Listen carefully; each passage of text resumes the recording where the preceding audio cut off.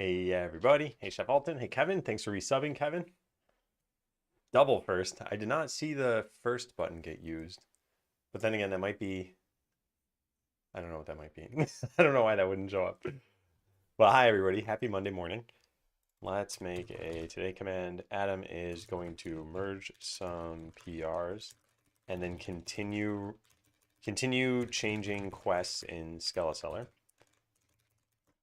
This afternoon, he hopes to be able to tackle a new feature. Yeah. I also didn't see the message. Okay. Yeah. Well, let me see if it's on my dashboard. Ah, yeah, it does show up there. Okay. Strange. Well, glitchy, I guess. All right. So we're going to start with tenants. And here we go. So today, tenant review, sustainability. I've been pushing pretty hard. I feel like I'm doing some work on all days of the week. That in that in itself isn't too bad, but I don't feel like I'm recharging as much as I should be. Also also other things aren't getting done, but personal life has been busy. I should say like there's less time for other things. Yeah. You win the gender combo? Yeah, I did. The way they did their reveal was they handed out a card to everybody and they had taken our guesses ahead of time. So then they wrote a personal message based on our guess, like you were right or you were wrong, and then like a just a nice little card for the rest of the message. So yeah. All right, so my thought here is I still feel some internal pressure to complete checkpoint 5 by mid-January, and I recognize that it's going to be tough to do that. So I want to push, but I also want more of a break. Gonna have to carve out time somehow. Yeah. Is it is this where the game tip at? Hey Matt. Happy Monday. Yeah, no forest fires involved. Yeah, honestly, I think the only sort of bad gender reveal is one that causes a forest fire. If you bake a certain cake or if there are balloons or something, it's like, yeah, any of that stuff is fine. But launching fireworks into a forest is not a great idea. Breaks the new plan, which was to take breaks when I can, is going well. I still want to keep an eye on this. Oh yeah, bricklaying. Going great. Motivating me to do things. And finally, the successes. Successes of last week.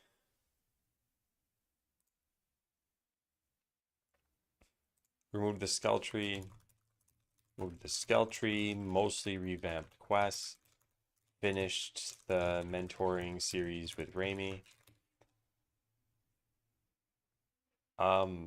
Yeah, those are personal successes at least.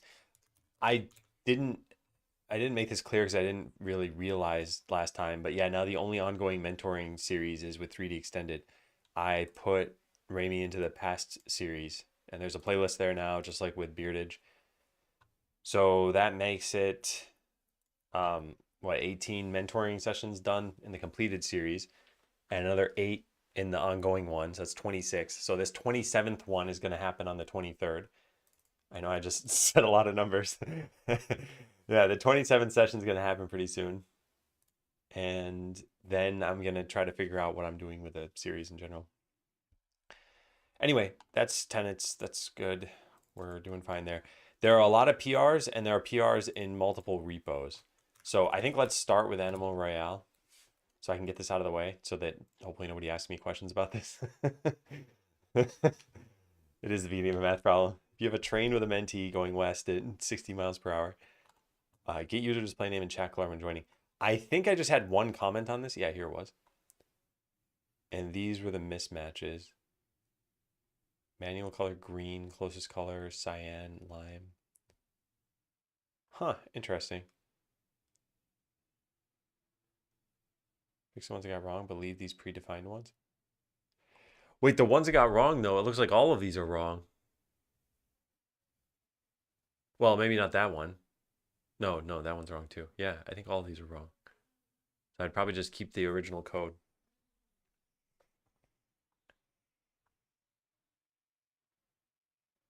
Oh, these were just the mismatches. Oh, my bad. Yeah. So some of them were correct. Yeah, that's totally fine.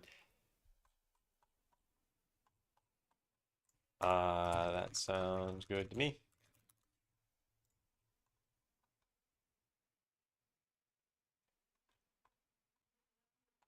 So then, let me take a look at this really fast just to make sure. Yeah, no new changes since your last review. Yeah, sounds good. Okay, cool. So then I'm not going to do anything about this PR right now, unless Kevin um, pushes something in the next like few minutes. Merge Animal Royale PR. Hey, Monadic Vine, how you doing? I just went and checked out Seaboard and Soldiers again. I like just kind of casually browsing and seeing what's going on, what are the comments, what are people saying, etc. And how are you feeling about things? All right, what's the next one? Add timers. After our messages in number one about this, I started looking around to how to implement custom HUDs and whatnot. Saw a picture of someone using the boss bar from Minecraft to display progress or something else. What a revelation.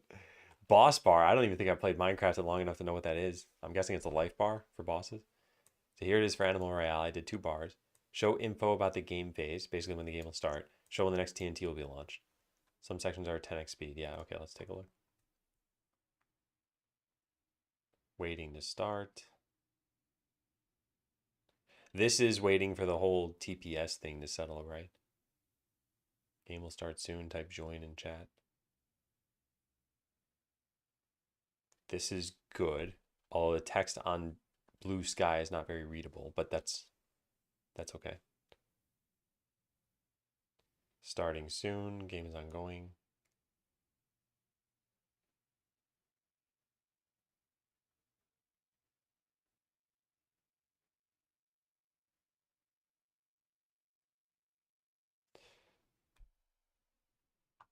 I'd probably remove this part here, the game is ongoing part.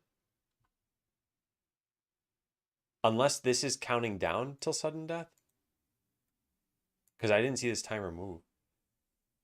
Let's see if I can sneak in the change. By the way, Kevin, no rush, just to be clear. I'm just saying that's what would probably make me merge it now. Otherwise, I can just merge it tomorrow or whenever. Did I play or just check the Discord? I checked Steam. I checked Discord. I'm trying to think if there's something else I did. No, yeah, Steam and Discord. Yeah. Yeah, I figured. So I actually read someone's feedback through Discord. They put up a paste bin. They had a typo in it, but their feedback was like, "Hey, I'm new to the genre," and there were some issues that they reported on, and it sounded like your like co-founder responded to it. But I remember also being new to the genre and a much earlier alpha, and it sounds like their issues were more addressed. So it sounds like things are kind of heading in the right direction, which is cool to see. I just wanted to get sort of a pulse. That was all. It wasn't. I think this is like in between doing other things, and I was like, oh, this came to my mind. Finally getting decent promotional art. Nice, nice. Good, good. You're feeling good. It's counting down, but I think it was broken when I recorded. I did verify it works after. Okay, cool. Then I'll keep that. I think it's fine. Actually, I think we probably should only show sudden death when it's like 2 minutes away or something like that. But I think this is better than what we have now, and I don't want to have a lot of back and forth on this PR. So we now have a HUD. Time until next round. This was originally called time between turns, but we didn't actually use it as time between turns. Time between turns. Yep, it was just this.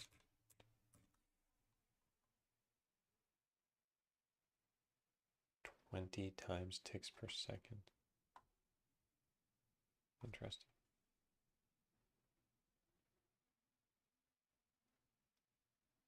Yeah, interesting. Did you see the itch was saying that my Funko Pops? Yeah. Yeah, Leaf sent me a message this morning. He said, "Look at this." I was like, "Oh boy."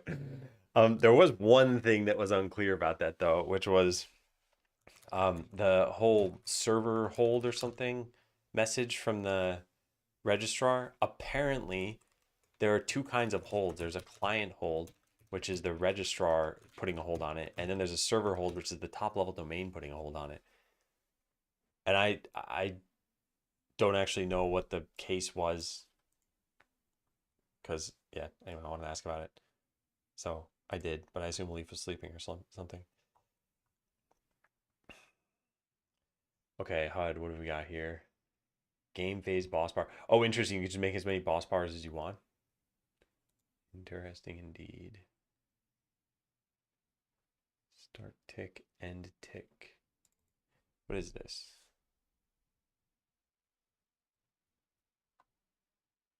We change game phase. We need to set the bar title and reset the progress. Oh, this keeps track of the last scene game phase. Yeah. Very nitpicky, but I'd probably call this last scene game phase. Then we must update this at some point, right?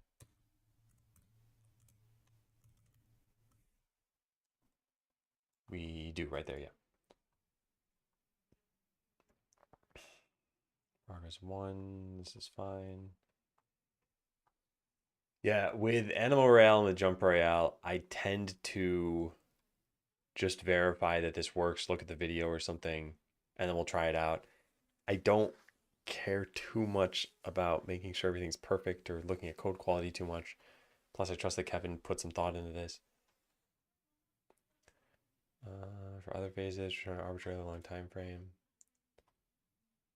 Not update the bar during them. Sounds fine. Yep, yep, yep, yep, yep, yep. Okay, yeah. Hey, who cares? Hang on 1 second.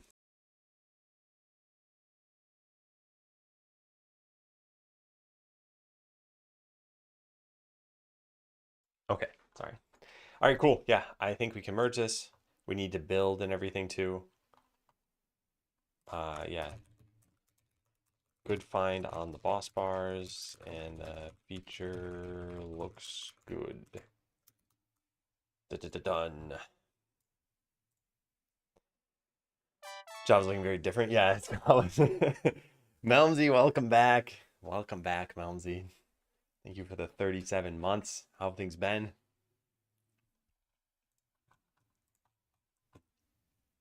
All right, I gotta go merge this. Code, Minecraft, git pull, build and publish, build and deploy, I guess. And then is there anything else I have to do here? I think that's it. Yeah. Oh, who cares? Thank you for the gifted sub. And welcome Praise Horse Bus. Is Horse Bus a thing? This sounds like one of those names that's supposed to trick you into saying something else. Curious. Hey TJ. Taking a few weeks with less work to avoid burnout. Been just playing board games with friends and chilling with the family. How are you? What board games are you playing? Because something that my wife and I started playing, which is, I guess, kind of technically a board game, is Play 9, which is a card game, but it's like Uno and that you get a special set of cards. Anyway, it's pretty simple, and it's especially simple when there are only two players. But yeah, that's what we've been doing. Um, yeah, how have things been? It's been kind of a whirlwind. I've been doing a lot of work and then a lot of social stuff. And I have a relatively small social battery. So I feel like I've been very tired at the end of every day and that it's been a little bit hard to start on the next days, but it's not like I'm in a bad mood or anything. It's just that I recognize I'm going through my energy too fast. So I'm hoping this next week is a little bit better on this front. Let me check my calendar really fast. I had a plan that was canceled on Saturday. Let's see. I have something on Tuesday, something on Friday. I think that's it, which is not bad.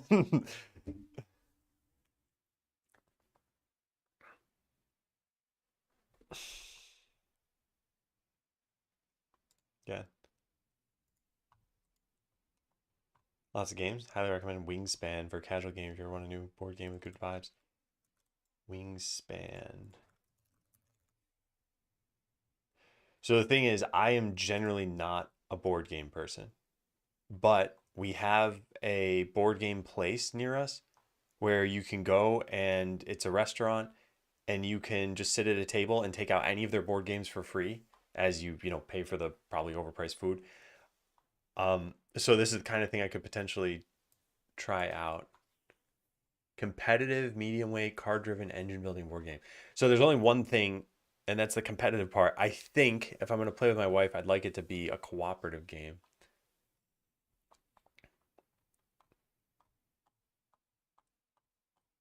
I have to link you a video. Let's see if I can find this really fast. Every time I think of board games, I think of this. All right, here it was. I don't know if this is like not safe for work because of language or something, but that'd be the only reason it isn't. Not that Melzy would care, but other people might. And thanks, Melzy. How was your weekend? It was good. It was good, Puppet. I was just saying it was pretty busy. But yesterday was really nice. I went on a walk with my wife in the morning, and it's like typical Seattle weather. So it was gray and rainy, but we're just both used to it now, and it was nice. It's still very pretty going on a walk outside, even in this weather. And then I called a couple of people. There were some very long phone calls, just like social catch ups, basically. Um, and yeah, did some other things throughout the day.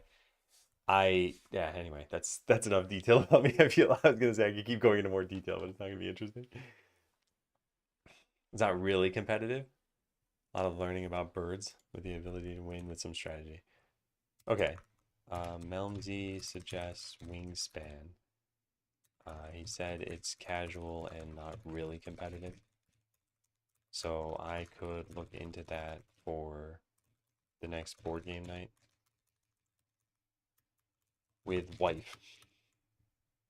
If I play a game with my wife, I'm gonna crush her and forget co-op. I don't think it's the nicest thing. I think it's a level of fun thing. So when we play this Play 9 game, that's competitive. And man, my wife definitely starts trash talking like as soon as she's winning. But I think my win ratio is slightly higher. So that's possibly why she's trash talking. Okay, so that was PRs for Animal Royale. I don't think Jump Royale has any PRs. I think we only had the one for controlling stuff. Yeah. So now we can get back to this. And we have a few that I think I can work on. I should probably go read Discord really fast because I don't know where we stand with this stuff. You should get a notification about the review request. Okay, so then 512 is ready.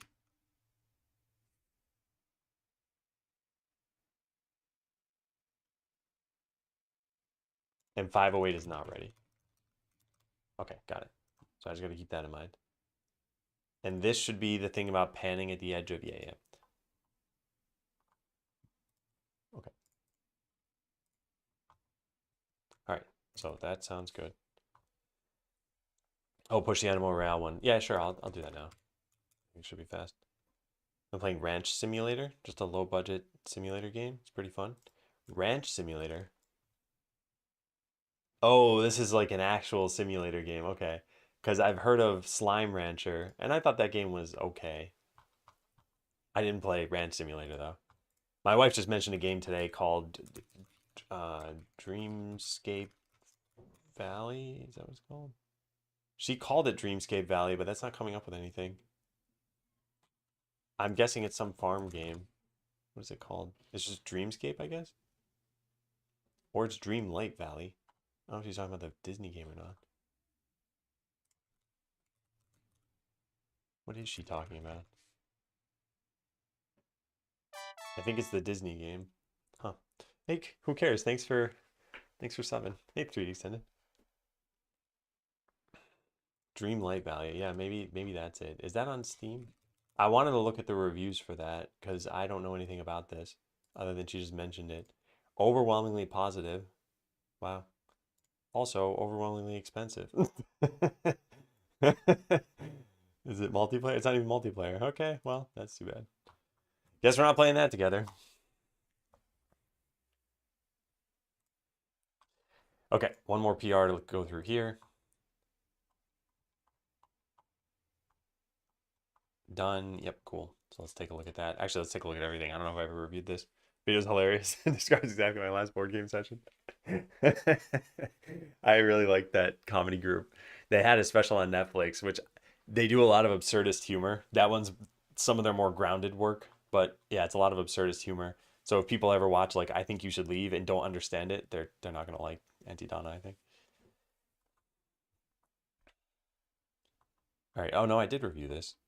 Yeah, and it was only the colors thing. Okay, so then all I need to do is click this button, which should just be one switch statement, I think. Yeah.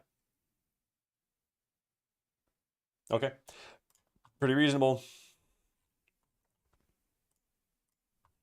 Cool, cool, cool. And thank you for the big emote slash cheering thing. Who cares? I do appreciate it. Hey, EJ. EJ, I think you were gifted a sub by somebody. I think it might have been Who Cares. I'm not actually sure because a few people gifted subs, and I was like, huh, EJ's on that list. Have you played It Takes Two or games like that? No, I haven't. We don't end up playing a lot of games together. The last one I remember us playing was Stardew Valley back in like May, and we we played quite a lot back then. And it's fun. It's just we've kind of done everything now. Hey, Gluska. Biggest ADHD hyperactivity is repeating viral things in my head, and 75% I think you should leave. There are a lot of funny lines in that show. Just came here to redo my sub. Spent literally 2 minutes trying to figure out why my Prime sub isn't working. That's why. Coming monthly calendar event to make sure I spend that money.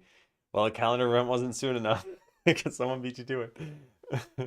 Anyway, thank you for coming back and trying to use the EJ. I hope you're doing well. Are you the guy that made that one robot game? Yes, I am. Welcome back, Zerk. Yeah, Botland. It is going to be coming back.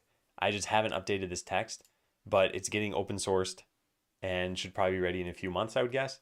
And then people could play it again, but it's not going to be maintained or anything. It's not like we're reviving the game. It's just we're putting it on GitHub.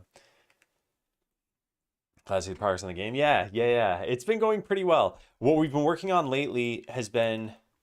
Do I have a? Let's see if I can find this. Maybe this one. There's a document where I summed all this stuff up. I guess this is pretty close to it. But anyway, short story is this. We launched that alpha version, checkpoint 4, and then I went through all of the feedback and summed it all up and came up with like these changes. These changes don't matter, you don't need to read them. But we're working on this now, just chunking through like, okay, get that done, get that done, get that done. And then I want to release checkpoint 5 mid-January ideally. So we've got about a month. The problem is that there are some Steam demos coming up. So there's a Next Fest and there's I think there's like an Idle Game Fest or something. And we have to figure out what we want to target and then how we target that. So there's quite a lot to do. Started playing Dreamlight together, maybe worth a shot. Is more playing one after another. Yeah, we tried that with The Sims, and my wife just was not into it. And I think the turn taking thing, the game has to be like set up for taking turns. But yeah, I might. It sounded like she was interested, so maybe she'll just end up getting it for herself anyway. Haven't seen any update videos. Oh yeah, there's the vlog 2, I think. Where is it? Yeah, here it is. Yeah, if anyone hasn't seen this video and wanted to stay up to date on Skeleton Seller stuff, this is a good way of doing it. Hey, Stockton. Next games in theory. Any first-person games gives her motion sickness, so we stick to 2D. Puzzle games, not many multiplayer ones. I know this is super old, but there are some other versions on this game. But would you be into something like Tetris Attack, which is like one of the greatest games of all time? Man, what a great game this was. It's a game where all you can do is move these like two little cursor things and they're always contiguous and you just swap two blocks. So it's like a match 3 game, but with some special rules. and then the blocks fall due to gravity, and you can send each other like garbage blocks and stuff. This is on Super Nintendo, so I don't know. You'd have to find a more modern version, and I know there are some. I don't know what their levels of development are at this point. Hey, Easy Light, how's it going with the game? How big's the player base so far? The game's not out yet, but the last metric that I had, I think we're at 327 wish lists on Steam, which I think is pretty good. But yeah, we have technically like 0 players, although people are playing it during the checkpoints I launch, and I could share the analytics for that. So this was launch day. This was 149. No, sorry, that's views. 70 downloads, and then each day after that was an average of probably like 7, and then it just died down completely. So I'm not really pushing the game anymore during this time because I'm just working on it. But welcome back, Easy Light. Also, if you're curious, the last time you were here wasn't actually too long ago. It was about a month. But wait, yeah. Greater than Fortnite. I imagine Fortnite's still like a money printing machine, right? All right, I think I reran this. 9:04. Yeah, I did. I'll just rerun it again. Can't hurt, and it should be super fast. Yeah. Oh, wait, I might have forgotten to pull. We should probably do that. Also, so much for super fast. Still took 10 seconds. Yeah, I had forgotten to pull. Well, there we go. Now we're definitely done. Okay, so over to this. So we cannot do 508. So I got to ignore that one. That's there. But 512 we can do. So what's the lowest one? 512, then 518, 519, and 520. By the way, Kevin, I think there was a bug with the dialogue system. Whoops. Let me see if I can find this really fast. Yeah, okay. Let's run this. So I was trying to drag items, and I think the dialogue covers it even when it's not visible. It should be a very easy fix. Okay, no, it doesn't. Maybe you have to show it first and then dismiss it. Yeah, so once you dismiss the dialogue, now you can't drag from this area. So I can drag from every other area, but no clicks work over here, and zooming doesn't work either. One of them is that we're not disposing them. Yeah, that might be it. Might have just been that we were fading them out. All right, so apple trees. So we talked about this stuff. Yeah. All right. So I guess first let's pull this. Do I have any outstanding code here? Get status. Nope, nothing. PR list. Got destroyed on accident. Got it working over the weekend. Nice. So everything rebuilt. Good, good, good. 512. Okay, so this is one of the things that I thought would be like a little cutesy way of adding some manual activity to the game. And Darkstorm ended up doing this, so I will show this quickly.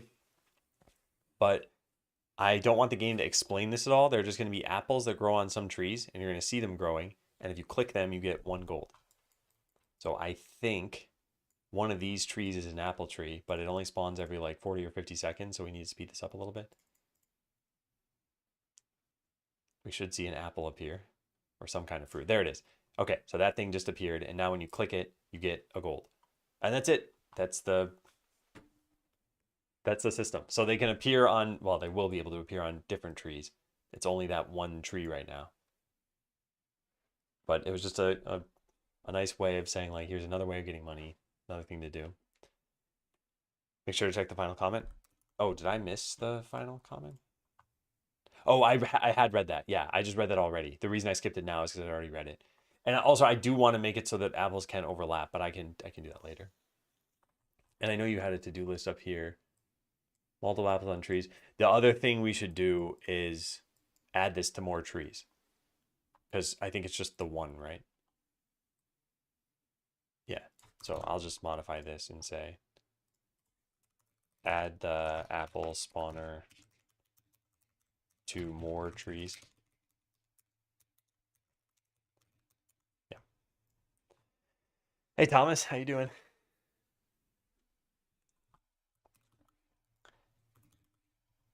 Okay, let's take a look at this. So environment, working with environment preview.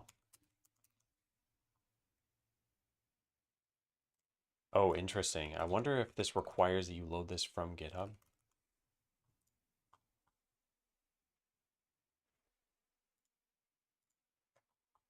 I don't think a table of contents here is helpful. Apple spawners are made only with those 3 by 3 trees in mind, but can someone work with other trees? Place the spawner at the very center of the tree, then one step lower. To ensure that apple spawner is placed correctly, use the following settings. The half grid step makes it easier to place objects in the middle. It can also be used for full tile snap. This sort of thing makes me wonder if we should just make this thing be the size of a tree, and that way you just position it on the tree. But it's probably not a big deal.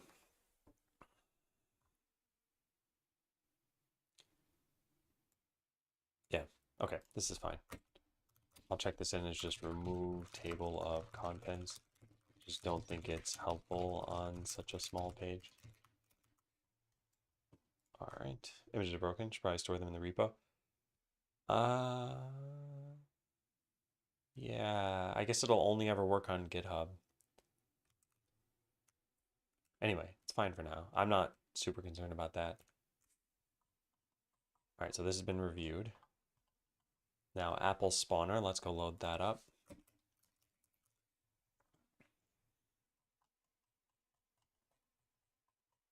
Is there a way to zoom into like 3000x by default? What does this button do? Oh, it centers? Oh, that's cool. I think you can press F to do that, but still, it's nice that there's a mouse thing you can press. Can you zoom in faster? You can zoom out faster. I don't know if you can zoom in faster. Oh, the plus button is actually way faster than scrolling. Oh. Oh, then that's not too bad. Okay. Anyway, marker is here just to show you in the editor. Then there's an Apple node. What is this doing? Why does that exist?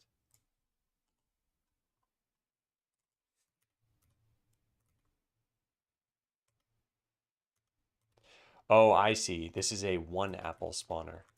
Oh, I might have misunderstood then. How do we get multiple apples on a tree? Oh, we just add multiple spawners. Okay, got it. Yeah, so I think what I would probably do is change the system to have. Yeah. Yeah, I'd probably change it around so that there's an apple tree and it knows how to spawn these. Yeah, I'm curious. We should we should probably figure out. This is another one of those things that'd be nice if we had metrics for, like how many people discover this in the game. Because eventually I was thinking we could turn them golden and then we could give you 10 gold for each one. And when we turn them golden, it would be clear to you that they exist. But up until then, you just have to discover it yourself.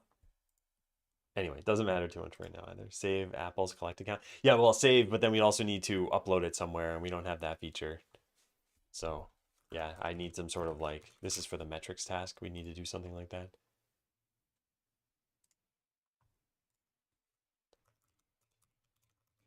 Other things that may be good.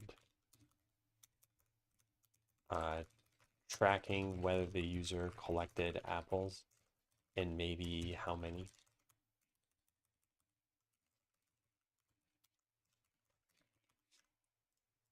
Yeah.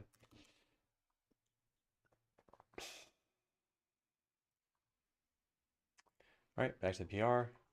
So Apple's spawner has the sprite for the apple, the clickable area for the apple. This works. There's no real reason to have this apple node though. Could just be the sprite, and we could just call that apple. Yeah, I think that's what we're gonna do. In fact, actually, how do we do this right now? We don't use a unique thing? No, we don't. Yeah, we should make these unique as well. By the way, the reason, if anyone's watching this, not just, necessarily Darkstorm, but the reason you'd want to make nodes unique is so that you can later change the scene tree, like maybe marker ends up down here, and not have to go change a script. So this lets you just set this once, and then it doesn't matter where it ends up. All right, so we put this up here. We call this apple. We put this underneath it, and we hide this for a second. Yeah, looks good. Okay, so now we can delete apple and call this apple and access as unique name. Okay, so this goes here, this goes here. It can actually still be a node 2D, even though it's a sprite. And that way we get rid of the scene, we clean up the scene a little bit. So let's go try that out.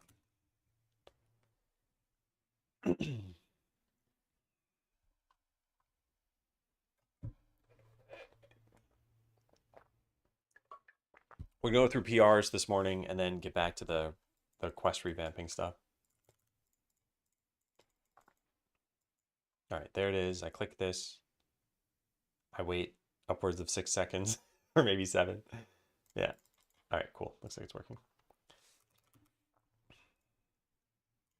Okay, so simplify apple spawner scene tree.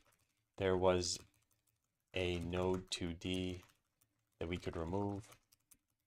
And we now access everything by unique name. Okay, so that one's done. Environment, this is just putting the spawner on, but even if we loaded the diff, it's probably not going to be very obvious. Oh, it will be because it's not tile map. Oh, no.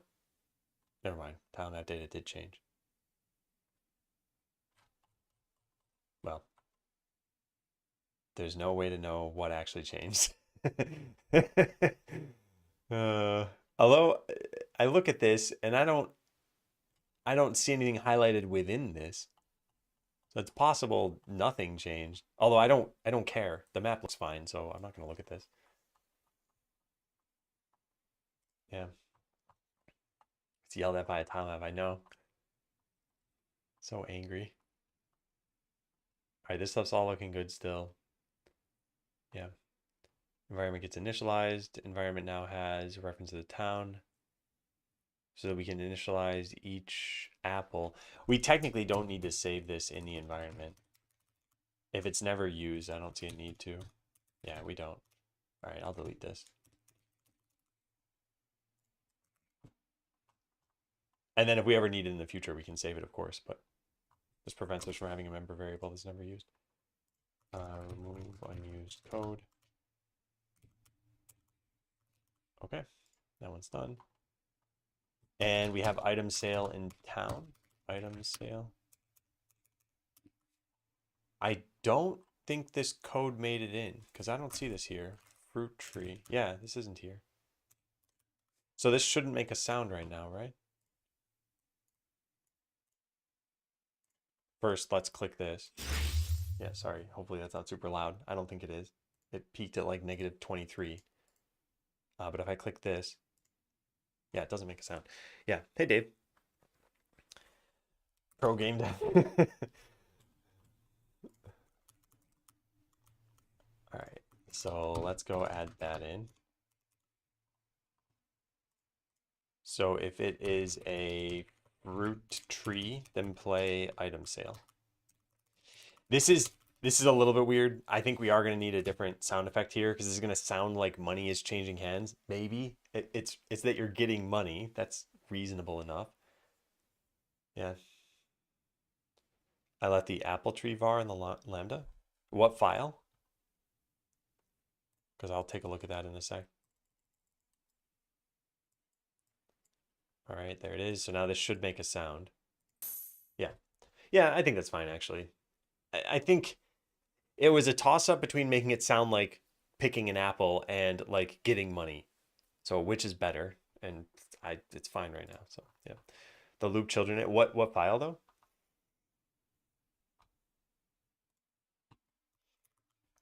All right, so we'll check this in. Add sound effect when picking an apple. This is just sound id.item sale for now. I don't know if it would sound better. I'll just leave it at that. Yeah. Okie dokie. All right. I'll just search for apple tree.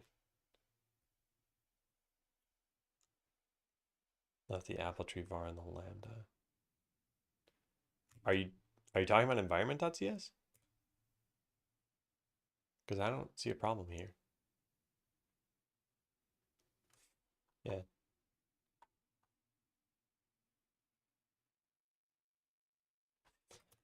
Yeah, I don't know if you're talking about something else, but this looks fine to me. Now, I am curious, if I hit sync over here, does this just work?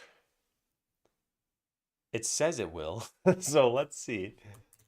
Because I've always done that from the command line. Technically Apple spawner now. But there is no apple tree variable in here. It's only in environment.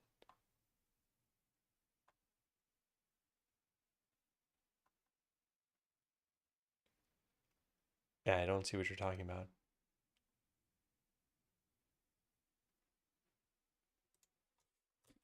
Apple spawner.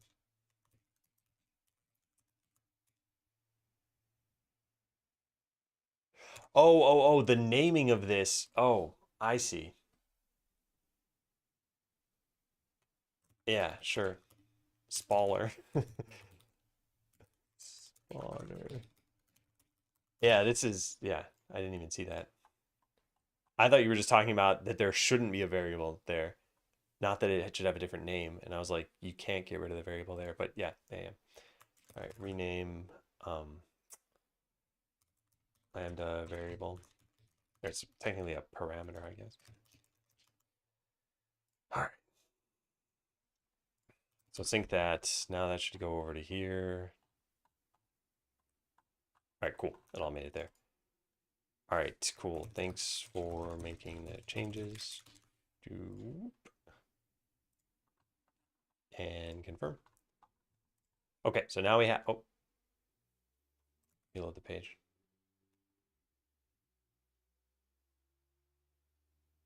Oh, because of this?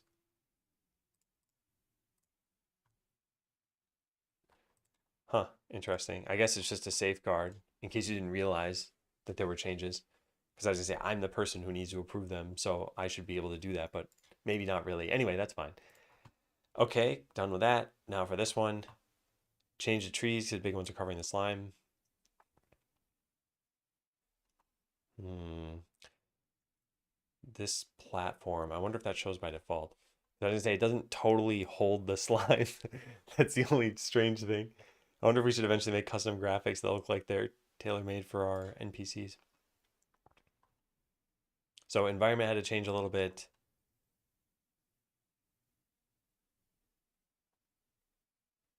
Ground sprites and detail.png. So this is for the stone beneath it. Platform, yeah. Okay. Then the indices of those changed and the position changed. Yeah. So this looks good. Let's go pull this in. Can we leave it temporarily? Yeah, I definitely think for now it's fine. And it's going to be better than where it was originally. Hey, Ramton. Hey, Mr. Adam. Nice to meet you. I'm a new programmer in this world, so I have a question. Yeah, sure. What's your question? And welcome in.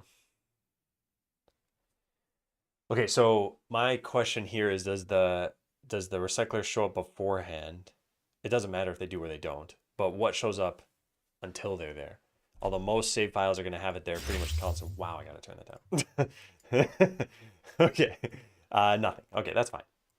Yeah, I think it's fine. So now we grant a bunch of items and let them disappear. That'll pop up the sign. Cool. This is, oh man, it's the only thing that's a little bit weird. This costs 1 gold. So there's no reason really for anyone not to get it. 1 gold is never going to be such a big amount of money. But while this is here, you're going to see this covering items, I guess. Yeah, which is a little strange. This is already glowing, so I wonder if we should just hide the text on this. I think we probably should. Yeah, I think we probably should. But I do have a way of doing that, don't I? I'm pretty sure I do, because I did it for the other things, right? Yeah, like here, this only shows when you hover over it. So we should probably just do that.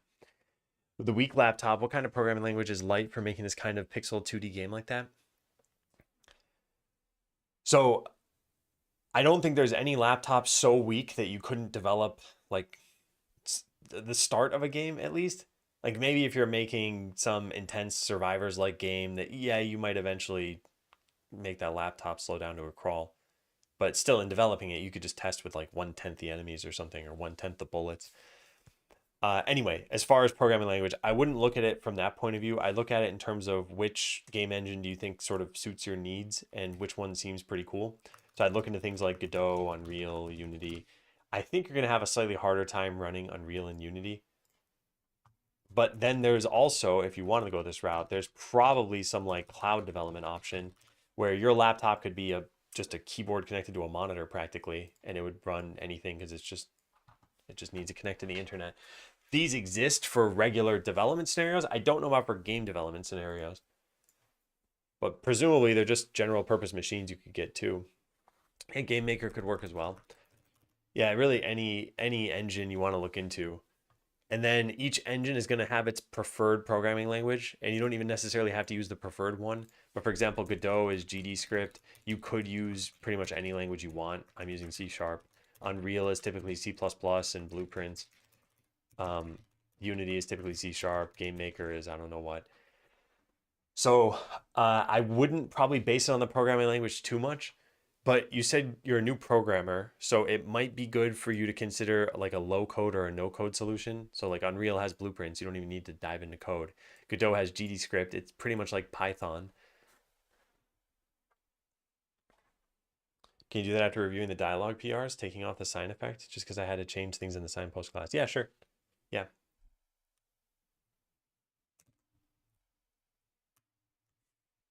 If I recall correctly, Game Maker is a cliffhanger. GML, okay. Man, season 2 really picked up there.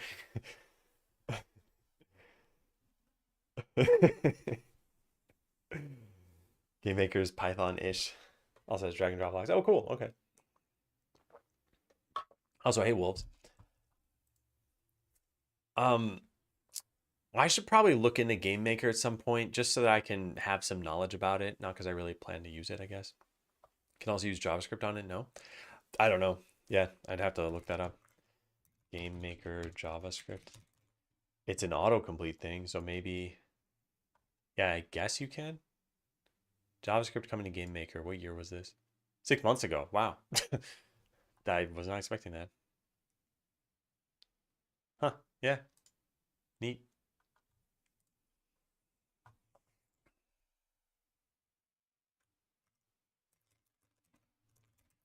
Is Game Maker the one that has like a billion different versions of it? There's like Game Maker ZX and whatever. It probably is.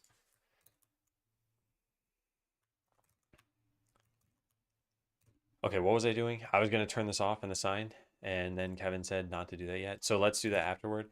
Turn off the summon garbage slime text after merging PRs. I don't want that text covering the items from the portal. Yeah, that's RPG Maker. Okay. Are they made by the same company? Is there an RPG Maker company? It also uses JavaScript now. I wonder if Ruby's popularity is just declining. Anyway, when we finally click this and summon the slime, there's the slime. So now how does this interact with NPCs, I wonder? Because they like just graze the edge of this. Although you know what I could do? Eventually you'll be able to put items wherever you want. So I could just drag an item here and make an NPC go there. Oh, this is gonna do this too. Oh man. Yeah, so it doesn't matter if I hide the text on the sign. In dragging over here, you're going to drag past this and cause this to show up. I think that might be a little weird. You click and drag and you see some text appear and then it goes away.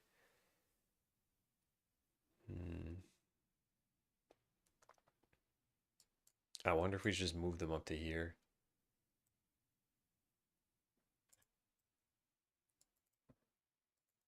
I'm very torn. Yeah, because there's no way, if I just want to like stock this shop, I need to see that text and it might be like, what just showed? What happened? Because I wouldn't be focusing on that. Now, granted, if we put it here, you might see that when you're moving to the warehouse, but at least then you might be like, oh, okay, I know I'm going up to here and I see this enter view as opposed to starting in view. I don't know. I guess it's not, it wasn't good here. So I guess we'll just keep it here for now and maybe move it again in the future. Yeah. I'd reduce the distance this text appears. I mean, items are right here. Like if you were to reduce the distance, the text wouldn't even help you anymore. You'd have to reduce it to like when you're on top of the slime.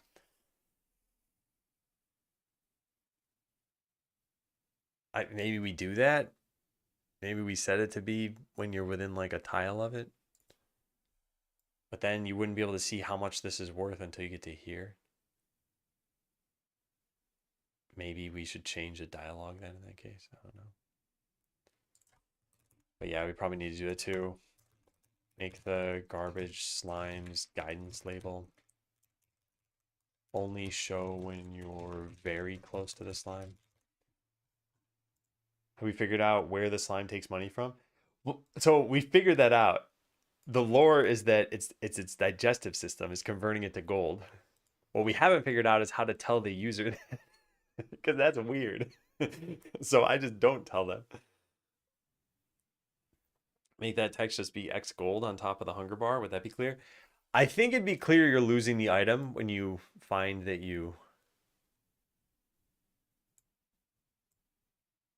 the item is gone and it looks kind of like selling.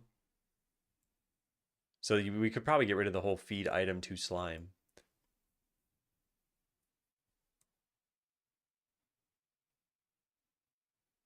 I don't know. For now, I think I'll just make these changes after we're done with the other PRs. But yeah, I think this looks good. There's a conflict. Oh God. It's probably a conflict in the tile map, right? All right. Let's try resolving the conflict. Get pull origin main no rebase. Yeah. Oh look, it pooped out gold. Would you want to touch that gold, Ross? How much is money worth to you? If you saw $100 bill underneath a pile of dog poop, would you pick it up? I think probably, right? What do you pick up a $5 bill? Would you pick up a $1 bill? Would you pick up a nickel?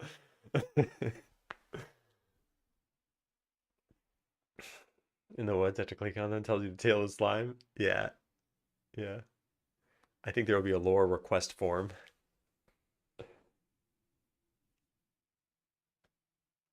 Hey, Remy. It was not that dog. Gotcha. Yep. Yep. Yep. Yep. We should make the slime sometimes want a specific item.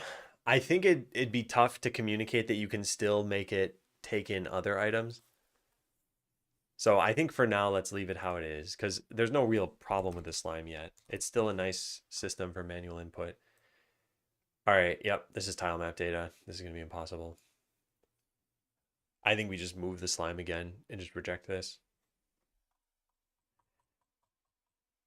Because yeah, I don't feel like looking through this. The only thing I could think is that this actually didn't change and then just moved it to a different location in the file. But then why would it be a merge conflict? Yeah, no, it did change. Yeah, there's a merge conflict, presumably with the apple tree stuff. Because I don't think I changed the environment anytime recently. Environment. Hey, Lupus. How goes it? Yeah, it had to be one of these two things. All right, take care, TJ. Very interesting sleep deprived night. Did the migration get done? Man, I hate tile maps. Yeah. They're pretty frustrating in these cases. Merge conflict was in the TSCN. Oh, right. Yeah, you're right. You're right. Yeah. I can't actually just change the path because I don't know where the environment file is. Here it is. Yeah, it's the same two commits. But then, yeah, it must have been one of those two things. Okay. So can you go right at the end of the data chunk? The difference should be there. I'm gonna just ignore this for now. I'm gonna say we should either resolve the conflict or reapply whatever changes there were to the environment in another commit. That way we don't have to try merging the code or merging the scene by hand. Yeah, I would make this change. And if not, we'll just make a totally different PR. I mean, the rest of the changes are easy enough. Okay, so next PR is 519. This is part of 121, which is the screen space stuff, right? And we had a bunch of conversation down here. Yeah. Okay. We got done without any major issues.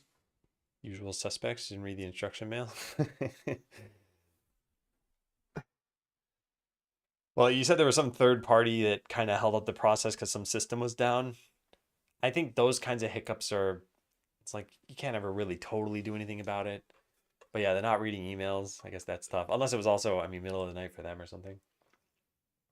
They ain't gonna do it later. This should be pretty easy though, Dark, because it was only one change, right? Of just like moving something. And in this case, I'd probably just make the change again. I'm just not totally sure what you did, and it's easier to probably have you do this than for me to repeat it. Users starting up after the migration was done. Oh, I see. I see. Okay. So regular time of day for them. All right, many dialogues to use the dialoguer. Only remaining dialogues are those that have custom options or components, build dialogues, higher adventure, etc. It also fixes an issue we have with the dialoguer where the hidden dialogues are not being freed. Yep. Adds a couple of customization options, setting close button text, marking dialogues is temporary. Okay, cool. Let's take a look at this and also go download 519, which might say that we can't do that. Yeah. I need to I need to get out of this state somehow. Git merge abort. Git reset hard. Pull this. Okay. His question about my email already answered by reading the email.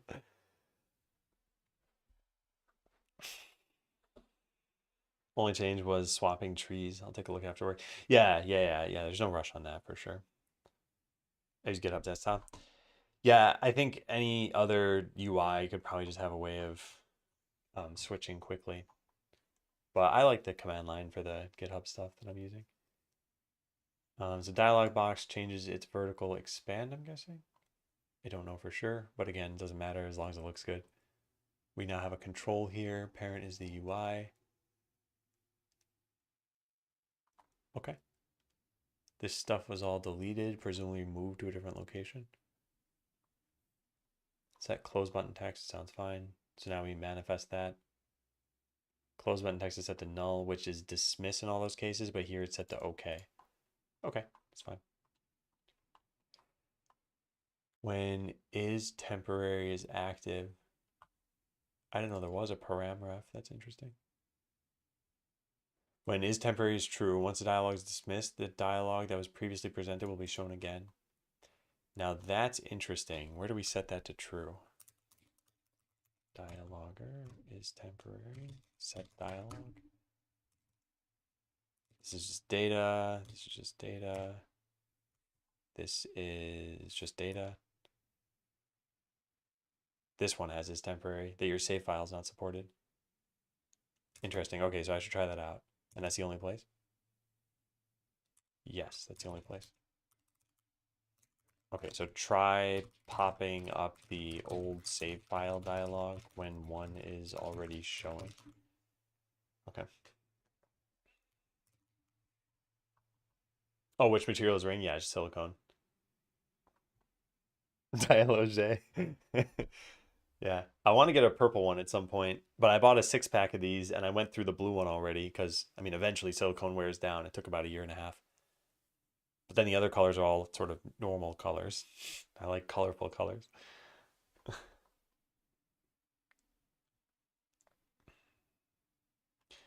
Okay, this is a little bit tough to read, so let's just check this out. So if it's temporary and the old dialogue existed, then when dismissing the new one, hide the old one, and when that's done, show the original.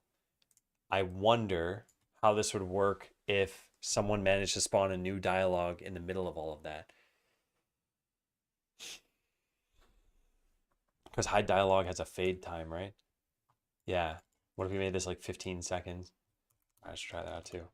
Try making the fade time 15 seconds and seeing if you can spawn another dialogue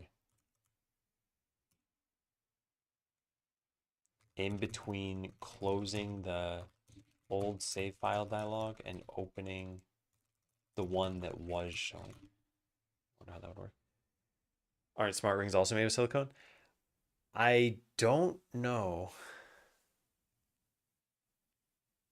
I don't know if this is a joke on silicon, but I think the smart rings I've seen are like metals and woods.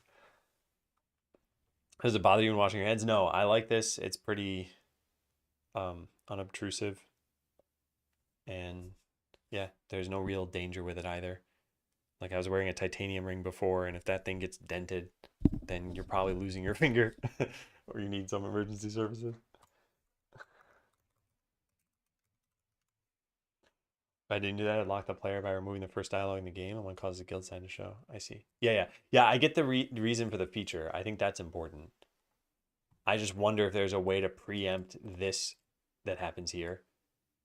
Like the new dialogue is hiding, and then before it's actually hidden, you open a new dialogue.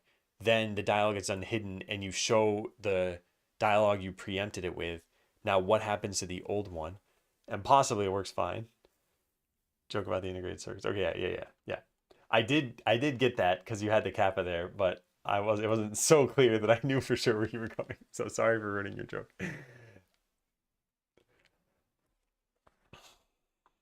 All right, high dialogue sounds good.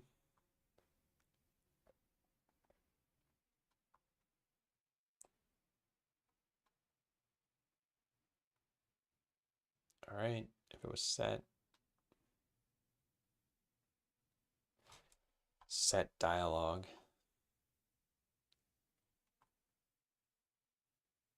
was set the new dialogue free. Wait a second.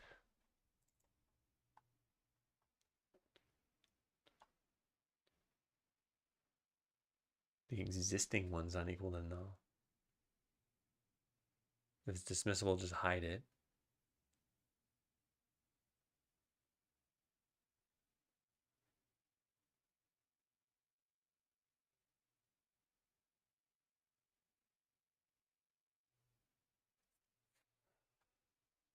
Okay, I gotta break this down. There's one that exists and it's dismissible, so then hide it and then free it if the new one is not temporary. Shouldn't this be based on whether the old one is temporary?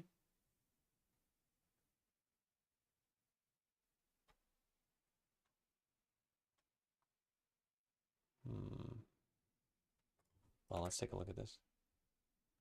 Free equals true.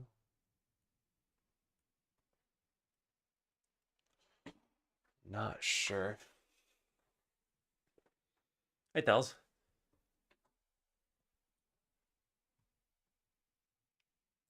I'm reading your message, just not aloud. And I think I heard of this. No, maybe I haven't. Oh, pretty neat though. Animated incremental game about cloning livestock. Make as many moon sheep as you can. This is specifically though an incremental game, which I guess they have idler here. This is cute. I like that. How much does it cost? Free. Wow. I'm surprised. I wonder how long it took them to make this. So I was gonna say there's mostly like one view of the game, and then it looks like some sort of end scene. Huh. Okay, yeah. I'm not totally sure I understand this bit here. Free this if the other one is not temporary. Yeah. Okay, I'll need to look at that. Figure out why set dialogue only frees the existing one if the new one is not temporary. Oh, because it's gonna get replaced. I see. I see.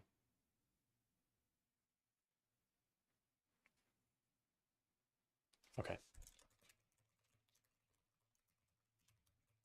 And never shown again. Well, new feature is just one of the things that we. Yeah. I think a comment would probably help. I also think a comment here would probably help, like something like even just this. returns, true if we set the dialogue. And why wouldn't we set it? Because the old dialogue can't be dismissed. Also, if we didn't, e.g., if the existing dialogue can't be dismissed. Yeah, I think some comments there would be helpful. I'll write this in. Wait, what? There is a comment on set dialogue? Oh, there are multiple set dialogues. Okay, yeah, I think we need a comment on the second one. I think well, I'll write it as a nit, but a doc comment here would probably be good. Something that includes something like this.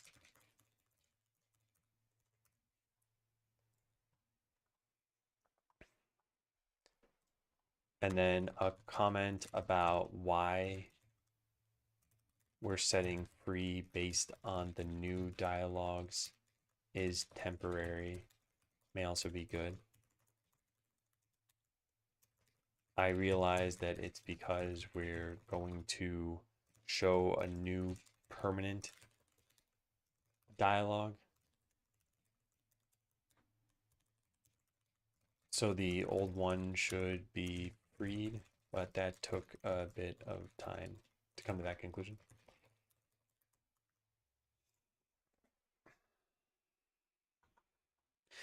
Yeah, anyway, new feature will be something in the post checkpoint 4 stuff, and it's not going to be probably super interesting. Maybe I work on the enchanter. That may be the most interesting one, but that'll probably take most of the week to do.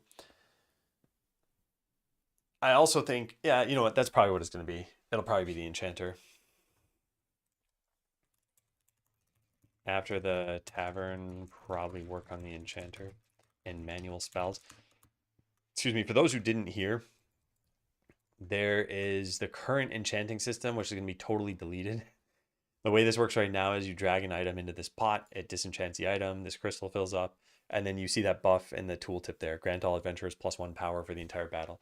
So now any battle you start in the next 50 seconds, all of your adventurers are going to be stronger. And you could get multiple of these crystals. So I could put armors in this one and then weapons in this one.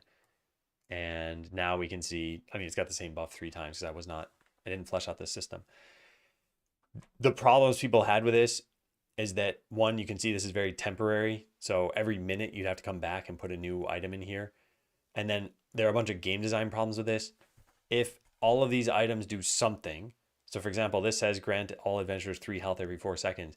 As soon as you find an effect you're happy with, you just drag it on here and there's not really a lot of thought. And since every item can be disenchanted, you don't even really need to read these anymore. You could just see, oh, crystal is empty, drag some item here, done. So there were a lot of little problems with this. We're going to change it to be that you get these spell books, and the spell books impact your town, not battles, and they'll impact it in different ways that modify your throughput. So for example, maybe you have tons of items in a shop and you don't have enough customers. So there'll be a spell that creates new customers for a minute. Maybe you have a lot of items in your storeroom and their customers are buying them all, but you don't have enough workers. There'll be a spell that gives you more workers. And maybe you just don't have enough items, in which case there'll be a spell that lets you get more items.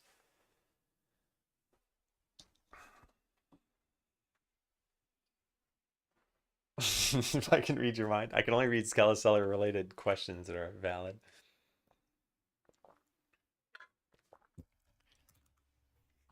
Okay, let's keep reading through this. Oh yeah, so I was parsing the logic of this first one. So we call set dialogue. This needs to return, or sorry, there needs to be a comment saying what this was doing. But if it wasn't set, then we free the new dialogue.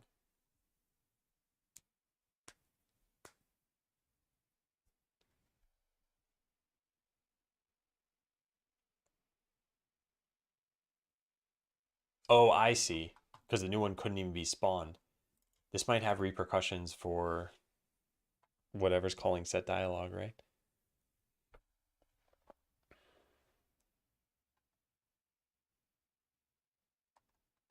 So why can't it be set that the old one is not dismissible? And that's the only reason. So what's set to not dismissible? I guess just the very first dialogue in the game. Wait, does it default to false? No, it defaults to true. So we need to search for a dialogue data that has this set to false. which is possibly created on the fly. Okay, well, it's none of those. It's not that. It's none of this. It's not that. It's not that one.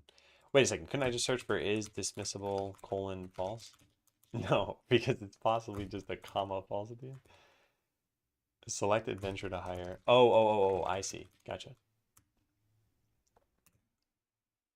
Why is the hat shouty all of a sudden? You can change your display name on Twitch and it'll keep those capitalizations that you use. So possibly you changed it and didn't remember because your hat was covering your eyes.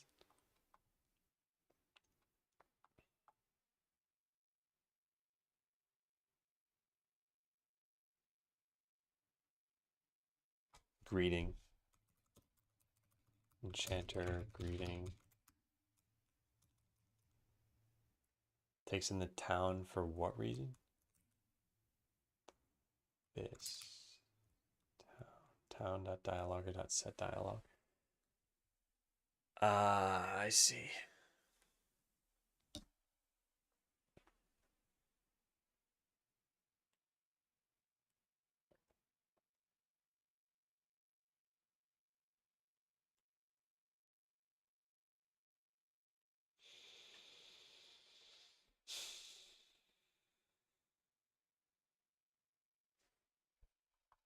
Where does dialogue data exist?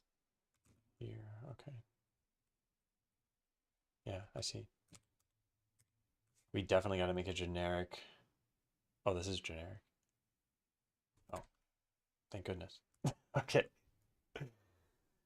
Hey, Trackley. Why don't they make demos as proofs of concept before they do a full game? What was the context of this?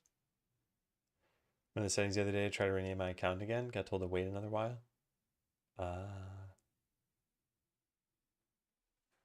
Yeah.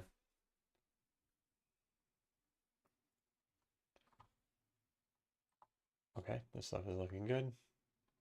State machine changed and moved. Why is my highlight color this obnoxious bright color? Well, what is doing this? I never had it. I never had it be such a light color. Is this like I need to reload the window? Yeah, this is the color it should be. So it sounds like something was just temporarily broken. Yeah, because I could not read that very bright color. Like I did a 15-minute demo. They would never invest 2 years into it. Oh. Yeah, I generally agree. I think there are a couple of things causing that to happen. I think one is that people haven't realized they should validate what they're building. And two is that people don't have the means or the know-how to validate what they're doing. So they don't know even that they should do it. And then they don't, maybe they don't have a bunch of people. So for example, maybe you find your like close friends and maybe your close friends tell you like, yeah, this is fun. And they're not really having fun. They just don't want to hurt your feelings. Or maybe they're like, well, it started out fun and you go make the whole game and it turns out that it doesn't stay fun. I don't know. I think there are a lot of problems with that. And to be honest, I think I sort of fell into this trap for Botland as well. I think it should have been much clearer that people are like, I cannot wait for the next version of this game. This is great. We weren't getting that feedback. And people were like, yeah, it was just kind of this. It wasn't like, oh my God, this is the most fun. It's like, yeah, I could see this maybe in a couple of years. And actually, that's the final thing with games is just knowing, what makes something fun. There's some amount of visuals or some amount of like sound effects, some amount of music, some amount of gameplay, some amount of balance in that gameplay, and a whole bunch of other stuff, right? How do you know what's missing for this sort of thing? Like if you take a game like Geometry Wars, is that what it was called? Yeah. This game, I think, is very visually appealing for having graphics that are just squares and circles and stuff. There's a lot of like plasma effects and just cool things going on. If you didn't have the visuals, this game probably wouldn't be as good and probably wouldn't have caught on. And how would you know that that's the problem with it?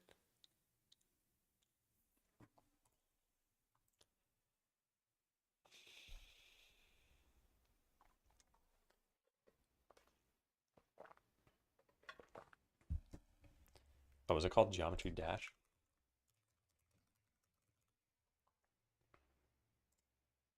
Oh no, that's a different game. Yeah.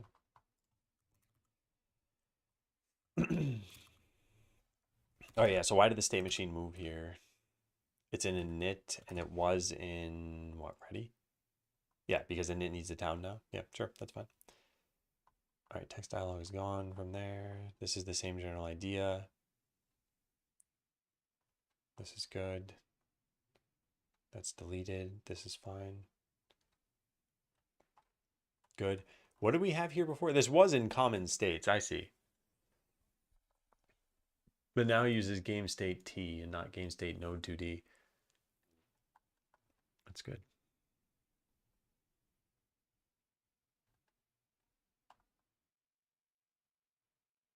Yeah.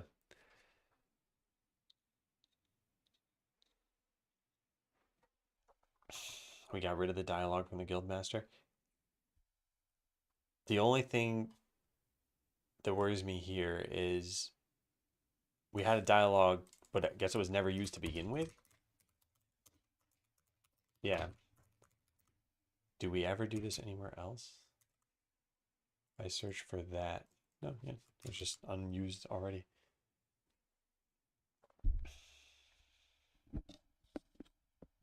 Oh, it was Geometry Wars. Okay. Fantastic game. Yeah, I remember playing it somehow. At least I think I did. I didn't have an Xbox, so I don't know how I played it, but I remember liking the game. Anyway, it was just one example of something where I feel like you can go sort of all in on one of those components. There's probably a game out there that just has fantastic sound design, and that's one of the reasons why people liked it. And now imagine if the sounds were just missing. Would people just be like, it's missing something? I don't know what it is. Maybe they'd say it's a gameplay thing. Maybe, I don't know. It's hard to pinpoint why a game isn't fun sometimes. And you can understand, I think, pretty easily what you're frustrated by with a game, but it's not easy to tell what you need to do.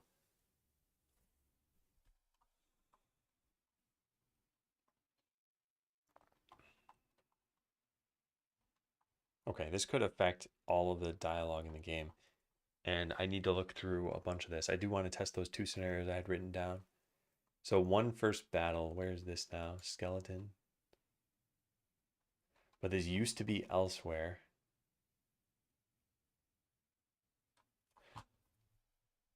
I guess this folder never existed before. One first battle. I got to take a break after this. PR. One first battle dialogue. This was in its own file entirely. Okay. Take break after what? 519?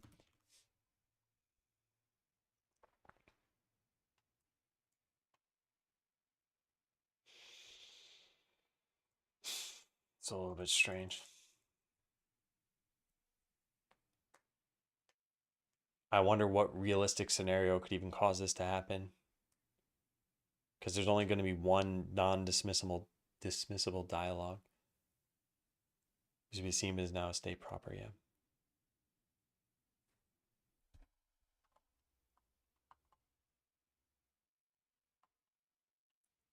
Okay.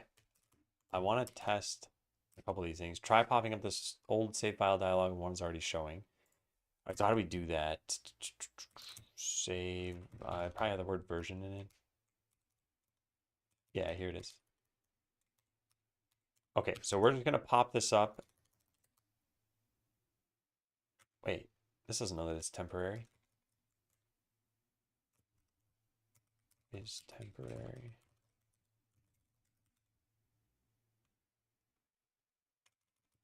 It's only this one that knows. Huh. Where does that first one happen then? This is in load game.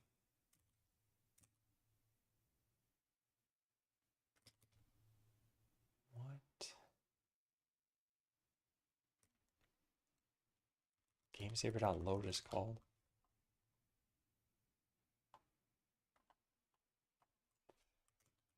I'm still slightly confused. Hang on a second. Let me just load these side by side here. So we have The title screen has a load game button. Okay, because there can't ever be another dialogue on the title screen. That's fine. So yeah, this is from the town. And I guess we can spawn this no matter what, so it should just be easy to test out. Hey, Pressel.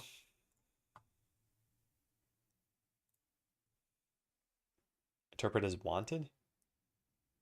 What? Okay, so we pop up any dialogue, like this one, welcome to my shop. Now we press escape and try to load a game. We need to go get a game that we cannot load. So load save.json and set the version of this to 1. Now we try loading from a save file. And it says, sorry, save files from older versions won't be supported. We click OK, and the shop one pops up again. Yeah, so that's working. And now the next thing we need to test is make the game, or make the fade time be 15 seconds. Probably should have been made into a constant. It's not a big deal though. So we're gonna make this 15 seconds. And then while that's trying to hide, we show another one, I think. Something like that.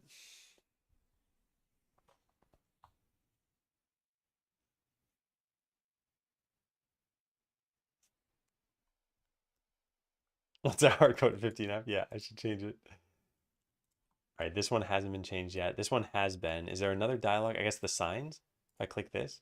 No, not yet. That's in the other PR, right? So it might just be this dialogue, which is now going to take 15 seconds to show up. And if while that's showing up, I click load game,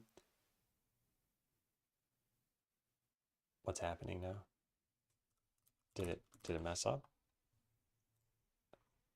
Oh, it's fading it out over 15 seconds. And then the new one will pop in. Probably should have just made it 5 seconds. Let's just go change that really fast. This is way too long. Maybe even 4 seconds or something.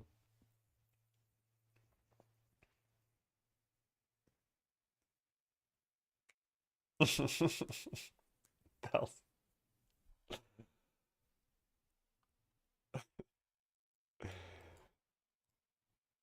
All right, so that pops up. We click load game before it finishes. And then we click this before that opens. Or click this. Now are 2 of these open? There's 1. I don't know if we just created a leak or something.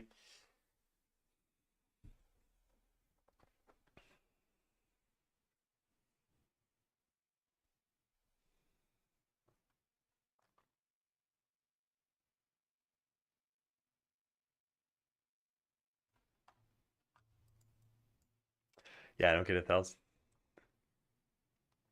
Oh, I don't pay attention to pop music.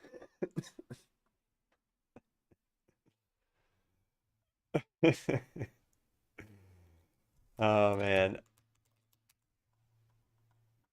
All right, so this is what I was concerned about, but I'm not sure what the fallout of this is. So the new dialogue is temporary and the old dialogue is not null. So we hide the new one and then show the old one. If while the new one is hiding, we were to show another one in between, I'm concerned something is going to happen here. Where else can we show a dialogue? Maybe I just set a button to show it.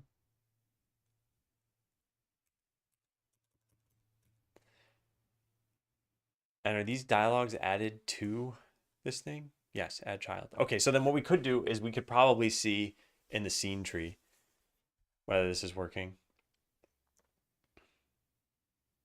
Yeah. Could drop the parens. I'm not concerned about whether parentheses exist there or not. I don't think that matters. Let's spawn this. Yeah, let's spawn this when you press a key. UI cancel. I guess let's just put this here. Okay, so now when you press escape, it's going to pop this thing up. We're going to do this from Godot. We'll see how this works.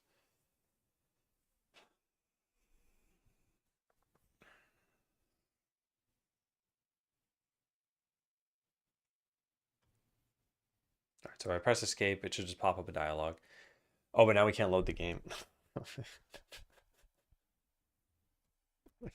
Let's change that. All right, so not UI cancel, I guess. UI page up. And delete that, delete that. I think that'll work. I don't know for sure that it's page up or if it's pig up. Are the input things here? Yeah, page up. Yeah, it is. Okay. Let me just rerun this.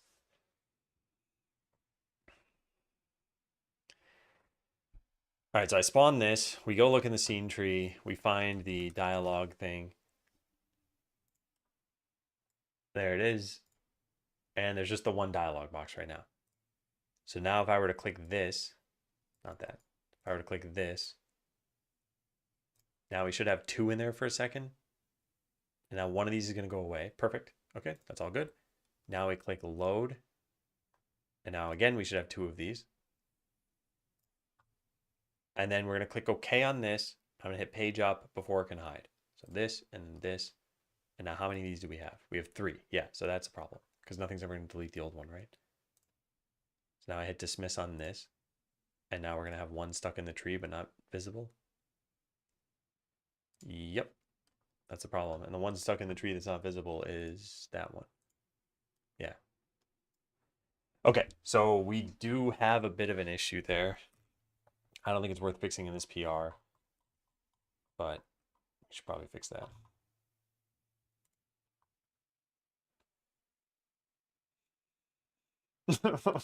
Press a Y? I'm just debugging.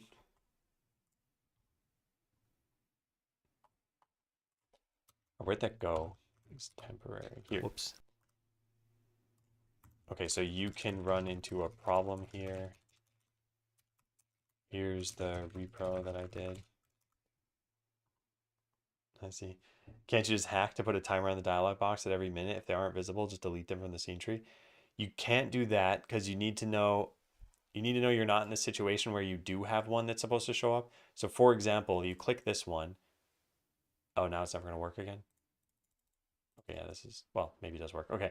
Anyway, you click this one and then you get the dialogue about a game version being out of date or something. The one that just hid itself right now is intentionally hidden. If you then step away from your computer and come back, and then finally you're like, oh yeah, click OK here. The old one will never come back because we would have detected it. It's just deleted.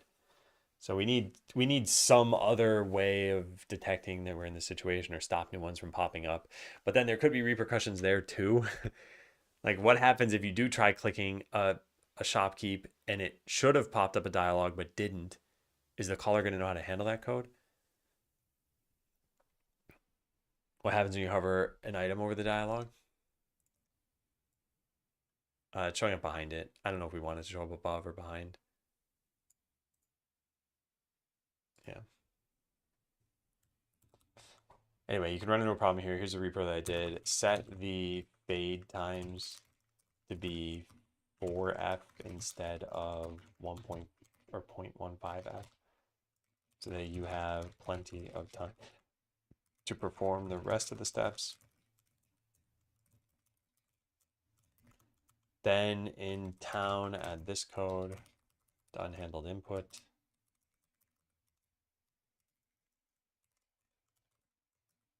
Dot, dot, dot, dot, dot, dot.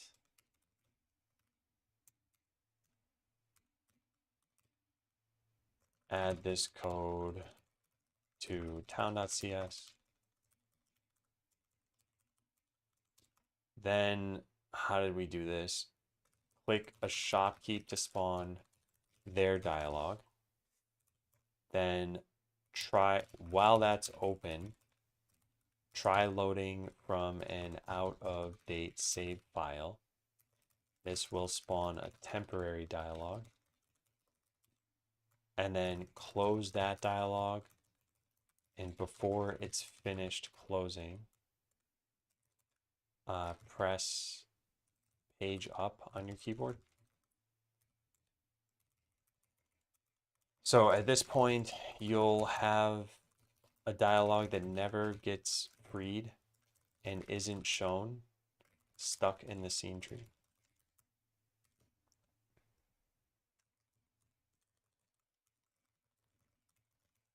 Memory is free and it isn't shown. We should probably prevent this from happening. However, I don't know what the repercussions will be because it means that anything that might spawn a dialogue may not be able to due to a game state that anyone could hit at any time. Perhaps we should just cue the dialogue to be shown whenever nothing else is showing.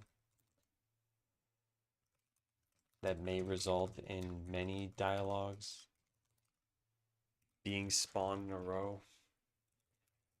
Unless we deduplicate them. I'm not sure. I haven't put a lot of thought into a solution. Yeah, I think this is going to be tough. One of the things I ran into while playing the last checkpoint, when I have a menu open, for example, in the storage area, I can't press certain things because an item will be taken. Yes, yeah. Yeah, that is a tracked bug right now. Okay, so let's hold off on merging this for right now, which means we can't do the other changes. And then we need to merge this in too. Okay. Yeah, the comments are going to be easy enough to fix. And even if those weren't there, I'd be okay with it. This, I think we've got a bigger problem on our hands. And an easy way we could stop this is just make it so that they're instantaneously hidden. But then that would look worse. Hey, Sinistello. Yeah, all right. So I think we'll take a break here and then I'll look at PRs again tomorrow probably. Look at PRs. I already did this, right? Look at PRs. The dialogue ones. I think I'd rather set a lock while the dialogue is being hidden and not allow new ones there. If the dialogue is critical, they can verify whether the dialogue was shown and retry. If not, for others, players may need to click again. That's true. I think it's fair. Yeah. I think it's reasonable. I just wouldn't want there to be like we're gonna now need to be aware that for whatever reason a dialogue might not show. So we'll call something like this. Where is it? Yeah. We'll call something like this, and this might not have shown a dialogue, in which case we need to leave this state. But we won't know that we need to leave this state because we need some way of detecting that we couldn't show the dialogue.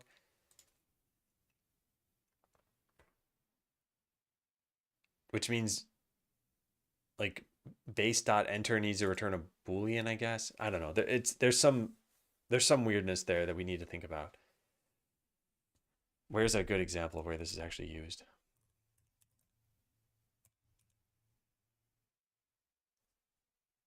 If dialogue is not shown, it returns null.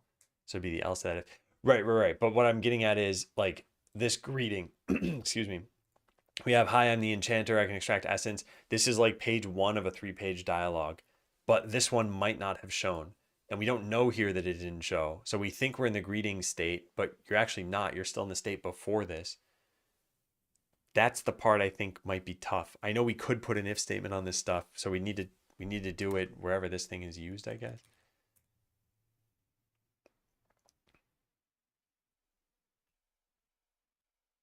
Yeah, I'm not sure. I'll need to put some more thought into that. I don't know. I think there could be something that's potentially hard to code, and it shouldn't be up to every single caller of this thing to know that they're in that state. But yeah, I haven't thought about this a ton. The thing I was worried about with the dialogue change and putting a lock on new dialogues is that you would need to check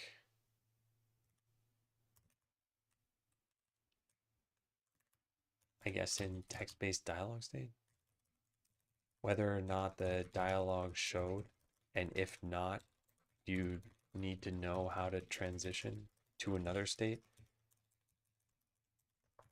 Usually the enchanter shows a 3-page long dialogue or like text blurb, right now. If the first one fails to show, what would happen if you click them again? I guess we'd have to know to bail out to a different state. It'd be possible. I think it'd probably be a little tedious. Like here we have unclosed dialog, and this transitions to another state. So we need some like state to transition to if the dialog can't open.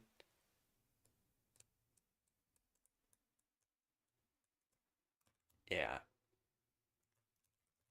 It tracks something like state to transition to if dialog cannot open. I don't think would be very dev friendly. I'll need to think about that. Okay, I gotta take a break. I think we are about to play the first game of Jump Royale Season 2. I'm not sure if we already played this. Okay, we're going for the lock right now. It's easy. And see if we run into dicey situations. We can look into alternatives then. Yeah, I think that's fine. And I think we'll need to probably test this out. Yeah. Once a lock is in, just hack some way in that lets us turn it on or off.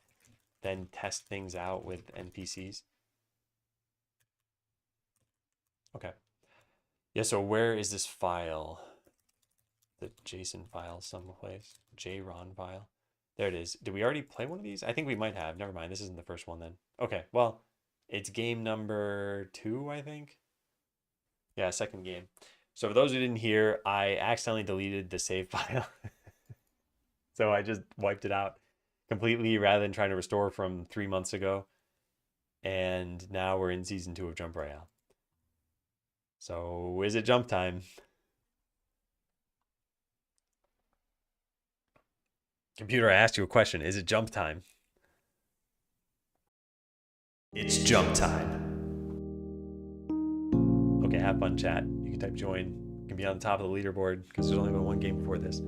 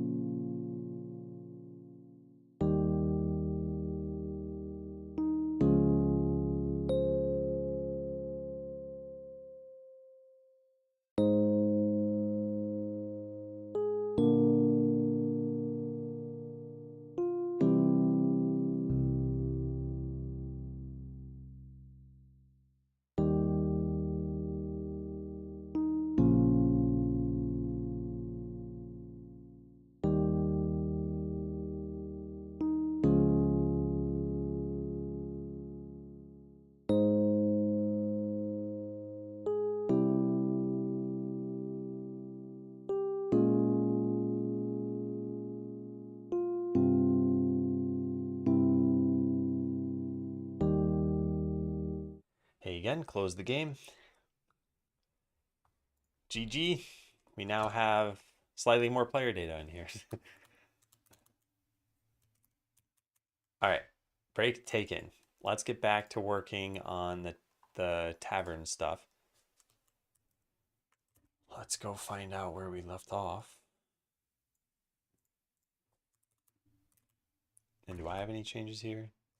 I do somehow.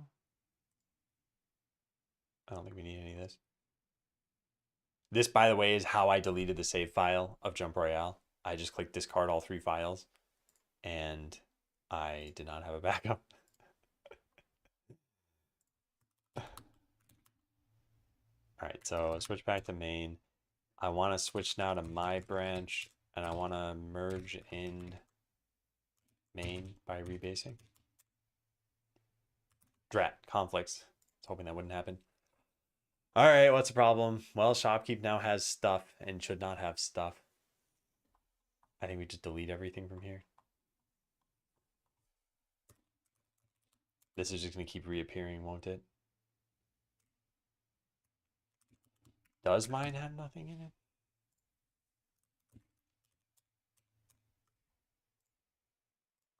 Add tavern. Shopkeep. Mine should be empty, right? Yeah, it is empty. I think we're going to keep it empty then. Yeah, I think we're going to keep it empty. I'll just say accept both changes everywhere, and then we'll just manually delete it. Yeah, there.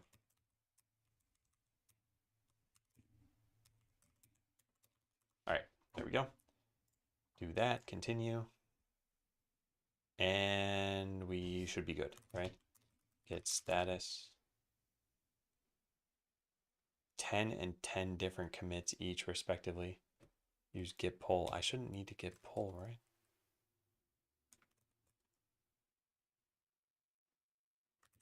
What is diversion here? Do you want to pull into it? No, I don't want to pull into it. I think we just force push this.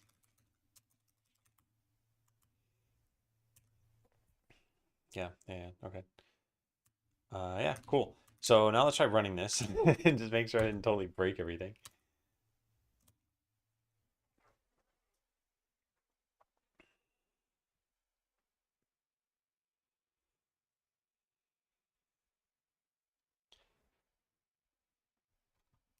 I think the remaining stuff with the tavern should hopefully be pretty easy. Here's what we have now. It offers a quest that doesn't tell you what you need for the quest. It doesn't matter because you can't pick. But then, yeah, there's the quest. Well, actually, it might matter a little bit. But anyway, then you can get items. So, if we dragged all these over here, it would eventually complete this quest and do nothing.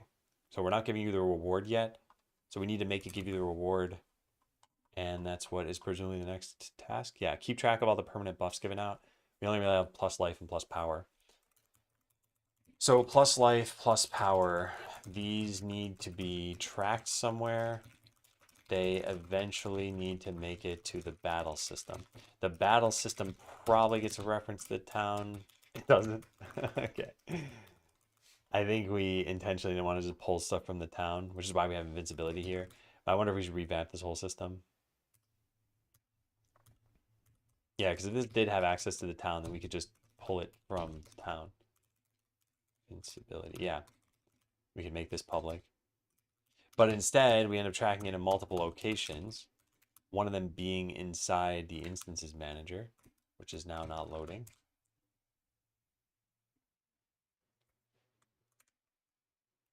Here, which I think is a bad idea, especially because this does have access to the town.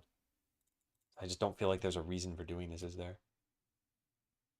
Go through each of these and set invincibility in the instance itself. Does it have access to the town? It does, it just doesn't save it. There's no reason why it shouldn't save it. And then we wouldn't need this garbage. Invincibility. There's no... Huh. Set invincibility, yeah. Sets it in the battle system. That's all this does. And so that you can enable this when the battle starts. Okay, there was a difference in this. Oh, I guess we could just listen for did invincibility change. How do you want to do this? Some kind of player ability? I was thinking it would just be a couple of numbers in the tavern, and when a battle starts up, we just pass in what those numbers are. Because I don't think we're gonna. If we end up expanding the system, we might want it to be abilities. But otherwise, yeah, it could just be some numbers that get passed in. And then in battle system, when we call create player battler, we have this, the health component, and we should have the stats component somewhere. Yeah, the stats component. So we could just modify those values here based on whatever was passed in. Just be like life boost and power boost. Um, if they are made as player abilities, then I guess we just make some custom ability that is like add stats. I don't think it matters too much. Let's see though. Where do we go through the player abilities anyway? Player abilities, initialize, here it is. Ability.initialize. And this has some way of modifying the battle. It must.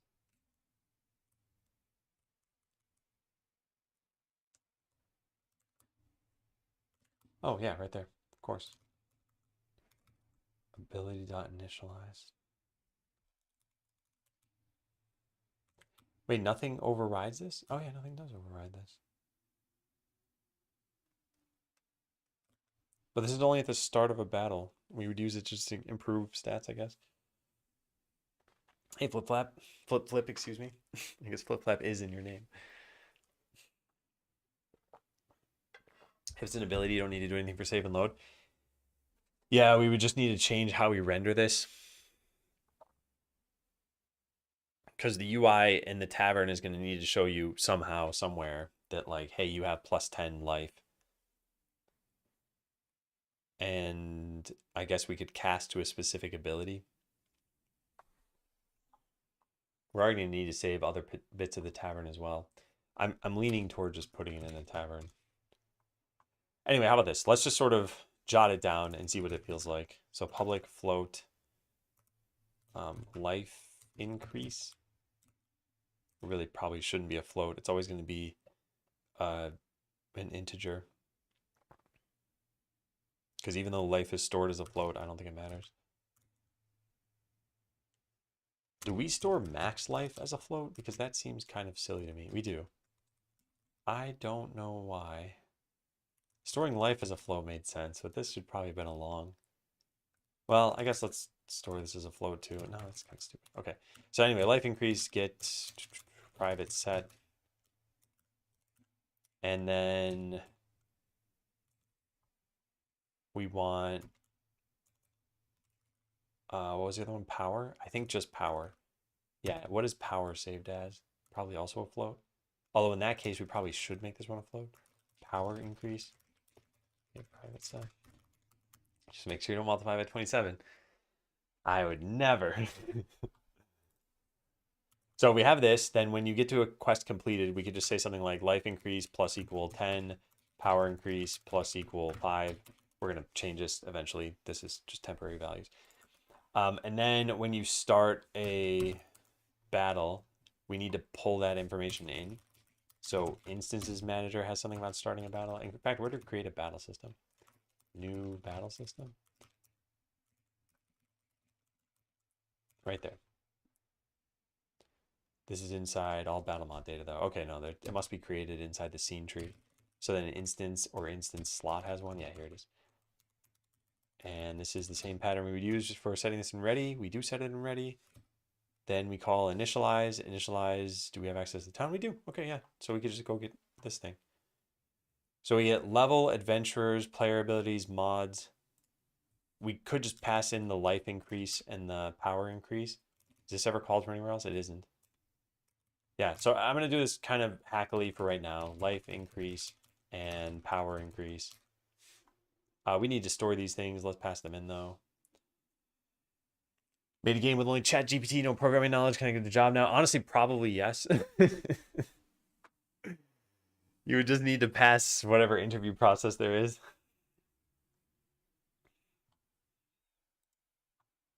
Hey, uh, Mihad, you just linked in a link. How should I study this? How should you study Django? Well, first, why do you want to study it? Because that's going to explain a little bit more about how I answer the how. All right, it's a long life increase equals town dot tavern dot well question mark dot life increase. Can you do this? I I thought you couldn't. Oh, you can't set properties through this, I think. And power increase is gonna be the same way. And we just pass these things in: life increase, power increase,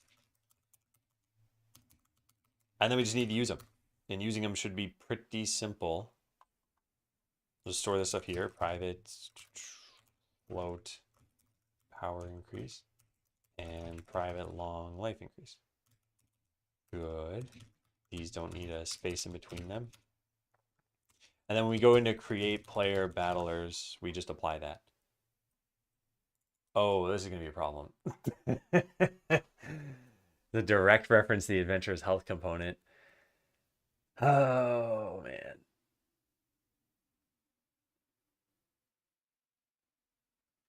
Yeah, this is a problem. We need a new health component now. We probably just always want a new health component. In fact, I'm not really sure why we did this.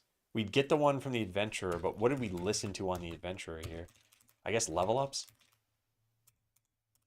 Hmm. What ECS do you use? Yeah, it's a custom one. I'll probably make a video on it at some point and talk about why we did this and what it's all about.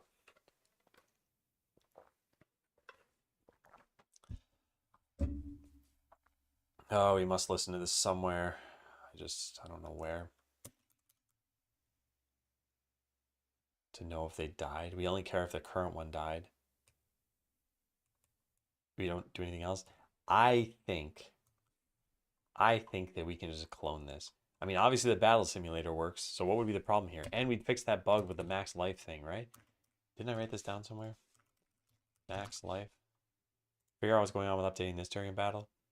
Notice an issue has always been present. It references the same health component, which means that leveling up an adventurer mid-battle will reflect it mid-battle. Obviously, if you set an adventurer's life per level, it's something like that, like grant most things. It's worth fixing as it may cause players to think that these take effect. I don't really care if they can heal at a higher life. I think the correct way of handling is something like this. Clone it. Health components should no longer be affected by level ups at the end of the battle. Set the percent life to that. Oh, that's why. Okay. Thank goodness I had this issue here. I forgot about that third bullet point. Show open start instance and adventure panel. Yeah, that too. I think as long as the oh man. Yeah. That's what do we do about this?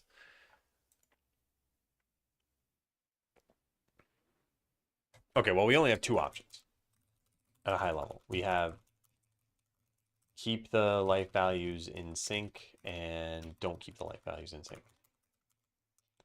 So if they're not in sync, then it means that in the adventurers panel, you might see something like 400 out of 600 life, which would be 67% life. And in the battle, you might see that just as a different set of numbers here, I guess their current life would be the same. You might see 400 out of 500 life, which would be 80% life. So the bars themselves would look like they're filled to different amounts. I think that alone is reason to keep them in sync. But then we need to do some extra work to keep them in sync, and I just wrote that that was too hard to do, so we could just address the difficulty of that. Where do I have that clone function here? It's easier to do this and manage two separate components and keep them in sync without duplicating updates for level ups. I think we're just gonna have to duplicate updates for level ups, right?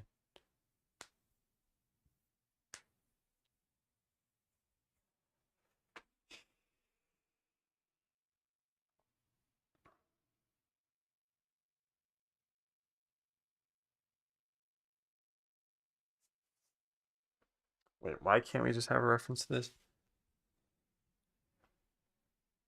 Yeah, I could just modify the life of the original adventurer. Yeah, this could be fine. A good first language to learn to make video games? It is, yes. rewind the clock to 1980 something and you're off to the races.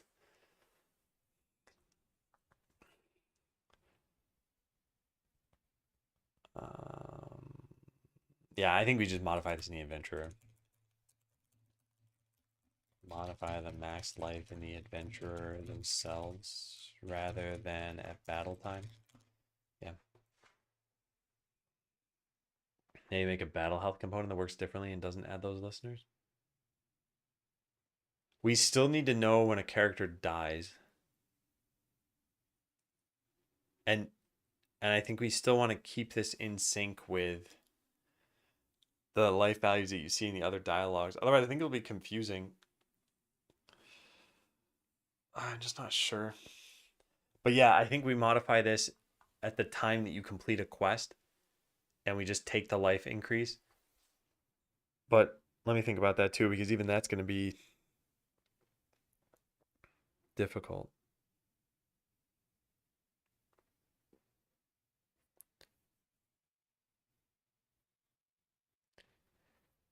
All right, I guess there are two ways of doing this. And here's what I'm leaning toward.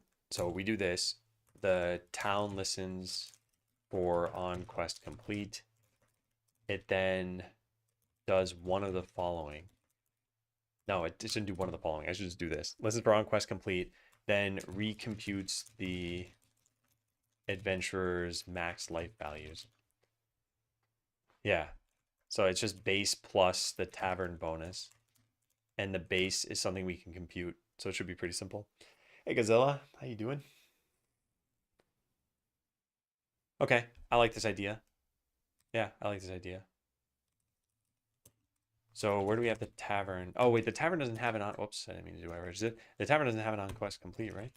The sync is one way, right? From battle to elsewhere, or should the battle one also get updated when the main one changes? Why would it change? The main one changes when you level up. That's the problem, right? So you're level 1 and you have 100 out of 100 life, or let's say, I don't know, 50 out of 100 life, so you're 50%. Then you level up and your life goes to like 75 out of 125, which is, yeah, 40%. That's not right. That's like 60%. um, Yeah, so when you click that level up button, now your life bar in one UI would show 60% and in the other UI would show 50%. To be honest, maybe that's how it should be. I'm not sure. I think it would be confusing, but I guess it's only when you level up an adventurer and when you complete a quest.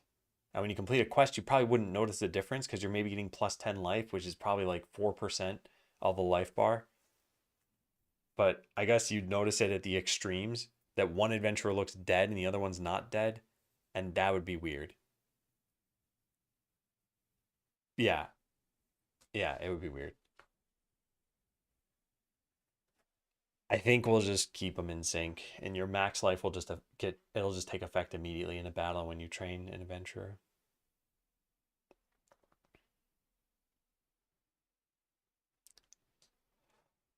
Yeah. All right. Well, we have quest completed here. We don't have an on quest completed thing, which we're gonna need. On quest completed. I don't even think we care about the quest that was completed. I think we just care about that one was completed so that the town can listen to this thing. So we change the in-battle health. That seems like cheating. We change the in-battle max health. I think we might also change the in-battle health because of how we level up adventurers. And it seems like cheating a little bit, but it's like a very minor cheat, I guess, that would never actually help you because it's a tiny heal, but you would have had lower stats for everything else too. So at the beginning of the battle, you're actually worse off than if you just leveled up ahead of time. I think the bigger thing I'd be concerned about is the confusion that might arise from it. What was I just going to search for? How we set level ups, right? Life per level. Here it is, level of adventure. So we call set max life, which also adds to life. Yeah, it is a tiny heal. And to give you an idea for what the biggest heal that this could ever result in would be, it's just the biggest difference between two values in here. So it's maybe 40 HP at the highest level. This is 50. This is 50. This is 60. I think 60 is probably the highest. And these aren't necessarily balanced. 70 is the highest. Yeah, so 70 divided by 330, it'd be a 21% increase. I mean, that's significant, but then again, like I said, so is the power change and everything. I don't think you can really exploit this.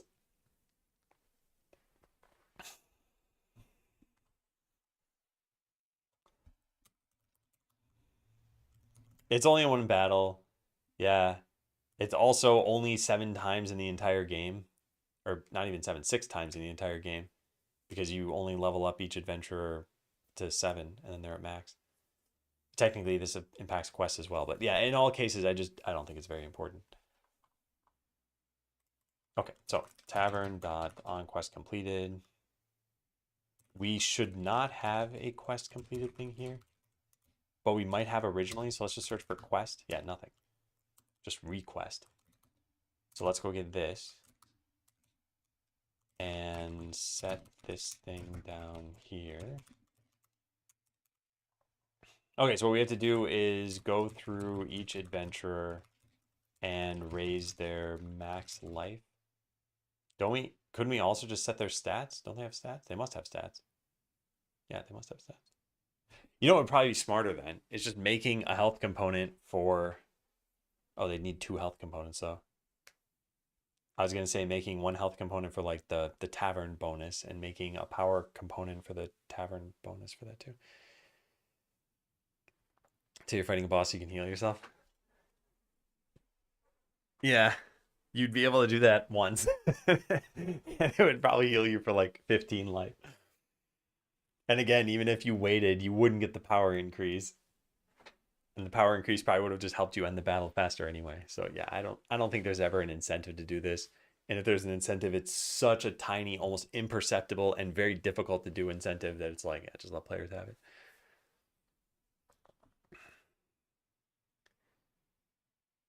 Yeah. Okay.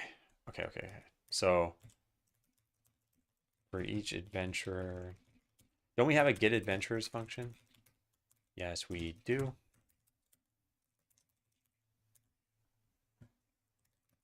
Okay, so I think there's going to be like a set stats or like reflect tavern bonuses, something like that. And we pass in the tavern bonuses. Tavern dot life, tavern dot power. Then we go make this function.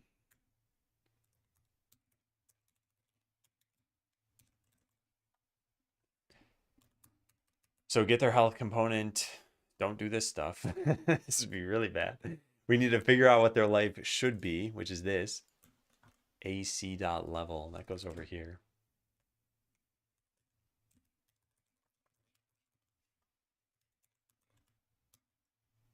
Okay, so this is the base max life is equal to that.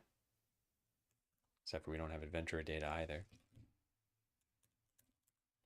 All right, so base max life is equal to this. We're going to set the total max life equal to those two things. This isn't, I guess it is life increase. It's more like the tavern bonus, I guess. Life increase is fine. All right, so that's the total max life. Now, what about the power? Power is this. Yeah. So this is float base power. And then total power. So set the max life to the total max life and set the power to the total power. There you go. We had instances with max level restriction and then again only once. I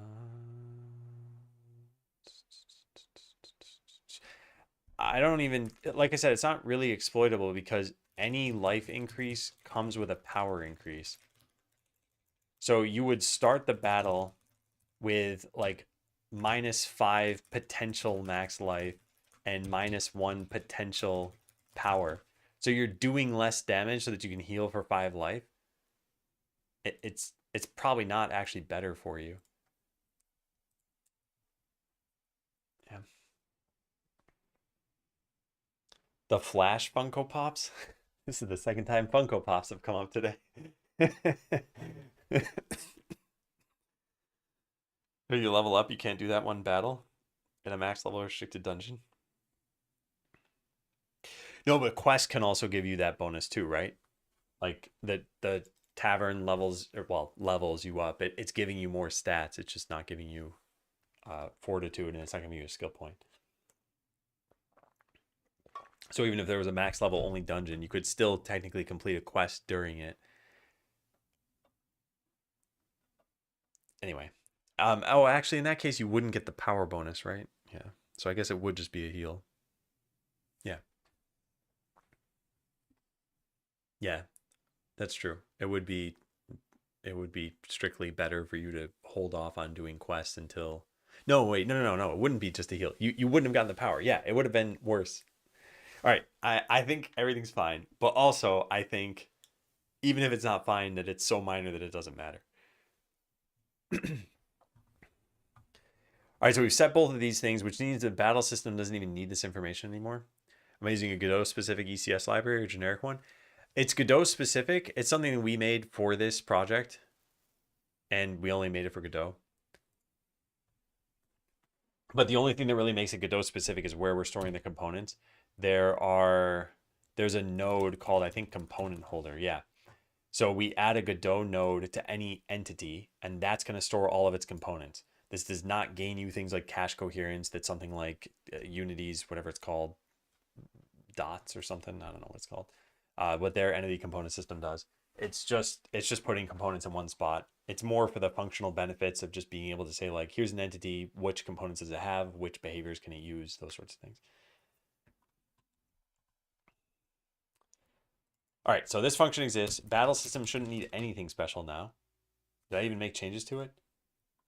I did, but these are inconsequential changes. So if we just ignore this, let's try something here. How are we going to do this? Let's make it so that completing a quest gives you 1,000 life and 500 power. Just to make sure this works. Hey, Fix It. Welcome in. How'd the stream go?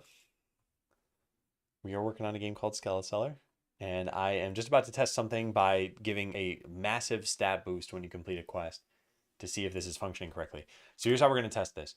We're going to go, we don't have a way of, well, I'm going to kind of cheat my way through this. So let's try this. We're going to start a battle in, I don't have a way of unlocking all locations, do I? I don't. Okay, well then we're going to cheat our way through a lot of the game here. And we're going to go battle in the volcano. Advent of cyber, fun stuff. Oh, are there different advents of code now? Oh, festive gateway into cybersecurity. Oh, cool. I wonder if the person who made Advent of Code is like happy to see this stuff. Probably would be if I were them. Because I don't think they're making money off of this, right? Okay, so we're going to lose this battle always, no matter what, because we just don't have the stats to be able to even beat like more than one bat. So we're going to do a few damage and we're going to get just chunked through here. Yeah. So that's about what you could expect from every one of these battles. Now what we're going to do is we're going to complete a quest. So I'm going to go start a quest. And we need these potions, which I got to go get.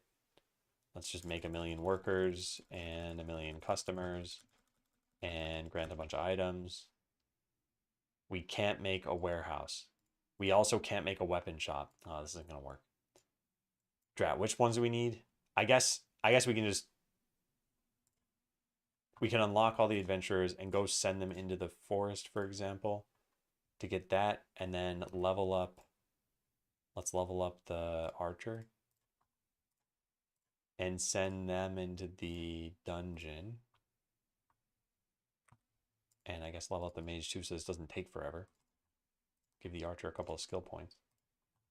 All right, now we just keep repeating these battles. So we're gonna slowly watch our quest progress tick up here. It's gonna take a long time. We can speed up the game. Yeah. All right. Whoa, whoa, whoa, whoa. Slow down now. All right.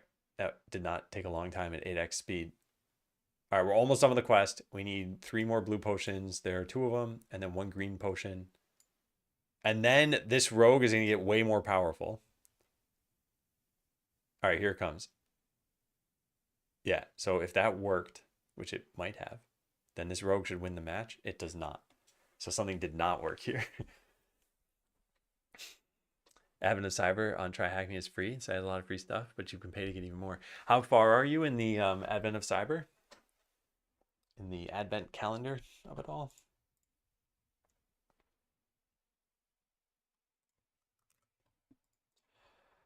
We got to figure this out.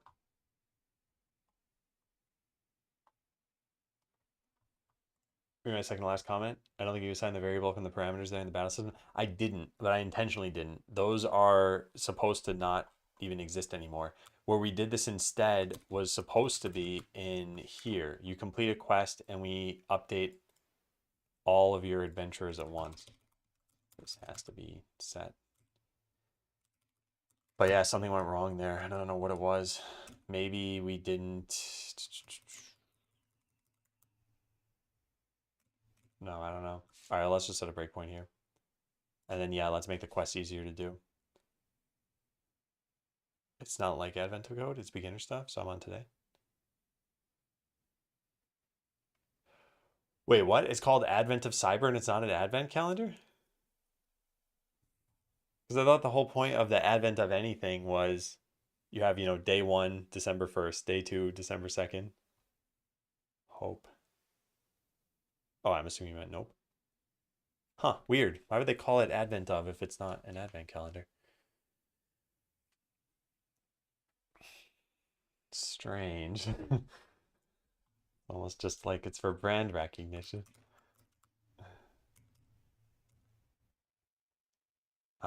Yeah, let's set a breakpoint here. I need to make the quest easier, as I just mentioned, but we didn't actually do that.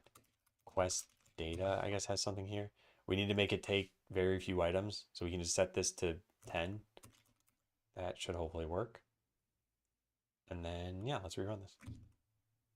It's easy in their video walkthroughs. I see.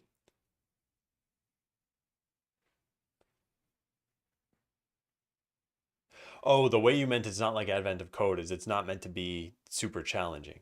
It's meant to just teach. Yeah, I see. All right, so now we need 1 of each potion. Now we can easily get 1 of each. There's 1 green one. There's 1 red one. And the blue one is right there. Done. Quest complete. Life increase goes up by 1,000. Oh, I never called quest complete. Whoops. That's why. This is why debugging is just wonderful. All right, now it should work. Whoops. Yeah, whoops. Giving the stats to adventurers directly. Yeah, exactly. So now if I set the rogue to just automatically battle, how do we do this? We need the town hall and we need auto battle. We need to set that they're in an auto battle. I'll just have it run in here. It's not as good as it could have been, but whatever. Now we accept a quest. We grant items. We go drag these things into here. All right, now, as soon as I take this red potion and put this in here, the rogue's life went up automatically. So that's kind of a problem. But now they should do like 1 billion damage. Yeah, they do. Now, if I complete another quest,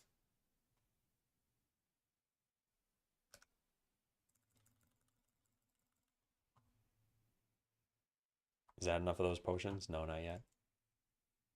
There's enough of the blue ones. Now we need green ones. Why aren't they going anywhere? What's happening? Put those potions in the shop. The blue ones disappeared. I need the big blue ones. Where are they? No, give them to me. All right, this is a shame. There's 1. There's another one. Okay, now we just need the green potions. And for that, we'll have this character go to the next place. The dungeon. Oh, this broke. Thinks my adventurer is stuck in battle for some reason. Uh-oh. That's a gigantic problem. If I close this, what happens? Nope, they're just stuck for good. Oh boy, what did I do? Oh boy. Won't they get reset when you level up? They won't because of what I put into stat computations here. So the way this works is we first get the base values based on their level. And oh wait, yes, you're right. They will. Yeah, I see. That is correct. Correct. So I guess what we should do is just call this here. We don't have the town in this, do we? No. Yeah, so where's level up adventurer called? From town. Yeah, we can just pass in the tavern bonuses too. In fact, what we could do is just call this reflect function, right? Does this do anything else? It adds this stuff. Yeah, all right. I'll just pass in the bonuses. Power increase. These should probably be called like tavern bonuses or something. Tavern life increase. Tavern power increase. Yeah, and then I think this stuff can just cease to exist. We do set fortitude. That's important. Although we could just do that from here. The rest of this stuff shouldn't matter. Yeah, cool. All right, let's call it reflect tavern bonuses. Now, entity's supposed to be an adventurer. It actually doesn't matter. This can just be a node 2D. We can call it entity. We can call it adventurer. It doesn't really matter.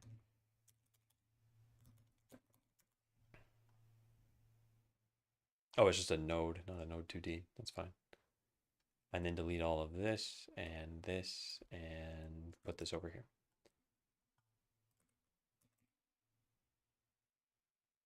Okay, not bad. Is that the bug that Dark mentioned? I don't think so, because Dark's bug mentioned closing the battle, and I don't think I ever closed the battle. I think I just changed where the adventurer was fighting. I need to watch that video though. Have you figured out the max life bug? I think we're just gonna close it without fixing it. I think we're just gonna say that yeah, the max life increases, and I should probably write a comment here. The reason why I probably had the two health components match in the first place is so that the UI didn't show different life bars in different spots. As a contrived example, imagine that your adventurer is at 1 out of 100 life in battle. The life bar would be at 1%. If they then got plus 10,000 life, the life bar would appear to be at 100% outside of the battle, but the battler would be close to dead. Is that a problem? No. Yeah, that is a problem. I know I keep saying this and I keep having to like re-conclude the same things.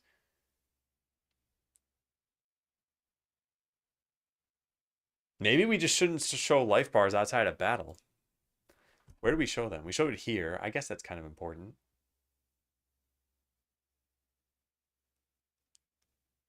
Or maybe we only show life bars on something when the adventurer is not in battle. We also show it here. I don't like that. Yeah, I don't like it no matter what. Also, hey, repent. Maybe 1%. That'll be close to dead. I I just think it would be confusing either way. I don't know. All right, but I'm not too concerned about that. I want to go look at that video now and figure out what is it I just did to cause this bug. So let's mute this.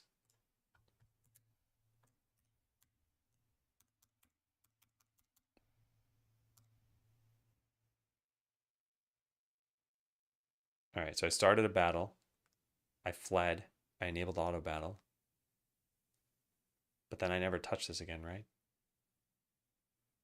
Yeah, now it's just doing like a million damage. Did I click repeat battle there? That was hard to see. I might have, I might not have.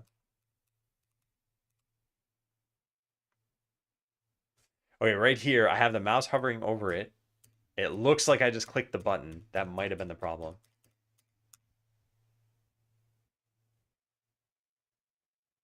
We should probably delete that repeat battle button. No, but they're entering battle repeatedly. When did I stop them from doing that?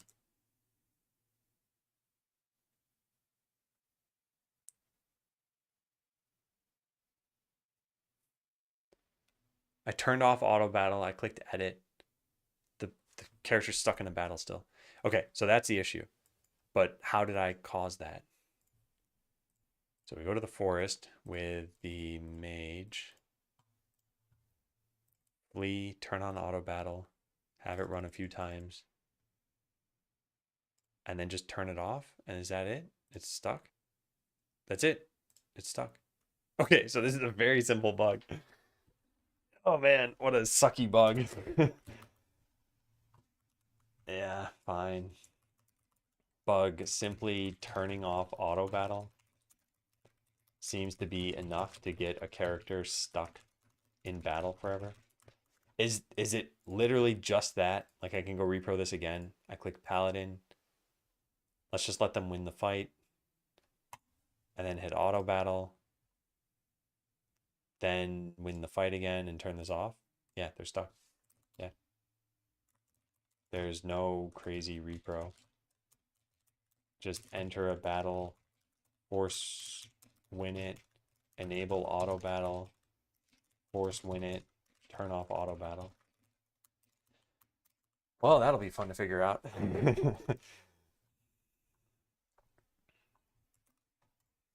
Okay. Well, I think the rest of this is looking good. So we have the life increase and the power increase. We can now delete it from here.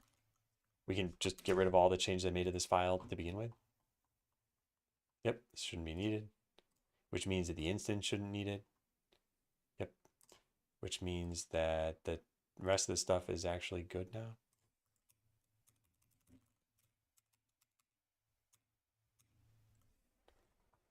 Yeah, I think.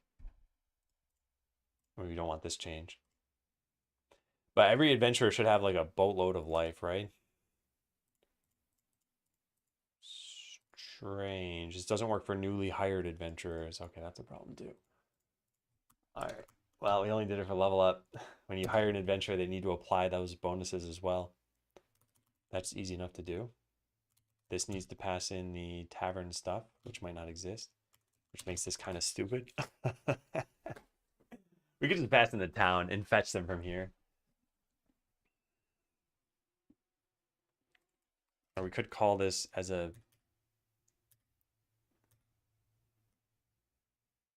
Let me think about this. Private void level up adventurer.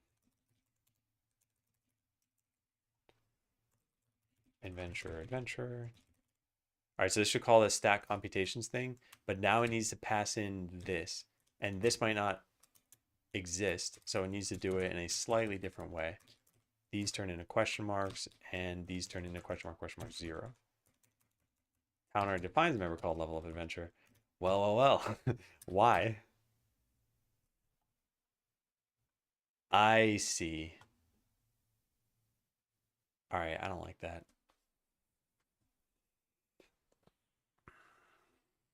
Now I think let's just pass in the town. Oh, I don't like that either.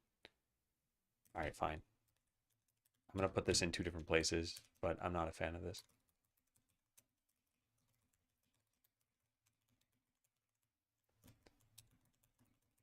Because I want to test something else here. Void actually level of adventure? Yeah. So we need to call this same thing from when you hire an adventurer. We call add. What does add do? Add doesn't do anything special here. Yeah, so this is what we need to do here. And this is why I don't like this, because we're using the same structure everywhere. There are a few different ways we could do this. But yeah, I feel like this should all be set in one spot.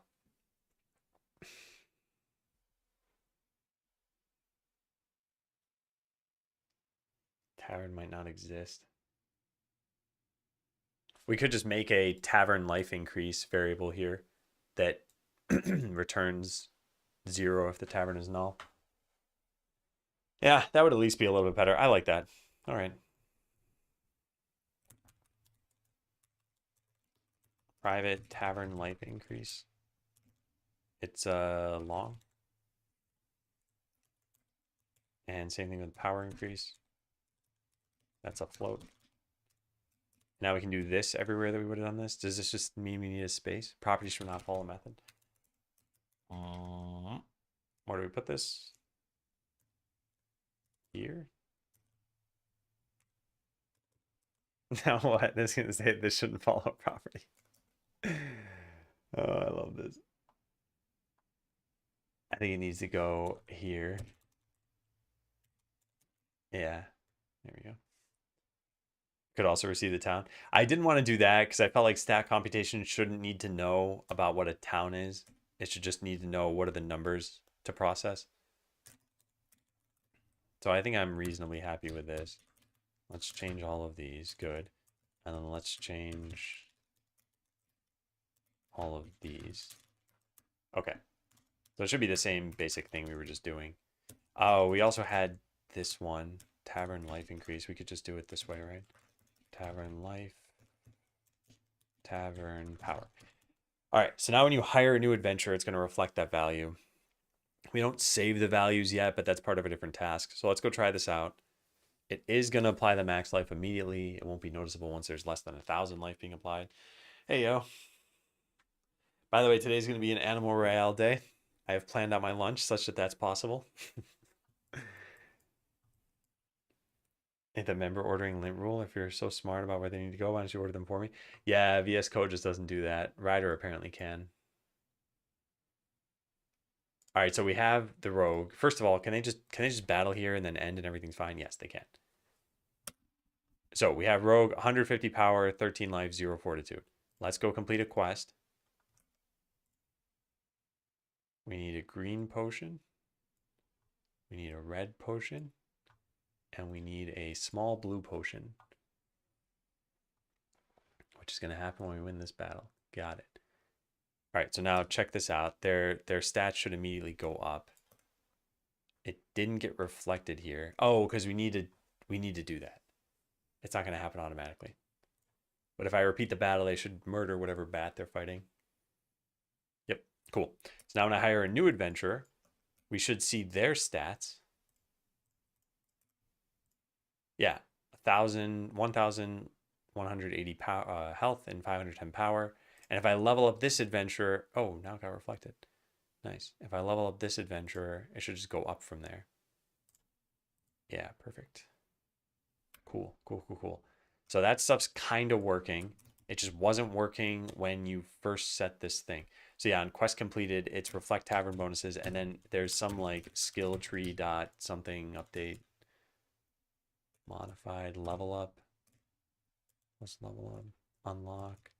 Wait, what? Does this exist anywhere? What?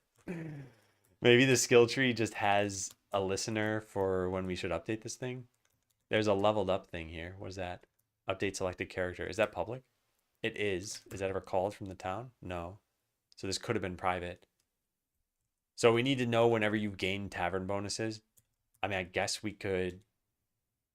There are a couple different ways we could do this, but the easiest by far is to just do this. Skill tree dot update selected character. Yep, that's it. It's the easiest. Let's go test it.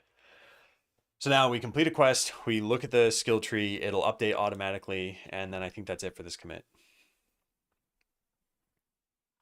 I should probably have made it so that quests can just be force completed with a button, because it is kind of annoying to find the right potions. We need one of those, and now we need one of the blue ones.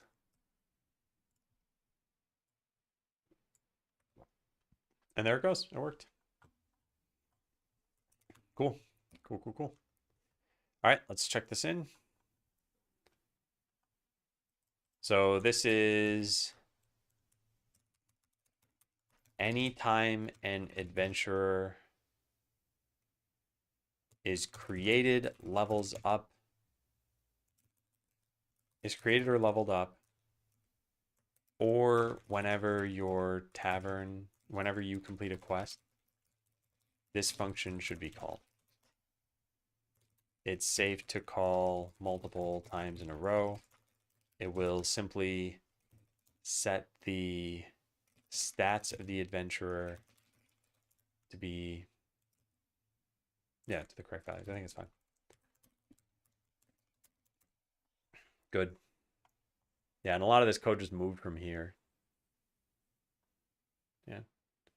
You share a photo of your funk pop? Yeah, sure. Yeah, that's fine.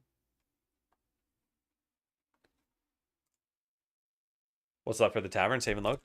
I don't recall. Keep track of the stats. Make sure they rise based on the reward size. We got to do that. That should be pretty easy. Show improved stats in the adventurer's tooltips. This is splitting them apart to the base and the bonus amount. Add an NPC, add sound effects, tackle some minor to-do items, save and load, some cleanup stuff. Yeah, this will probably take another couple hours, I think. So maybe we won't get to a new feature this afternoon. But maybe we will. All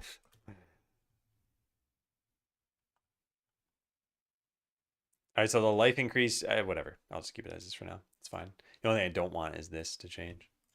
Yeah.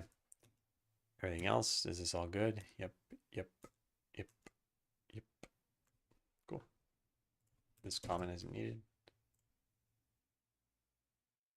All right, so apply quest rewards. They're not balanced yet, but they work.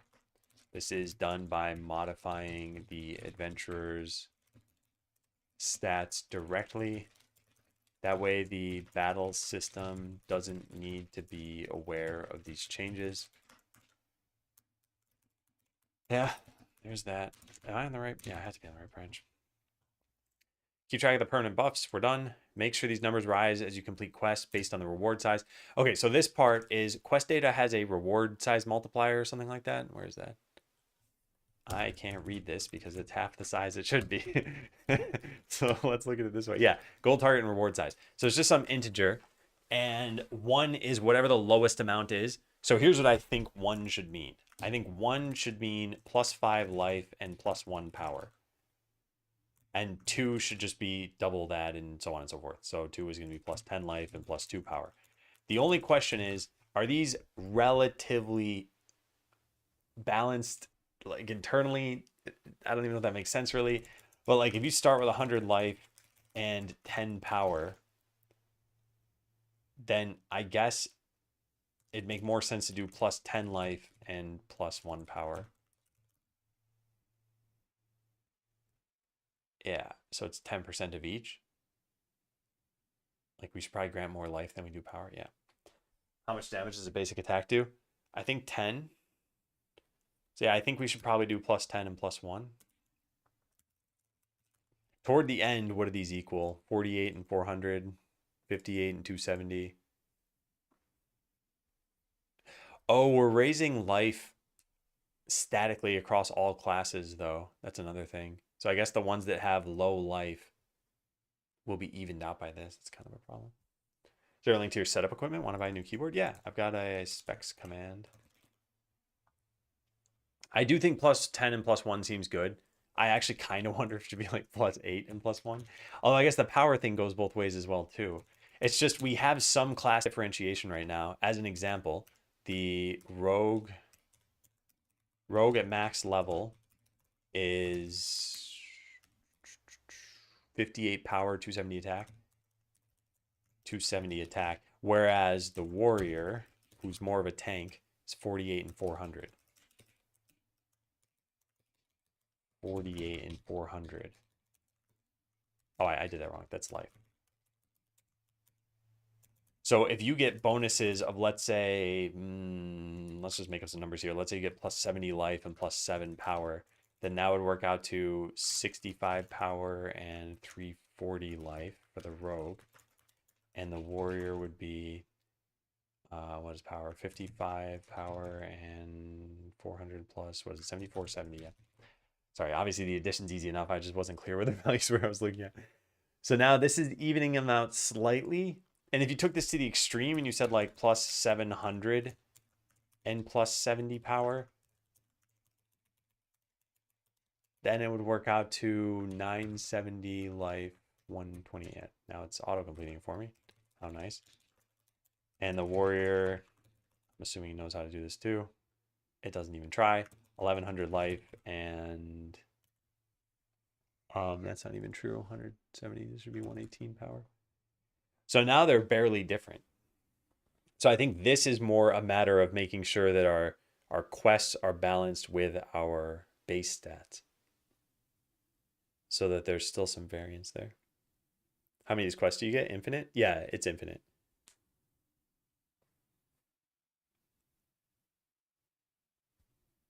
Okay, anyway, I think it's fine. I think we just need to keep in mind when we balance the classes. And I don't know if we're going to get to that for checkpoint 5, but I will write it down anyway in checkpoint 5. Balance. Yeah, can't have such a fine balance in the first 2 adventure levels. Yeah, this is like quest, balance, quest rewards,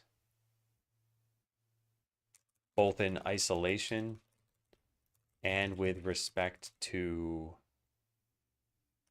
adventurer stats. And we still want classes to be differentiated somewhat by their base stats. E.g., the rogue has more power than the warrior, but less life.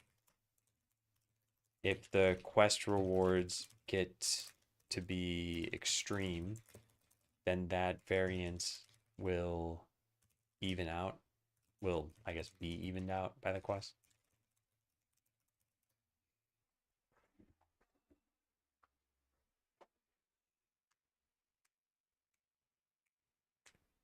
Make sure to add those bonuses to metrics. It'll be interesting to see how much people get.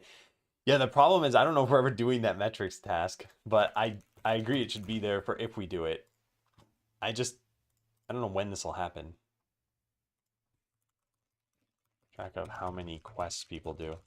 I mean, we could have something where, I guess this is maybe, I don't know if it's simpler or not, but we could just have like a upload your save file here. If we're going to do that, we should just automatically do it. Yeah, we should probably just do this.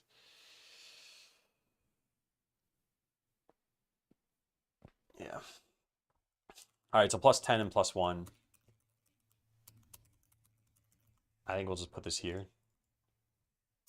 Gain constants. Relative amount of stat points to give. 1 is the lowest. This is a multiplier of... Do we have quest stuff here? Yeah, we do. Public, const, int. Maybe, yeah, int. Life per quest reward point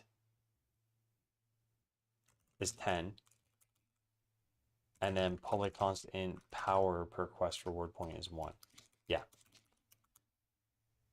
This is a multiplier of CCref equals game constants dot that. And it should fill in the next one for me. Come on, I don't want to type this. I hate typing out CCref stuff. It's one of the things AI is great at, and it's just leaving me in the dark right now. Power per quest reward point. Yeah. All right, so now we should be able to F12 our way over to those. Yep, and nope. But that's because this turned red. Why is this red? Do I need a space there? No. Oh, I forgot a quotation mark. Cool. Now why is this one red? Because I didn't call it power? Power per quest reward point. No, I named it the right thing. I am just completely unable to see what I've done wrong here. Yeah, I don't know. Oh, these are the same. Huh. I don't get it. What if I just copy paste this? Does this turn yellow? Okay, fine. What if I do reload? Is this just a comment parsing thing? Because I forgot the quote originally? Now everything's red. I'm assuming it's going to turn yellow. Come on. What's going on? Why is this red? Oh, I typed contents. Okay, that's my bad. Whoops. All right. Looks good. So this is like reward points, I guess. Reward points. Probably a little bit confusing. Relative amount of stat points to give. One is the lowest. This is a multiplier of this. Yep, yep, yep. All right, and now we need to just use this instead of setting something equal to 1,000, which is right here. So we have the quest data. Quest data. How do we get this? Reward size there. Yeah. And we can do this here. In reward points. Wait, wasn't this renamed to reward points? Why does that not exist anymore? Oh, because Quest overrode this? Yeah, it did. All right, we'll just call it points. All right, so that's the reward points. Now we do this game constants life per quest reward point time, the number of reward points. Yep. Power should be the exact same thing. Good. Okay, yeah, I think we're looking good. So now the way that this works is the early quests cost about 100 gold worth of items, 200 gold worth of items, and they give you 10 life, 1 power, 10 life, 1 power, 10 life, 1 power. Then you get to the more expensive quests, and they start giving 20 life and 2 power, 20 life and 2 power, and so on and so forth down the line. I don't know if this is balanced. I don't know if these are good numbers, but this is how the system is probably going to work. So eventually, you're going to get to this point, and this is where quests start going infinite. It's going to take about 1,000 gold to give you 40 life and plus 4 power.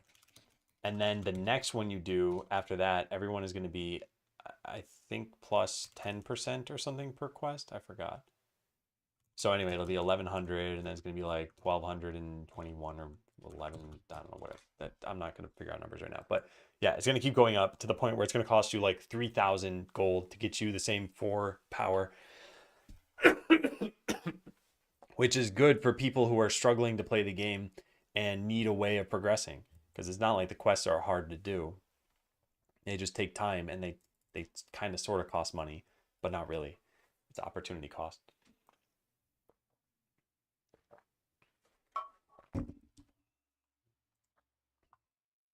Yeah, so is that good? Make sure these numbers rise as you complete quests based on the reward size. All right, so how do we test this in the simplest possible way?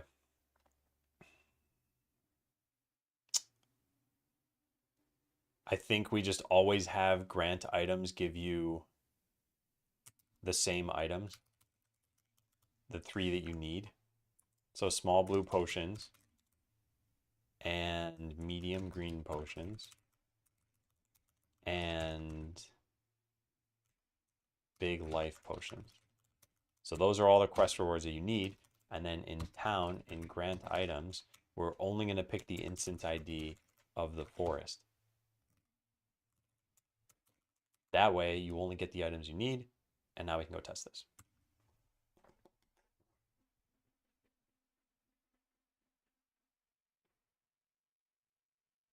And all we're doing is making sure that the rewards match the expected rewards. As an example, you start and you got 150 life and how much power? 13 power. So this is starting values, 0 quests. Actually, it's probably just best to write this. 0 quests, these. So now after 1 quest, we expect it to be 160 life, 14 power. 2 quests is the same. That's 170, 15. And then I started forgetting what those numbers are. So 1, 2, the first 3 quests give you that much. Where'd the tab go? Yeah. Now where did quest data go? All right, there. Now I can close all these other tabs. All right, so 3 quests, same thing. 180 and 16. And then at 4, we're going to go up by 1. So it'll be 218. Let's try that out. So we start a quest. We add a bunch of workers. We click grant items. And we wait for them to turn it in. And this should go to 160 and 14. So that is good. Now they do another quest.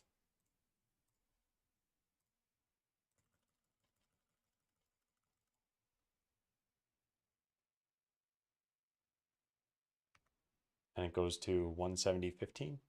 Yep, that looks good. Get another quest.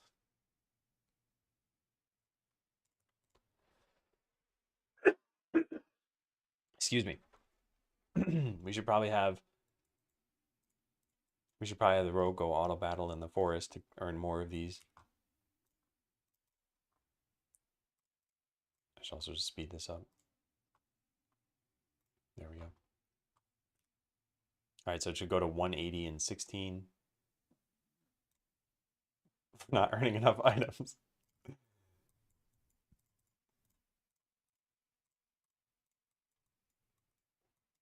Come on, one more. There we go. All right, 180 and 16. Yep. And then this is the real test here is do we go to 218? Now they can go turn in all their items. And we just need more blue potions. I'm going to really speed this up.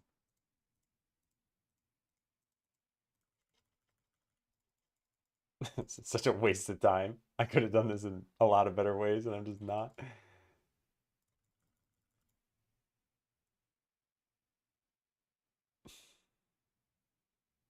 Shouldn't they be? Oh, we don't have enough workers to pick that stuff up?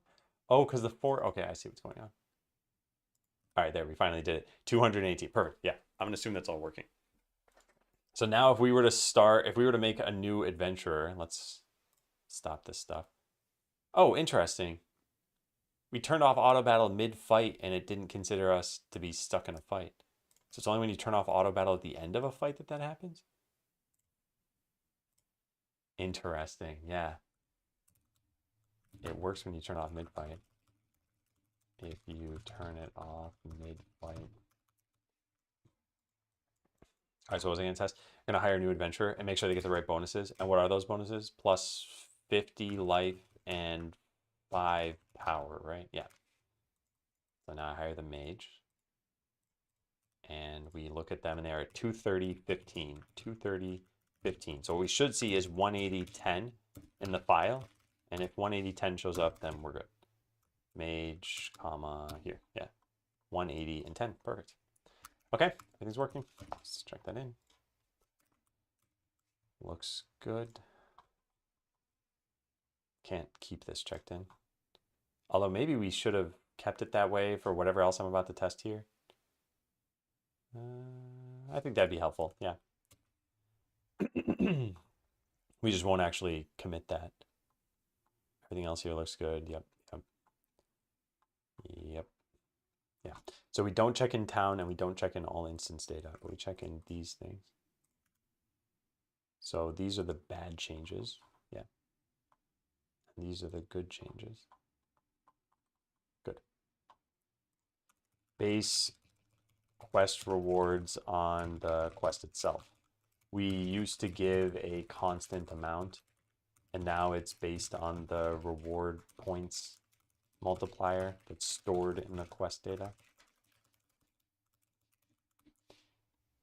All right, that's done. Apply permanent buffs, that's done. Show the improved stats in the adventurer's tooltips. All right, this is, you might think it's technically done, and it is. You'd be right, because you're a smart person. But what I mean by this is that I think the tooltip should show you something like 180 of your health is from just the mage, and then 50 is coming from the tavern. Yeah. So these need to be dynamic tooltips. Fortitude already is, because Fortitude says what your current reduction is based on your absolute number of points. It turns it into a percentage. So these two need to be dynamic as well. And then we need to take in the tavern, which we might have here. Yes, because we store this. Nice. Okay, cool. So let's look at the fortitude tooltip.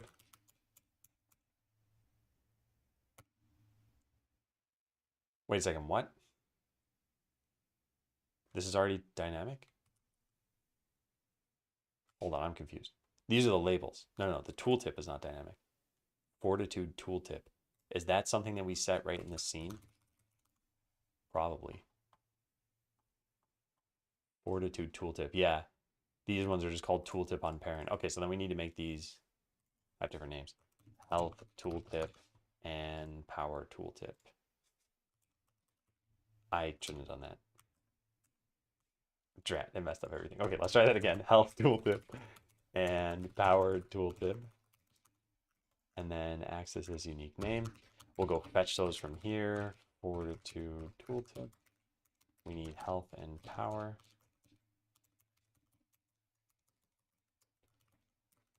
Power, good. Get these from where we got these. Yep. All right, health tooltip and power tooltip. Yeah, the life bonus also stores like 1, 2, 3, like the power. Had the base bonus as the property and adventure data. That is true, yeah. That could be done. Although at that point, I feel like we need to. We always have to be careful at decimal numbers. So, for example, we have life values that are like 100 and they go up to 110. So, maybe there's an adventure where like we want them to have 3.2 life per reward point. And we could do that and just do a math.ceiling on it, I guess. But yeah, I'll write that down in the balance thing.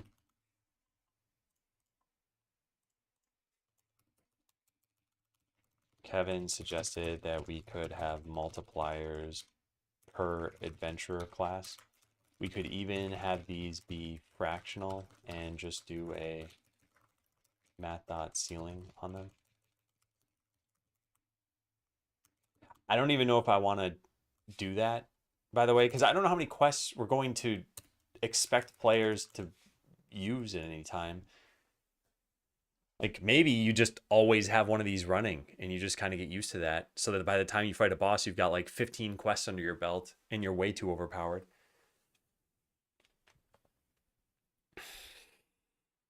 MX plus B. Yep. We get our slope formula. All right, so what did I just do? We got the health tooltip and the power tooltip. We didn't actually set them yet. And what do they say right now? They're just hard coded in here, aren't they? It says how much health this adventurer has. So if we were to just set this ourselves, we'd say health tooltip dot set. Oh, cool. It does say that. It doesn't say the bit about if it ever reaches 0, this is defeated. That comes from somewhere else. Power.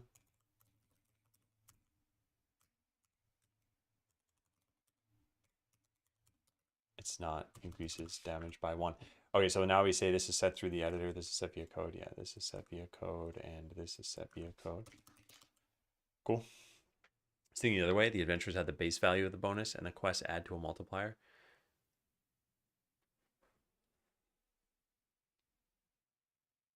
Add to a multiplier. I think I see what you're saying. I think the general idea though is if all we're trying to do is add somewhere between like let's say like 8 to 12 health, it's going to be hard to make the numbers work out such that we're still differentiating, I guess. I don't know, we still could. Yeah.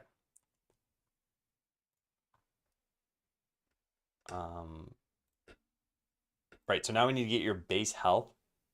This is something that I guess stack computations could do, like get adventurer base power, get adventurer base max life. These would come from here. And I guess base fortitude as well. The fortitude is only ever base. There is no increase to it.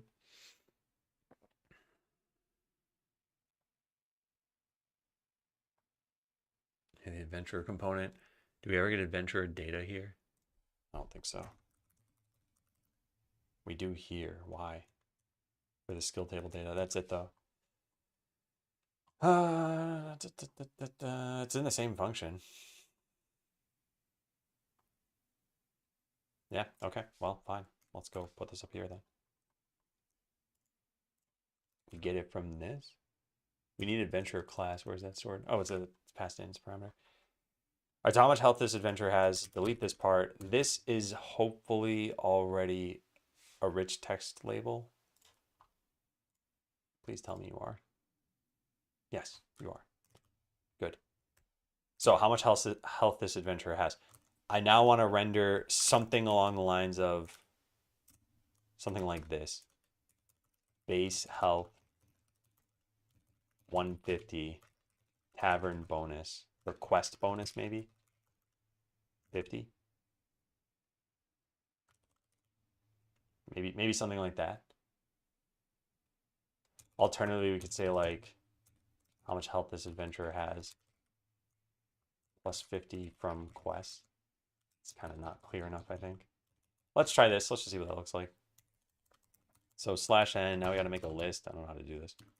EV code list. I think we've done this before. I just don't remember. Don't need any floats. If you want the rogue to earn 7 points per bonus, that's their value. Paladin can have 11. Tavern stores an integer of how many bonuses should be applied, which is the sum of quest rewards for all completed quests.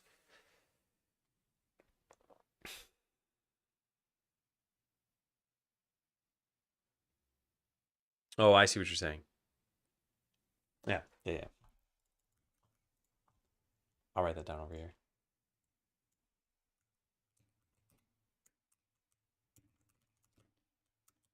Yeah, I think I was overcomplicating it with what I said earlier. I needed to think about it some more.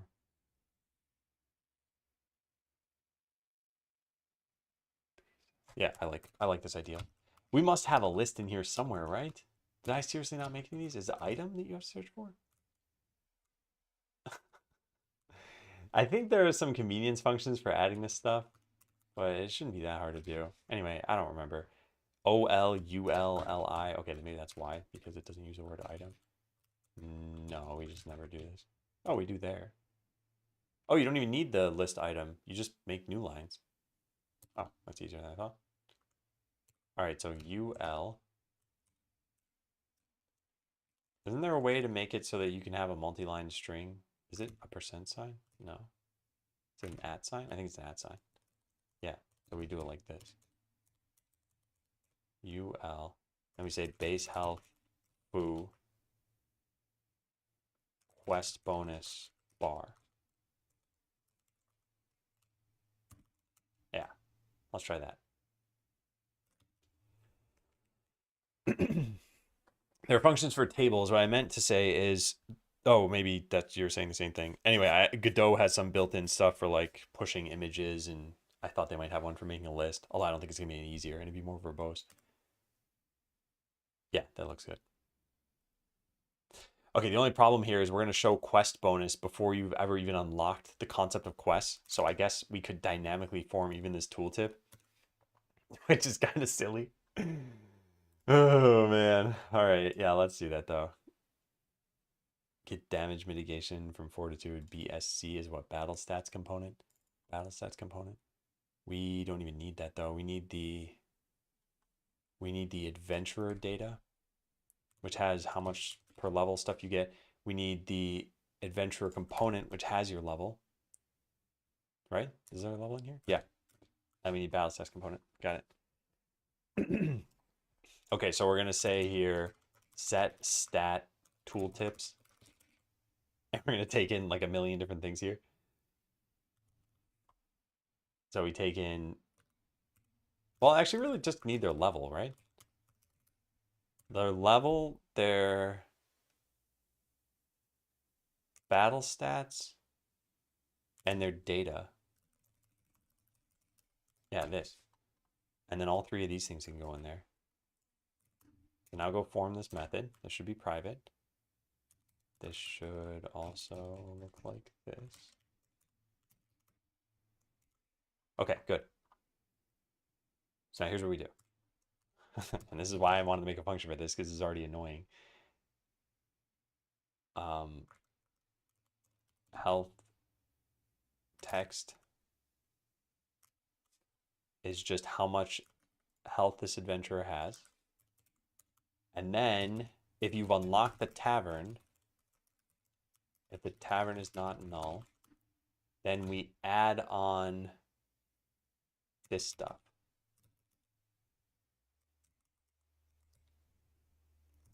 Yeah. Then no matter what, we just set this here. Alt text. Cool. Let me see this man's Funko Pop collection. Who cares? Actually, just unironically shared theirs in show and tell over here. So you can't stifle them.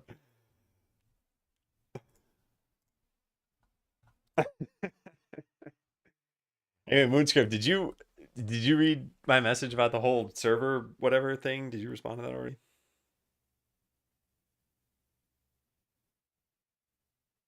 All right, I can't read through this conversation right now, but yeah, I was curious about that because I read that on Hacker News. I went through the whole thread, or at least tried to before I had to start work. Well, hope you had some time to recover from the nonsense that happened in the last day. Also, someone on Blue Sky is like, but the website is up. And someone said, yeah, this was 5 hours ago. And the person's like, I know how time works. Just why didn't they post an update? And I probably thought, I was like, I bet he's sleeping. I bet he's asleep, mad, all sorts of different things. All right, so base health comes from uh, adventure data, life per level -1. Yeah, and then the quest bonus comes from town.tavern life increase. Inaccessible. Oh man, come on. Come on. Public members should come before private members. They're not even private anymore. What happened? Let me see if I've got a quick.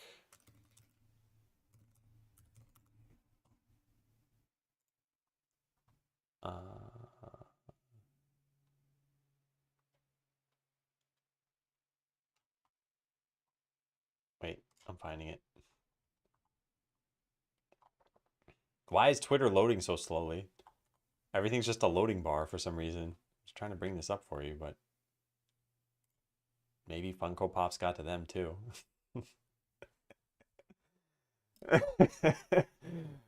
Okay, well, oh, there it goes. Where is it? Yeah, this tweet. Where's the share button? There's no share button. You have to copy this thing. That's what happened. I don't know how often you get this question. Sorry for that, but could you please explain shortly signals and event management for your game? I know there are differences between GDScript and C Sharp. They're pretty similar. So C Sharp has a built-in listener pattern via delegates and events, and Godot adds that itself in GDScript with signals. So the concepts are the same. How you do them is a little different, and how Godot manages its own are a little bit different. So I don't know if you want to know those specific differences, but uh, yeah, as far as how we do events, it's how you might expect for things. So for example, there's an on quest complete function and we need to listen to it. So all we need to do in C Sharp is this plus equals. This is their built-in syntactic sugar for listening to and subscribing to an event.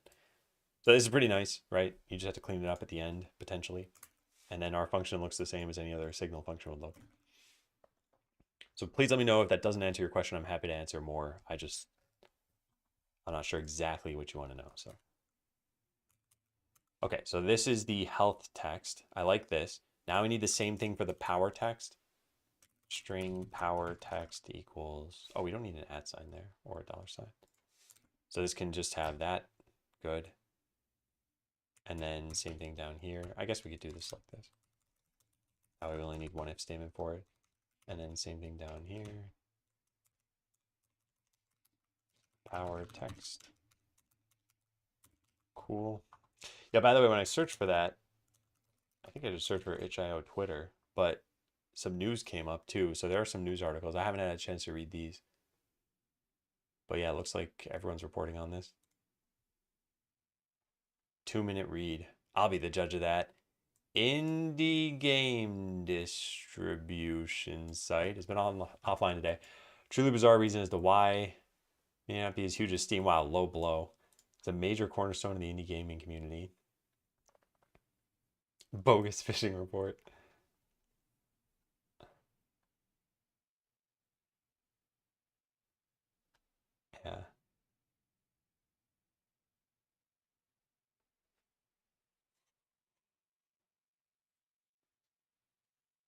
Wait a second. This was written 8 hours ago. Okay, yeah. So as well still offline, I guess. Yeah, I took the job.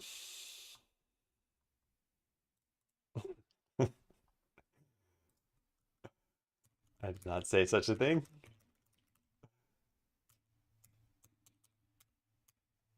All right, base power, quest bonus. There we go. There's AI taking my job. All right, looks pretty good. Let's try it out. So now before you've unlocked the tavern, which we can't test because I auto unlock it, I think. Well, we can't test on this run. But yeah, before you unlock the tavern, it should just say basic tooltips, which, yeah, I think it's fine. Right? So we'll see the same thing you always saw. Oh, wait, no, this is wrong.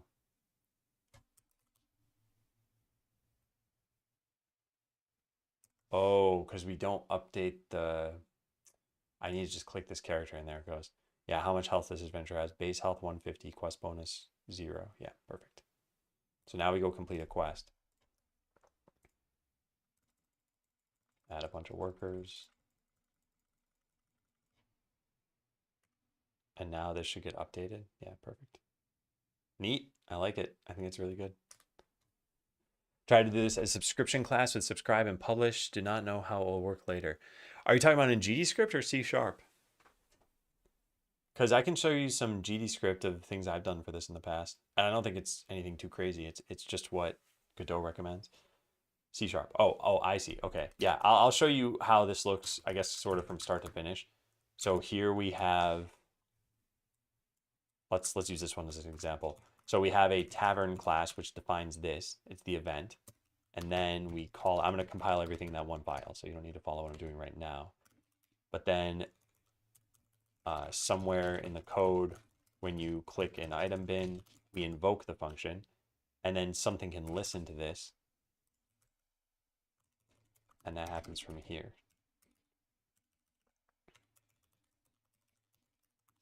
So here's the definition of the signal. This is not actually a Godot signal. So Godot doesn't know about this, but C# does. Then here's how you invoke it, and then here's how you listen to it.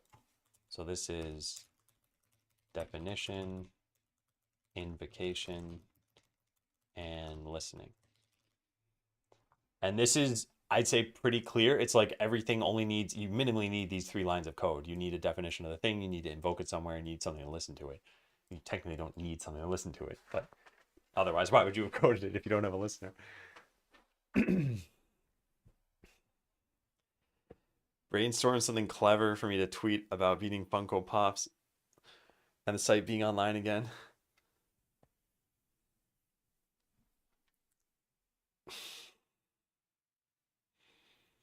Nothing quickly, no.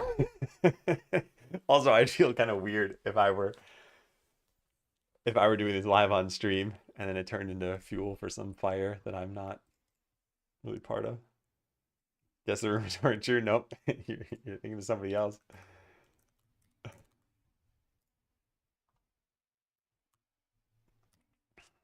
right, this is done. Oh, it means that loading a game needs to have to happen too. I didn't think of that. Where's save and load? Yeah, make sure after loading a game save with, make sure after loading a town with a tavern, that the tooltips in the skill tree are correct. Hey, Grace, it's going pretty well. I feel like this morning has been kind of slow, and I'm not totally sure why. Like, it took me a little bit of time to get through PRs. It's taking me a little bit of time to do this stuff. I'm not really getting stuck on something for too long. I think it's just business as usual. Like, this commit went totally fine. Yeah. Anyway, how are you doing, Grace? PR strategy. I don't think we spent too long on them though. I think there were just like some things I tested out. I think they're pretty normal. Also, I mean, even if PRs take a long time, it's saving me a bunch of time having to code something myself. But nothing worth apologizing for. I guess we cut this out now. What else do we have to do here? Make the NPC talk to you about this stuff, sound effects. Yeah, let's delete this. It's about time. Yeah, there. Now what? Why did this not save? Okay. So we changed the scene itself, made these unique, gave them different names, deleted the text that was there, said that it's set through code, got them in the skill tree so that we could set them here. We needed the adventure data for that. That looks good. Then we have now a function encapsulating all of that. I think that's fine. We also got the tavern life increase and stuff. Oh, we had to make this public. I'm like, what changed here? Yeah. Coincidentally, this is the only place in the code we could have changed private to public and not had to move those lines as well, because we were right at the borderline of where this happened. Yeah, looks good. Okay, so render quest bonuses to stats in tooltips. Your health and power for an adventurer will now break down the base versus quest bonuses in the tooltips in the skill tree.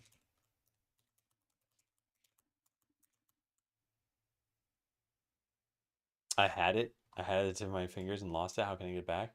Just extend your hand a little farther. Pretty easy. Make the NPC tell you how this stuff works. There is no NPC. Look at that. Where's the person? I mean, we could add somebody. I kind of... What would we even say? Maybe we need to figure that out first. What do we say? Oh, also we got to change that text, which I think is probably to-do item somewhere.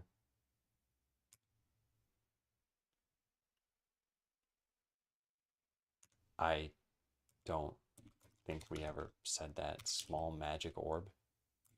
Tavern board new quest. Dialogue data. Yeah, that's going to have to be a to-do item. Okay, let's add that over here. Stop talking about small magic orbs in dialogue data. I probably want to change that text somehow, or at least vary it based on the size of the quest you'll be doing.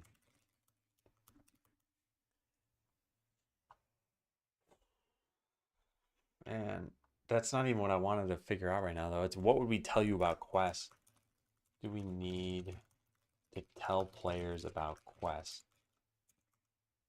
Maybe how they work or what they're for from a game perspective? This, I don't know how you'd say without jarring the player out of whatever little immersion they might have had, but what they're for is a way of decreasing the difficulty of the game. Players might just assume that they're required. They wouldn't be required. And if you know that they're not required and you're struggling, you'd be like, okay, let me go do some quests. Or I want the game to be easier, so let me do some quests just as I'm playing through the game. But if you don't know that they're required, you'll just maybe think you have to do them and then be too powerful. This is very similar to how leveling up works in pretty much every RPG. Like most people probably understand that as you level up, you're getting stronger. And if you get to like level 99 before you fought your first boss battle, that it's going to be dead simple. But at that point, you have nothing you can do to correct it. You'd have to start a new game. And I know some games, some games have like a level sync concept where enemies are leveling up too. But yeah, I think it's less clear in something like this. Like quests are increasing your power level. You might just think, oh, there maybe there's only 5 quests, so I'm going to do them all because I want to be as powerful as I can be. But they're infinite. So yeah, I wonder if we need to tell you about. We'll just always have quests. Someone always wants something. Quests are a great way to get stronger and more manageable if you're having trouble. Yeah, I think that could be good. Do we have anything like that written down here? Update or fix tip system tips. 3 battles. Yeah, maybe we should write that here. I might have something written in the tavern task itself.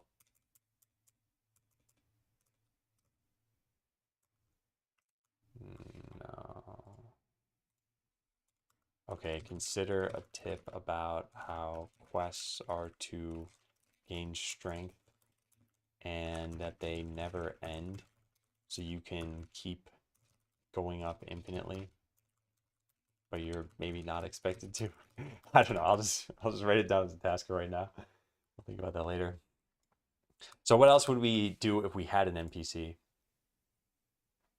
I feel like they would just tell you this basic information. It's not like adding an NPC is hard. It's just we wouldn't add one if all they're going to be like is, hi, I've got quests and stuff for you.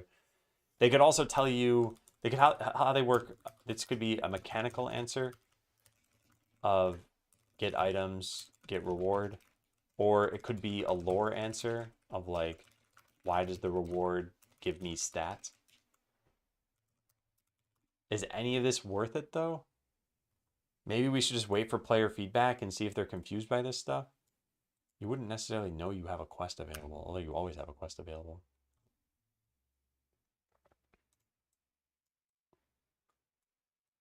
I don't know. Everywhere else, the town hall doesn't have one. The town hall is pretty obvious how this works. Like the enchanter had one. Actually, the enchanter is the only place now that I think about it. The shopkeeps don't do anything. I guess the guildmaster is there, but yeah. Yeah, I think we just shouldn't have this. Someone could be seen putting a quest up and tells you, don't worry about these so much. We've got endless tasks for you.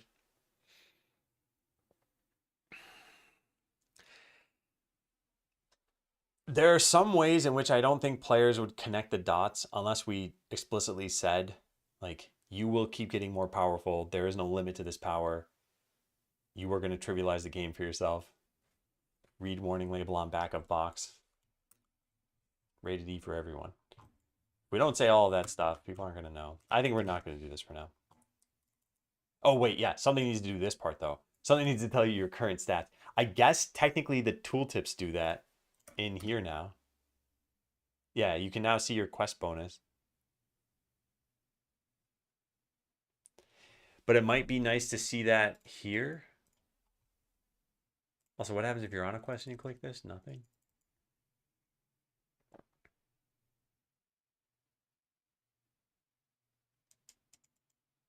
Probably should do something about that too. Maybe that's a cleanup task. Do you currently work as a programmer? This is my job, if that's what you mean. Like, is there something outside of this? I am what I would consider a professional developer. I mean, technically, professional just means you're getting paid for something, and technically, I'm not getting paid to do this, but I still consider myself a professional developer. Make it so that when you click the quest board while already on a quest, that you see something happen. Maybe it's just a dialogue saying that you're on a quest and that you need to collect the items. Maybe it even tells you how to figure out where those items are. No, I didn't take it the wrong way. And I get asked that quite a lot. Yeah. What about a secret where you click on just the window and read dialogue of people scrambling to create endless quests? I like the general idea. I don't think it's things people would probably do because there'd need to be an indication you could click on the window. Otherwise, people would just be clicking like every part of the world. Although we did just add apple trees. So now when you click this, you get a gold.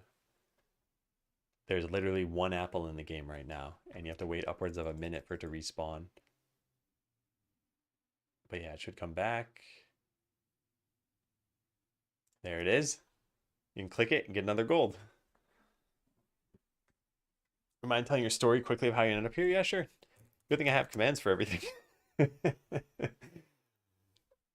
that's my story.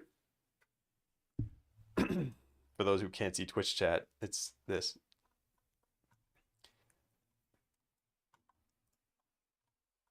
If you're curious about more, by the way, feel free to ask. I'm not trying to be snarky or anything by using commands to respond. It's just I do get asked this stuff a lot, so I do have commands to respond to it.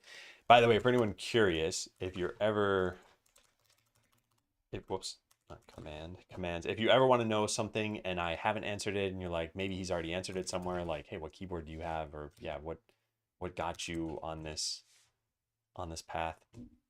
There are lots of commands here, and you can just search them, and then I won't even know that you did it because I don't log any of that.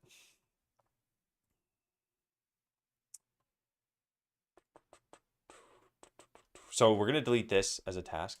I think this is reasonable.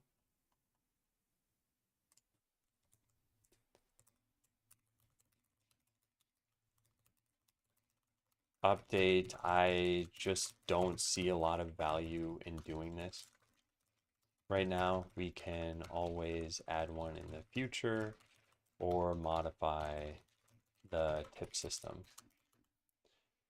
Is there an FAQ? What a funny question to ask. Yeah, there is an FAQ. Yeah. Is that just a pun to a bot? Yes, it is. Or the best and worst parts of working for Google. I think the sort of the worst parts for me are mentioned in that Google command. It's a video and it's I think it's worth watching if you're asking that question. I think the best parts, um, I think working with smart people, the sort of the perks of the job themselves are great. If you go into the office, for example, there's just free food all the time. And I live in an area where that's not a common perk. If you're in the Bay Area, this is probably much more common. People catering lunches all the time or something. It's not here. If you if you go to probably, I don't know, 100 different office buildings, maybe like two of them would offer free food or three or something like that. And I worked at one job before this that had free food, and it was once a week for breakfast, which is still great. Like it's a nice perk if they're going to do it at all ever. But yeah, a lot of places you work are just like, oh, it's someone's birthday, maybe someone buys a cake. It's like it's not the same level. So yeah, some of the perks are nice. I think those were kind of the best part. Oh, and the development experience. Developer experience is up there. The tooling was, I would say, pretty good. There's a mono repo for everything. Searching for things is pretty easy. Like a lot of that was pretty nice. Yeah, Meta and Google both have cafeterias. Yeah. Yes, I think those are the best parts. I think there are parts that would be good for other people that I don't necessarily care about too much, like sort of impact on the world. So if you're working on a browser, working on something like Chrome versus working on, like my first browser.exe, you've got a lot of users using Chrome. You have a lot of impact with whatever features you do. I don't really care too much about that myself, I guess. Pay is good, of course. Yeah. All right, so I crossed those ones out. Add sound effects for completing a quest and maybe even turning in an item, just a short ding or something. I don't want to do this right now, and I think we already have something about this in the sound task. So I think we're just going to ignore this. Quest becoming available, quest getting completed. I guess just quest progress being made from an item turn in and the quest getting completed. Yeah, I'm going to delete it from here. I don't want to do this right now. Because I'd have to go hunting through a bunch of sound files. It's just not worth it. Not to do on stream, at least.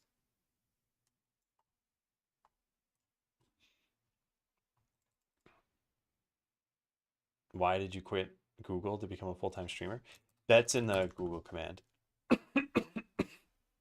Excuse me. There's a very short answer in this document, and then there's a longer answer in the video. But I do recommend watching that video. Not because I made the video, not because I earned like a fraction of a penny by you watching it. I spent time coming up with what are all my thoughts on this. I shared them. I tried to be as honest as possible. It's not advertising anything else. It's just a video with the answers. It's a somewhat long video because the answers require some explanation, but yeah, I suggest watching it. All right, where do we leave off then? Tackle to do items in the code, saving and loading, and then some cleanup stuff. Yeah. Tips about the game. Shopkeeps, get rid of their outline and hover. Make it so when you click the quest board while already on a quest, you see something happen. Yeah, cool. All right, these tasks are, I think, straightforward enough. I think they're probably worth doing in the afternoon. Yeah, I think so. Because I think I should go get some food. It's been 3.5 hours. Wow. Yeah. So we're going to do this. We're going to tackle that bug. I don't think we're going to have time to work on the enchanter today. I don't know if I should start it tomorrow off stream. Not sure about that. All right, so what's going to happen now is you can all play Animal Royale. I'll kick it off and I'll explain how this works. Is it TNT time? All right, so it's about to launch the game. It takes a little bit of time because it's starting up a Minecraft server and then the client and connecting. Anyway, this is a game that I made like 4 years ago and we resurrected it. And since then, Kevin's been submitting some PRs to it. You will play through Twitch chat. You will connect as sheep in the game. And you'll shoot TNT at each other. Is that ice or is that water? I think it's ice. Yeah, I think it's ice. Okay, anyway, I'm gonna go take my lunch break. So let me set this stuff up. Yeah. We probably need to shrink this. Do you follow any system for organizing yourself? Is it randomly deciding? You'll have to ask me after my lunch break because it's kind of an involved answer, I think. Yeah, it should probably show a loading screen. Let me shrink this.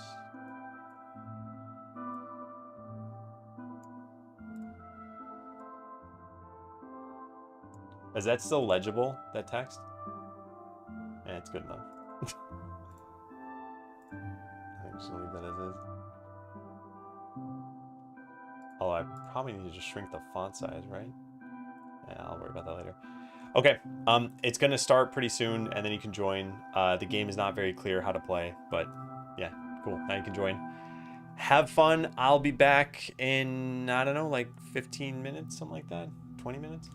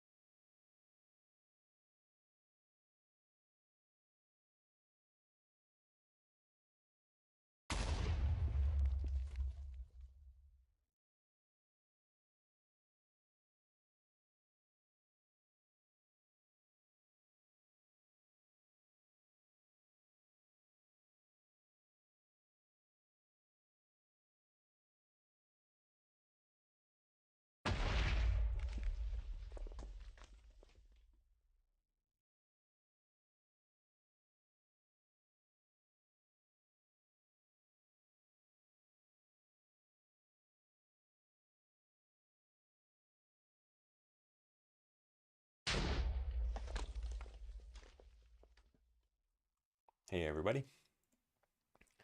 Let's see what's going on here. Who do we have? Where you're all shooting? All right, so down here we got Quickie Joe. That is Smoo. And up there is Uber Lupus.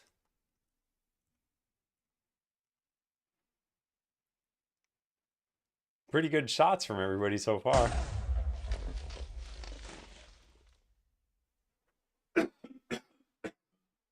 Excuse me. All right, who's my money on? I think Smoo's going to be Uber Lupus pretty soon. Unless there's a teleport. And I might do it. Oh my god, no, it didn't. The tree is basically taken out, so now the next TNT won't actually work, I think. It's going to land on nothing. Yeah, wow. Very lucky. Oh, wait, who just... Oh, Uber Lupus got Quickie Joe. Wow. Yeah, a symbol in the scoreboard name would actually be a good idea. Oh, there it is. I think that's the match. Oh, it's not. Wow. All right, I am very, very surprised. All right. Oh, there it goes. All right, we'll do one more. I'll spectate. So if anyone wants to join this last one, it's not ready yet, but once it does start. Excuse me, then we'll get back to coding. All right, pretty decent arena, except for all this stuff over here. Whoever has the high ground advantage might... Actually, I don't know if it's an advantage or not. It's probably an advantage to be stuck in the trees somewhere. All right, so Uber Lupus spawned right here. Smooth spawned over here. Anyone else want to join? Quickie Joe. Quickie Joe's in the back there. Yeah, there's Smooth. Get back to coding now. It'll just be after this match. Yeah. I think an icon, excuse me, just an icon indicating you have it might be good. But yeah, a filled in or closed one. All right, Southpaw's there on top of that tree in the middle. So we got 4 contestants. Game starts in like 5-ish seconds. All right. Excuse me, man, I have the hiccups.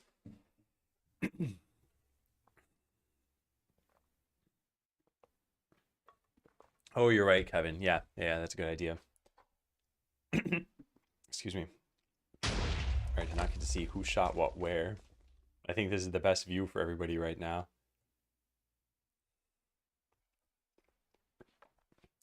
I want to pay attention to who's shooting. Okay, Uber Loop is just teleported, presumably because they're beneath a tree. Ooh, that is rather unfortunate. I think the tree blocked you, Smooth. I think the same thing's happening with you, Quickie Joe. I think you're hitting the tree and it's like bouncing off to the side. Hey, Kit. Did you program the new Minecraft? If only. This is the game I made, excuse me, 4 years ago. Actually, you had rated me during that stream 4 years ago, and I ended up making a YouTube video showing like 200 something people in the game. But we only had 4 people in this one. But yeah, I resurrected it, and Kevin's been making some changes to it. So now we have those nice timers at the top of the screen. I think it's pretty good. But we're going to resume coding pretty soon. Just waiting for some sheep to die. By the way, Southpaw, I know it's not a very easy game to understand how to play. But there's an image guide. All right, nice. So you did shoot TNT. You shot it off down to the bottom. Because 500 means that the first number is actually the angle from 0 to 360. So 500 is saying that you're actually 140 degrees beyond 360. So you're kind of shooting down and to the right. And the person who's trying to kill you is being killed by a different person. So it's possible you'll get some chance to experiment here. Oh my goodness, yeah, you will. Okay, so now it's just two contestants. All right, so yeah, 50 is like up and to the right, because 0 is straight up, and 45 would be a 45-degree angle to the right of that. So you probably want to aim at like a -40.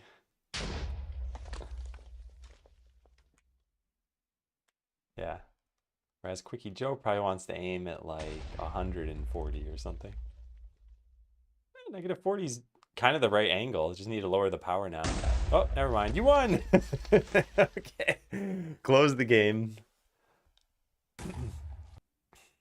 Yeah, I'll get back to regular streaming here. This is fun. I'm glad you like it. Did you play the original Smoo? You were doing pretty well. I was watching while I was eating my lunch. Hey, Mr. Halsey. Yeah, I think it's a fun concept. I don't think it's going to work with much longevity. You did. Okay, yeah, you enjoyed the original. Yeah. Yeah, I think that there's going to be a very obvious skill gap between new players and experienced players. And I also think that as time goes on, people are going to want to play like 7, 8 games in a row of it. Oh yeah, Smooth, there was a Jump Royale reset. I accidentally deleted the file, and now we're on season 2. So we'll probably play that in a little bit. Took a while, took some time to get the hang of. Yeah, and we'll probably make it a little bit easier as time goes on. We'll add in some things like, maybe something like aim up or whatever. Or just like teleport right. Things like that. So for the next jump time, not now, but for the next one, for the next break, I guess, it'll probably be jump rail. Okay, to do items in the code. Let's go take a look at these. We only have 5, and not all of them are for this. So that one's not. This is not. And this is not. So we only have 2 to do items. I know, Uber. I figured you were trying to get me to read it. Not going to do it, but hope everyone's doing well. Thanks for continuing to be here. Originally I would stream. I do a morning stream for maybe like 3 hours, and then an afternoon stream for 3 hours. And I think the problem is, in between those, when I would take a lunch break and stop the stream, there'd be this like slow uptick of viewers again in the afternoon. And it doesn't matter too much, but by just taking a 15-20 minute lunch break and leaving the stream on, it's like, well, now 80 people continue to stay here, or however many people it was. So I know it's boring during that time if you're not going to play Animal Royale, but yeah, slightly better for me, I think. Okay, so show dialogue saying that you're on a quest. Oh, nice. We already had this as a to-do item. So there was display greeting dialog box. This isn't going to work, so let's go reload this. I just had is dialog box set to open. Set the dialogue to the new quest. If we got it, then add some handlers to it. Do we ever remove this stuff? Do we have to? I don't know. Yeah, I don't know. I don't know what happens with this. But option pressed. This outlives the... Yeah, I gotta look this up every single time.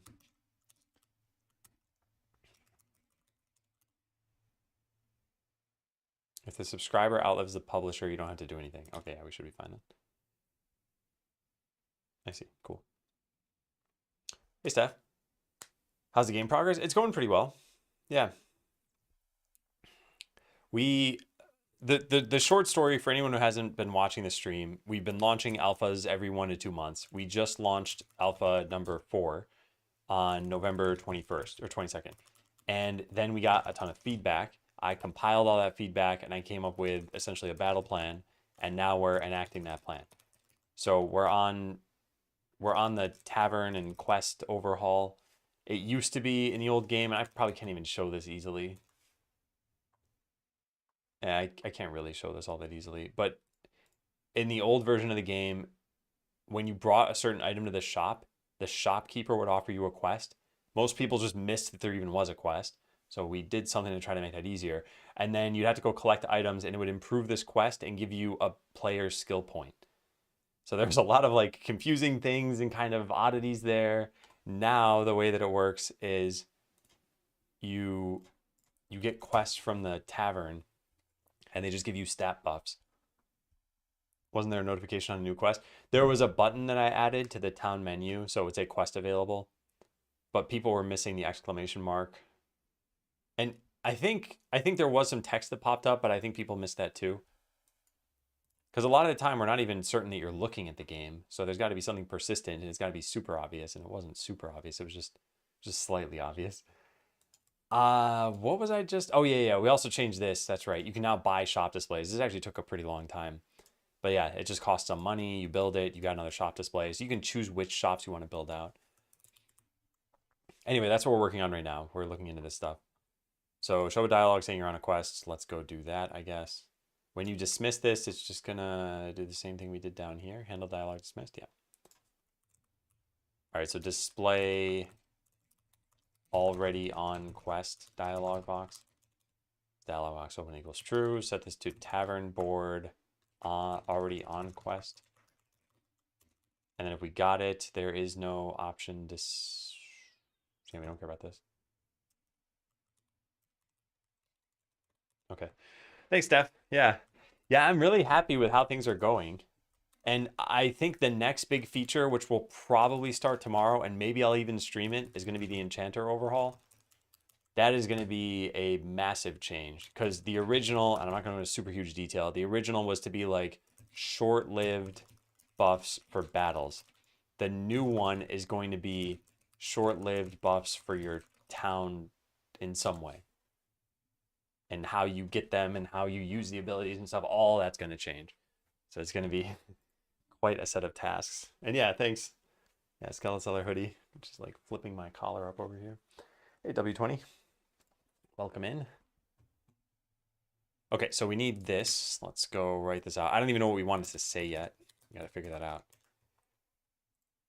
So maybe something like, you're already on a quest. Eventually the game will make it easier to figure out where to get the items that you need.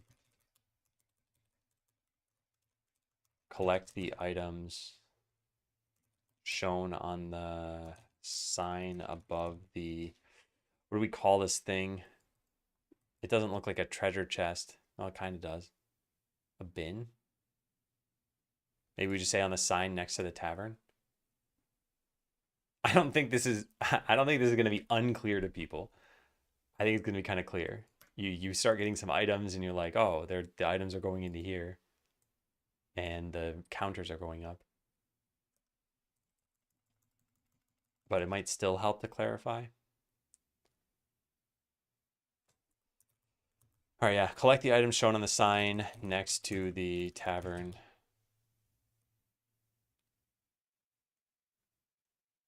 Is it a sign, do we say? I'll say next to the deposit box.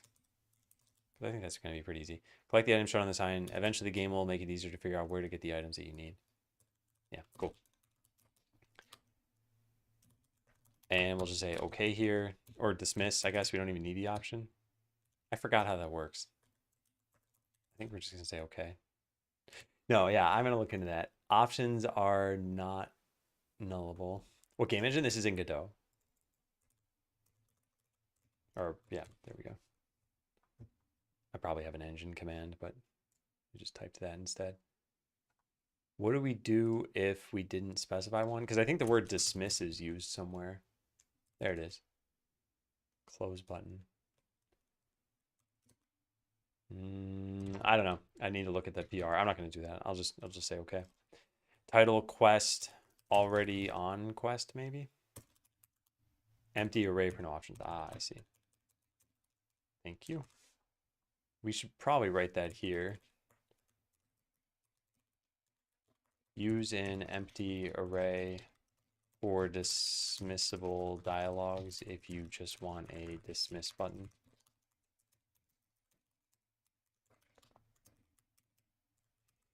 Character portrait null is dismissible true. Yeah, that's pretty reasonable. All right, let's see what that looks like in the game. It's not a super impactful change, but I think it'll grant a little bit of clarity.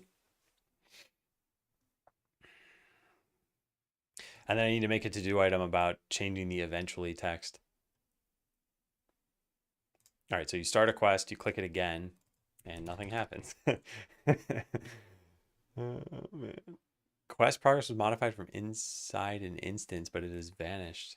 That doesn't sound good. That definitely doesn't sound good. Didn't I have something like that here somewhere? Vanished? Yeah. Where is this? The issue I filed. Modifying a node when using inherited scene caused a warning about vanishing.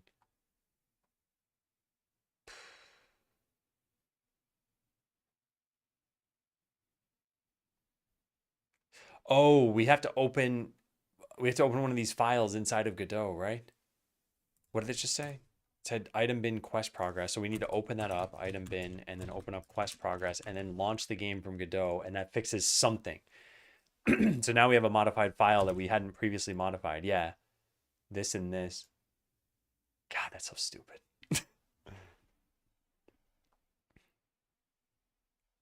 Also move the spawner inside its scene, but it doesn't matter since we don't instantiate it dynamically.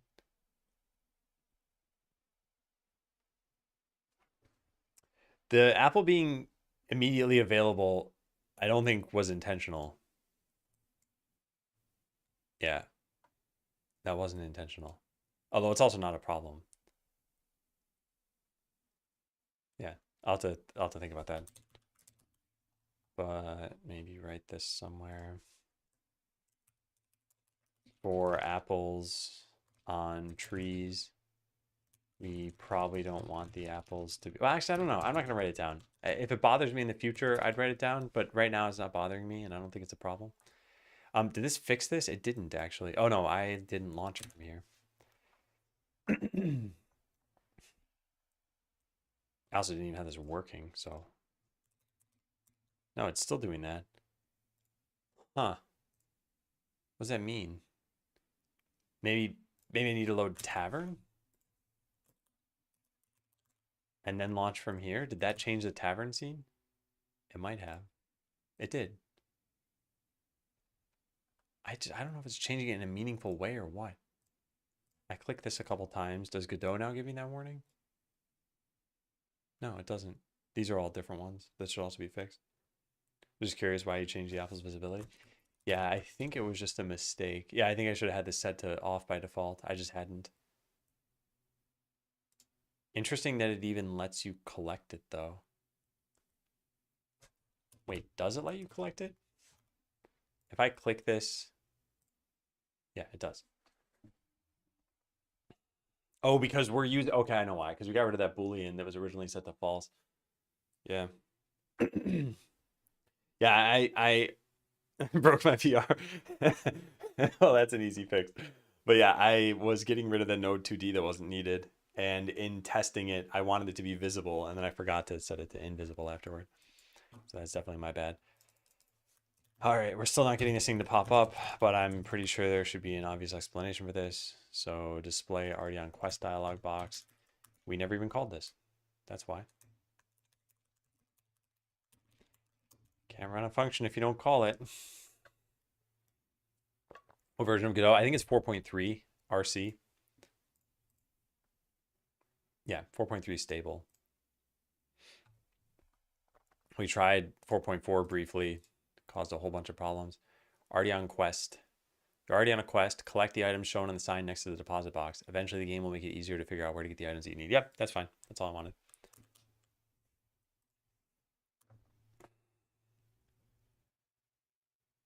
Okay, where do we write this down? Technically in the PR, I guess. This one. Excuse me. Follow-up work. Please don't forget this, Adam. Get rid of the text that get rid of, what's it called? Tavern board already on quest.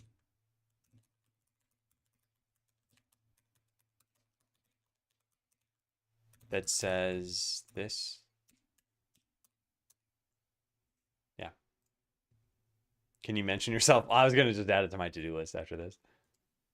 And I'll just say to add a calendar reminder to tackle this. Calendar reminder to tackle this.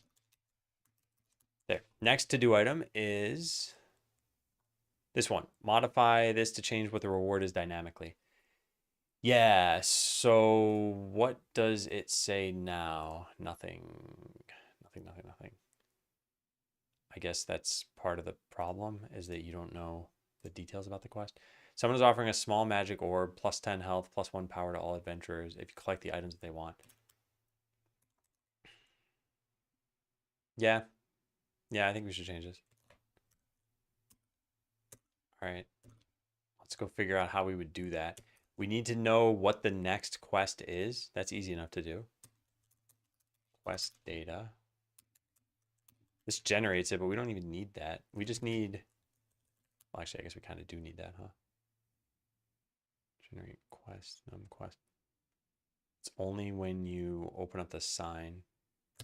Man, this thing needs to be reloaded like 4 times per hour. Which is really annoying. Oh, this is public. We could just get this. And generate next quest presumably gets us the next quest data. This includes... This is all constant time, right? Yeah, it is. It's private, though. All we really need is this, because all we care about is the reward size, as long as that never changes. We could just make a public function that says get an extra reward size, though, right? What does that need to do? Get nearest quest data so we can get the reward points? Yeah, I think the simplest possible thing would be to just make this public and call this. Although then we're calling it once to show text and another time to actually handle accepting the quest. And we could just save it.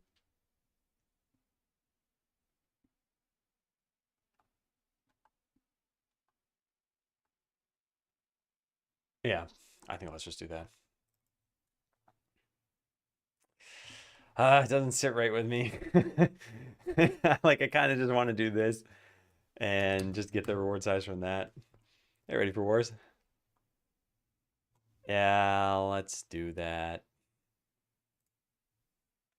All right, so I don't know how we do this, though. I got to figure that out. We can change the text of this before showing it. So string text equals hello world. Dialogue data dot tavern already on quest. This is probably read only, right? Yeah, it is. Okay, so we shouldn't be able to do this, I'm pretty sure, but I want to try this anyway. Good. Because the way we're supposed to do this is we get the dialogue back, and then from the dialogue we set the text through there, which we can do, I'm nearly positive. Yeah, text label dot text equals hello world. I guess we could have done things this way. That did not work how I expected it to. And then use this in here.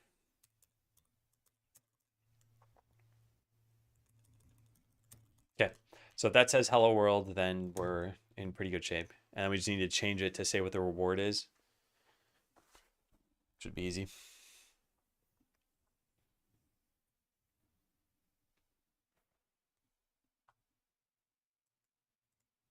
Yeah, perfect. Oh, these get quite large.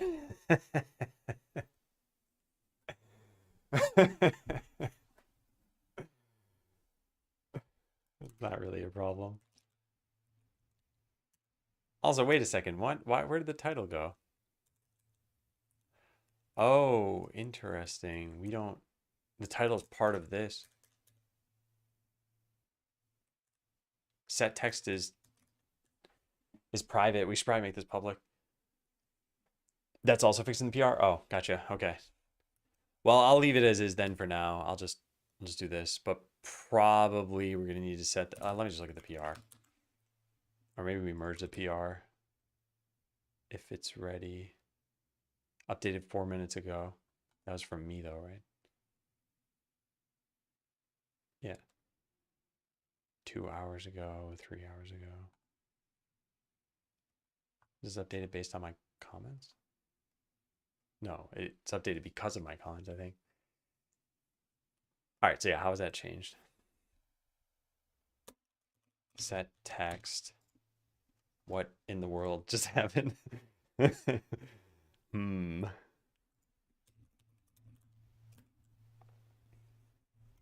Fix is changing one container in the scene. Oh, I see what you're saying. Okay, got you. Yeah, so I probably should make this set text be public, right? So we can get the title in here still. Because otherwise, I don't think there's any way to do this. No, yeah. I think I'm going to make this public. Okay, so now set text.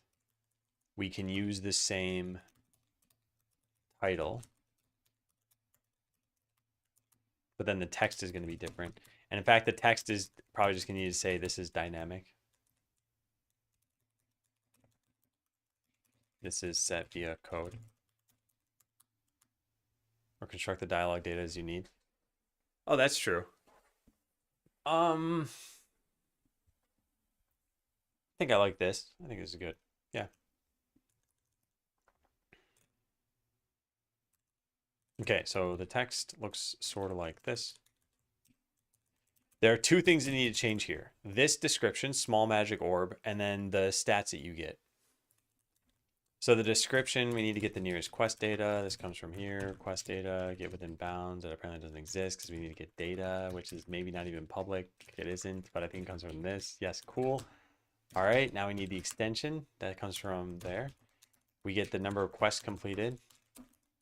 So this is the nearest quest data so that we can get the reward points.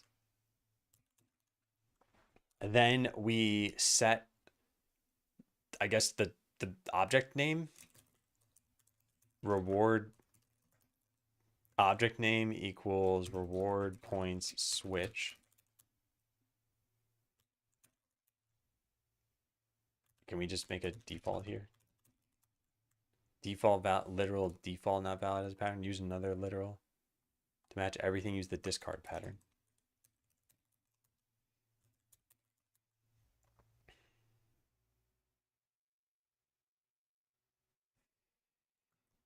I don't know what we should call these things.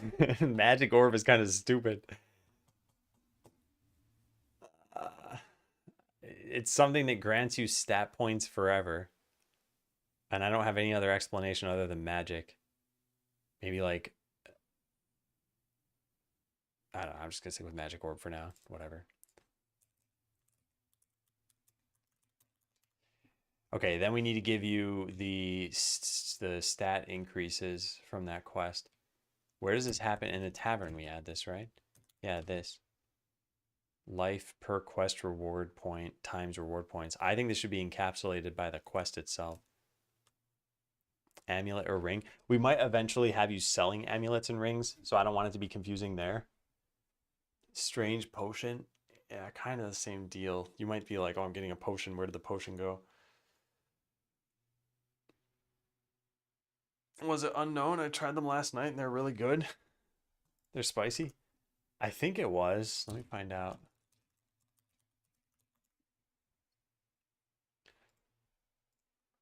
Wait a second. Do I not know what their name is? I thought it was unknown VS12. What is it actually? Give me a sec. I'm trying to find this. Oh, it's unknown VS13.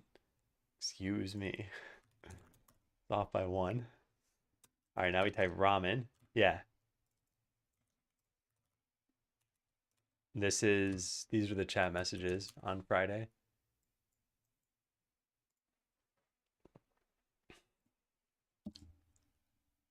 All right, so we're going to change this and just have the quest return this for us. Quest gets us here. We get some public, whatever, public long life increase and power increase. Oh, this is for a quest. We don't have a quest. We have quest data, right? Technically, the quest data could return this, and we could just proxy to that. I don't think I like that idea, though. We don't save off the data, do we? No, we don't. Well, it's just a simple multiplication thing. I guess let's just do the multiplication.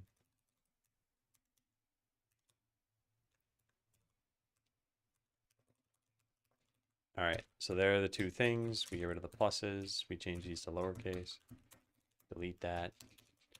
And then paste this in here. Plus that much health and plus power increase colon 0 power. No overload found. Takes 2 arguments. What? Oh my god. In dialogue, not in label. Let them know then. Yeah. And maybe I should try this. Maybe Unknown's the best influencer.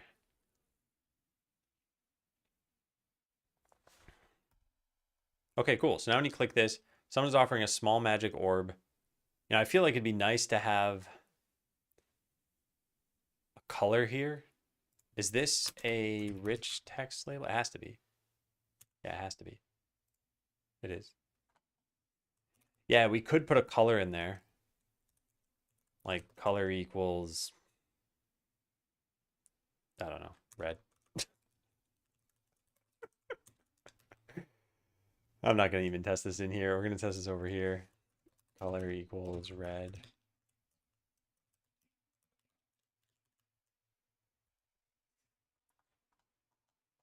It's got to be dark. And I don't even know if I want to be dark red, maybe like dark blue, dark green.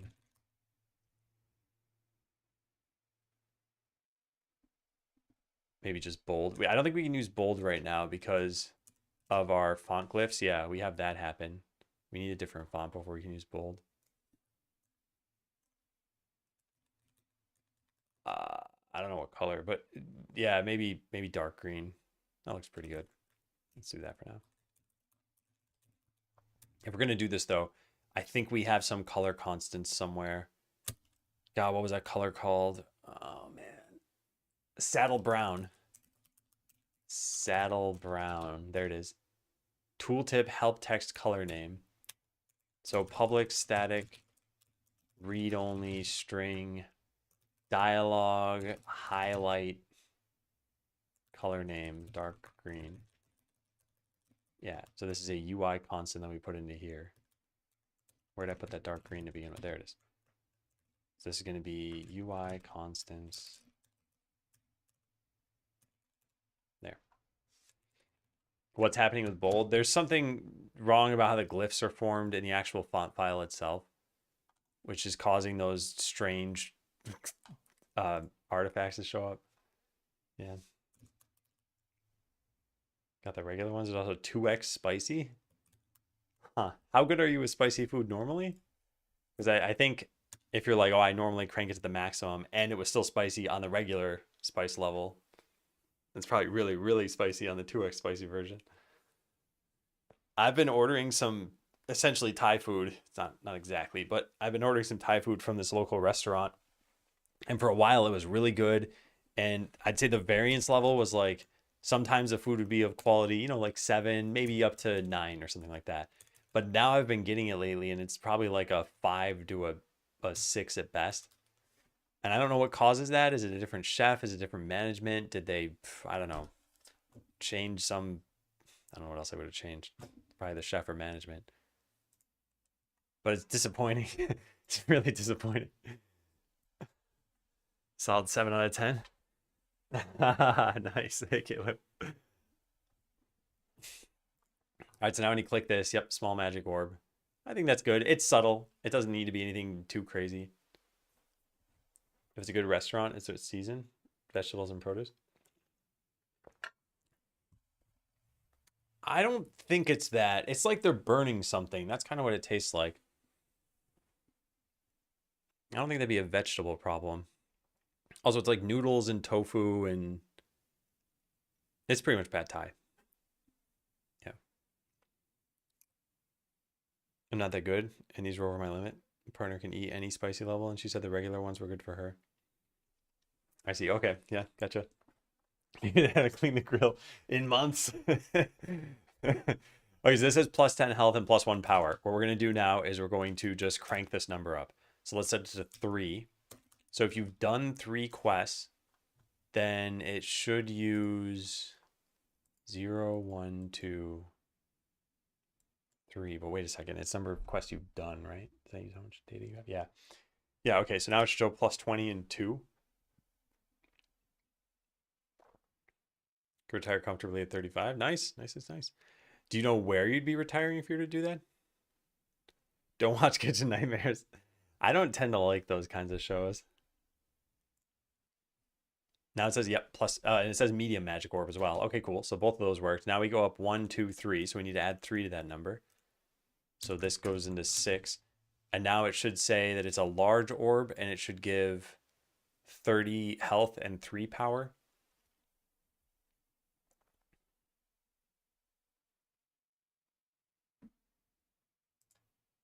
Yep, large orb, 30 health, 3 power. And then the final one is the last one, right?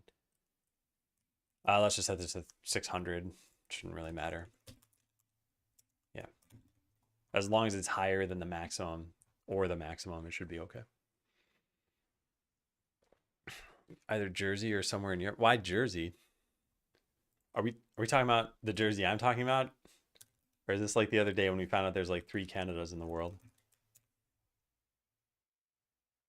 Nope, we're talking about the other kind of Jersey. Okay. Hello, I am stupid. As in the original one. Old Jersey. All right. I was like, what an odd location because I thought there's no way you would have been to New Jersey and liked it well enough to know you'd want to retire there. All right, huge magic orb, 40 health, plus 4 power to all adventurers. You collect the items that they want. Yeah, I don't like this text someone is offering. Maybe we should make up a name here and it should be randomized every time and we should say why they want them. Like, Bob is going to fight a dragon and needs some items from you. They're willing to offer a huge magic orb. Some bone. No, I want to. I kind of want to. Okay, I like this idea though. I like the flavor text of a quest. Like they're going into a battle with an army or something. In fact, we could even do that. Yeah. I'm gonna write this down. Add flavor text for quests. So right now, I don't know what this is gonna be by the time someone reads this issue. The text says something like this. The quest text says something like someone is offering a small magic orb plus 10 life plus 1 power to collect the items they want. We should add some flavor to this, e.g. Bob the Paladin is planning to battle a dragon and needs you to collect items for their army. They are offering a small, well, not a small magic orb, a huge magic orb, plus 40 health, plus 4 power to all adventurers. PR just had an extra tree. Ah, I see.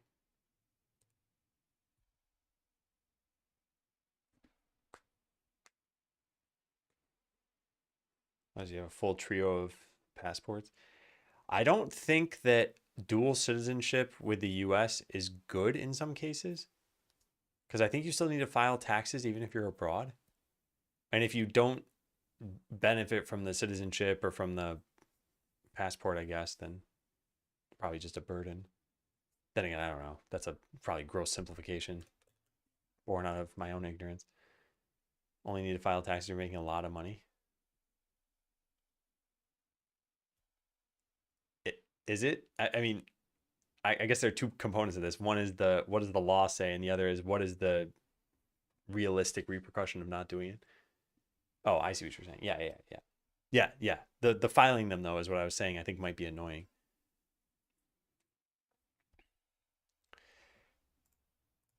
Okay, the text should probably have, well, I'll just say this doesn't need to be complex. Maybe just randomize the name, profession, and reason. The reason should be based on the reward size, since later quests potentially require tons of items. So they're probably fit for an army or a party or group rather than an individual. Ideas. The garbage slime's cousin could appear in this. Like Slim the slime wants 400 items just to eat. I think that'd be really funny. All right, let's put this in quests and UX, I guess. And milestone, whatever. Doesn't really matter.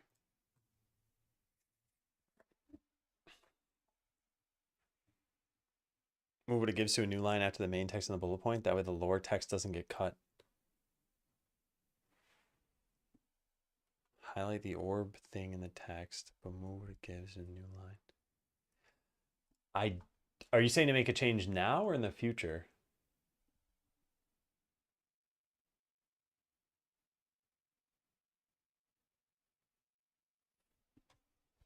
Because I don't in the future. Okay, do you mind commenting on that issue? Because I don't totally understand what you mean. I'll link it in chat. Also, maybe we should just hard code this to something for right now. Instead of saying someone is offering this, maybe just no, I don't know. This is fine for now. Yeah. I don't think you need deep lore for for the next alpha version of the game. Okay, so did we do both things? I think so. Yeah. Why did the apple spawner change? I probably just opened it. Sure love when opening files can cause problems. Godot, Godot, Godot. A merchant, perhaps? Actually, that would be kind of funny, right? Someone else wants to sell these items in their town. A skeleton from another town could just want the items to sell for themselves.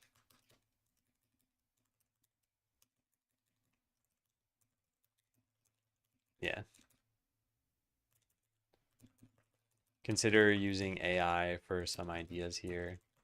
I like the idea of injecting humor and possibly even lore here.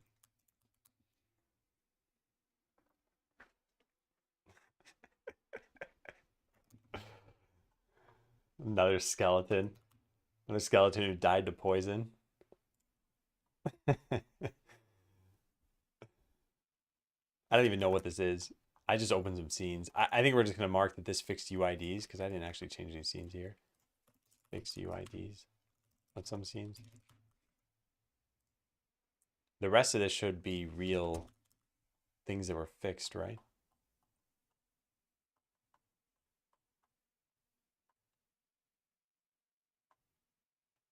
This needs to be gone. This needs to be num quest done. Yeah. This is why we look at these things. Cool. So fix UIDs of some scenes, and then this is fixed to do items in the tavern. Added a dialogue for when you're already on a quest, and filled out the reward dynamically for the quest dialogue. A skeleton who died of hunger instead of poison. I just like the idea that they're competing with you and they just want you to collect items for them to sell. Although they're paying you. I guess it doesn't really make sense. I also changed a couple of little things around here, but I don't think it's important. Okay. Caleb. Oh man.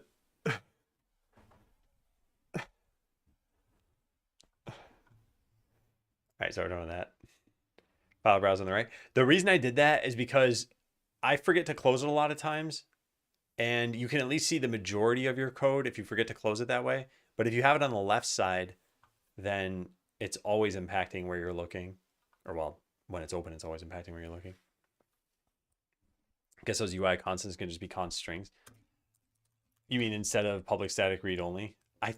Can you do that? There was some Yeah, you can do that. Yeah. I wonder if there's a difference, like in the bytecode level. C sharp, static read only string versus const string.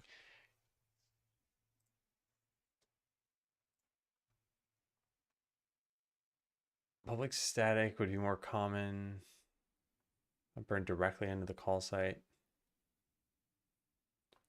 I don't think it's going to matter either way, but I was going to say I would expect it to be that there's some static data in the executable, sort of like how they used to do in assembly, where you just have some like fields of bytes, and that this string would be one of them, and it would only appear once, and then it would get referred to, but I don't know. It doesn't probably matter.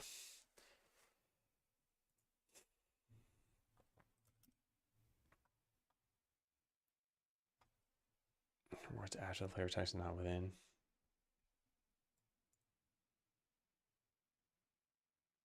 Oh, yeah. Okay. I think this is good.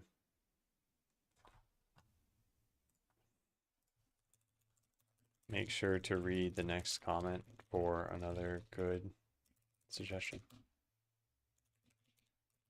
Yeah.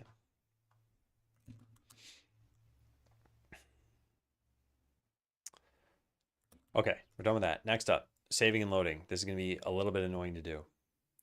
If you met the prerequisites for showing the tavern sign and save the game, it should show when you load as well. This probably won't be that hard. I just have to remember the bricklaying tenant, that's all. Do you have a video for how you manage your workflow with GitHub? Recently started a job and I've been loving the projects feature, wondering how others take advantage of it. I don't have a video on it, and I've actually toned down quite a lot how we use this. So for one, remember that the team size as far as developers go is roughly 3.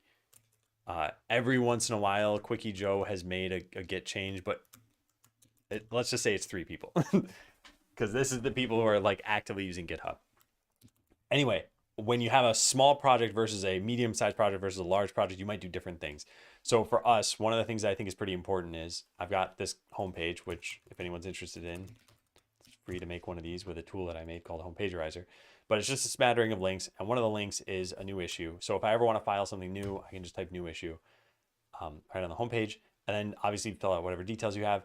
Using labels and the milestone or whatever else, sometimes I'll do this, sometimes I won't. Sometimes I'll just assign it to myself if I know that ahead of time. Setting it into the project of Skeleseller development, I don't even always do, because the only thing I think a project is good for is this sort of what you might be used to with, I think, Atlassian or Jira or whatever. Jira, yeah, which is the task management.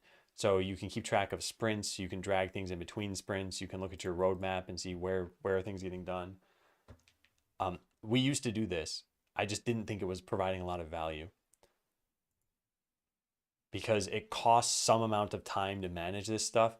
And if you are not in direct contact with, let's say you only have 2 developers or something, you can just talk to each other. It's really not that hard to see what you're both working on. If you have 20 people, you can't expect them all to just talk to each other about what they're working on. Then having a board like this could be pretty helpful.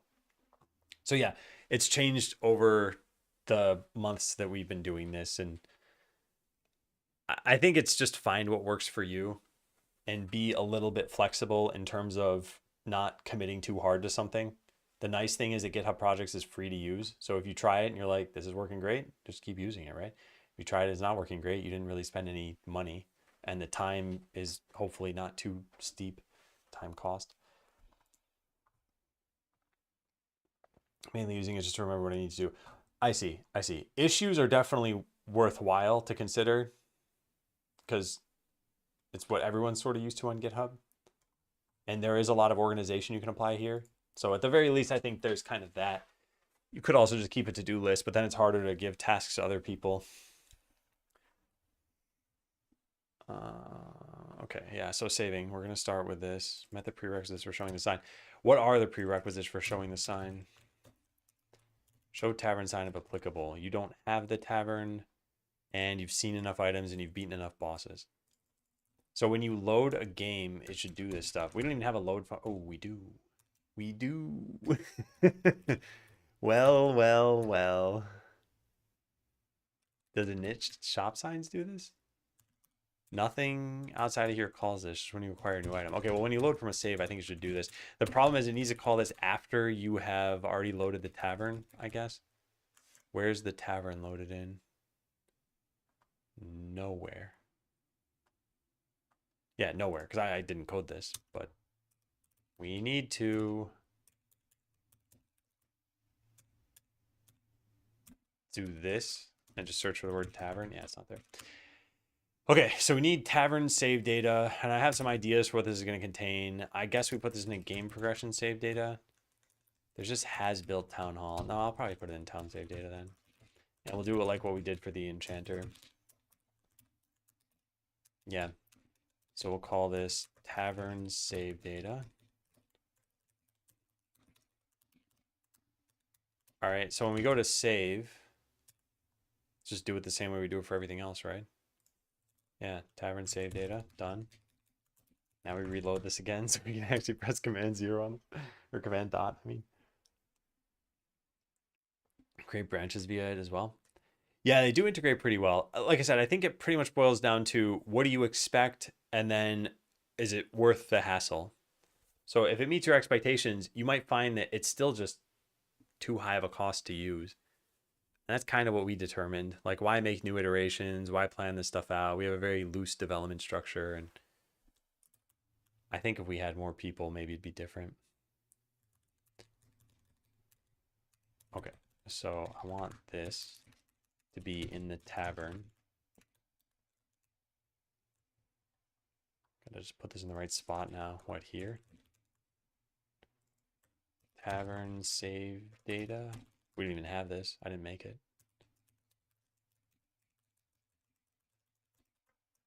Tavern save data.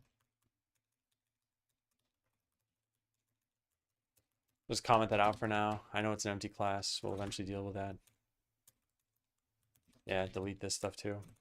How do you make a... I don't know how to make that kind of comment. I think it's like command shift slash.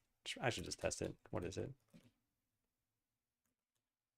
No, I don't know what it is. It doesn't matter. I never make that style of comment. Bought them hot chocolate powder from the supermarket. In terms of hot chocolate powders, it's solid 8.5 out of 10. Do you have marshmallows in your hot chocolate? I feel like, I mean, I was just at someone's place on Saturday and the person said, I don't want marshmallows because of the sugar. And I thought, I love marshmallows, first of all. And two, isn't hot chocolate a bunch of sugar? I mean, each their own. It doesn't matter what your reason is. If you don't want marshmallows, you don't want marshmallows. But I love marshmallows. You don't go for marshmallows. They're delicious. If sugars are concerned, don't have hot chocolate. There's probably a way to have like a less sweet hot chocolate. Maybe you put really, really dark chocolate. Oh, I don't know what that would taste like. I haven't had hot chocolate in forever, actually. How my neighbor cater. People go nuts over them. Over marshmallows. Yeah, why have hot chocolate at all if you can just eat marshmallows? Once you're an adult, no one's stopping you from doing that. It's not against the law to buy a bag of marshmallows and just eat them. They might look at you funny, especially if you're ripping it open in the parking lot and just eating them right there. All right, we need to restore from this. Dark ones taste like batteries. Dark chocolate? I don't think dark chocolate tastes bad. Are you talking about a hot chocolate with that was made with dark chocolate? No lunch break? No, I already took the lunch break. Hang on. No. Oh, you're just looking at the stream uptime? Yeah, I already took a lunch break. I just kept the stream running. Played Animal Royale. 100% ones. Great for hot chocolate. Huh. I don't keep marshmallows on hand either. But sometimes hot chocolate comes with it in a little packet or something. All right, so here's the save data. When we load from save data, we're going to do the same thing we did with the enchanter. Just delete this stuff and do one of these. Create tavern. Tavern.load from save data. All right, what does it creating the tavern do? All good? Yep, all good. Let's go make this now.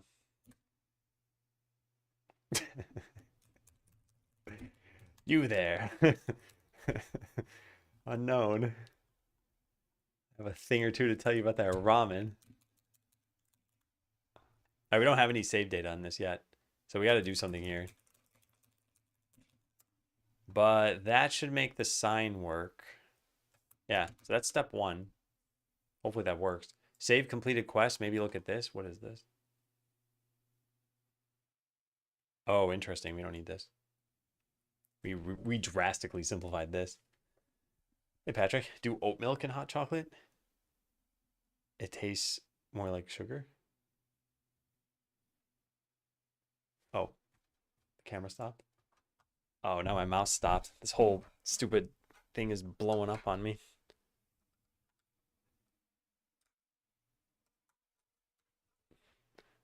God, this USB hub is terrible. Now the camera's not going to turn on. Hang on a second. All right, if I put my hand here, you should see my hand now. It doesn't do anything. Where's the stream? Did that fix it? Okay, that fixed it.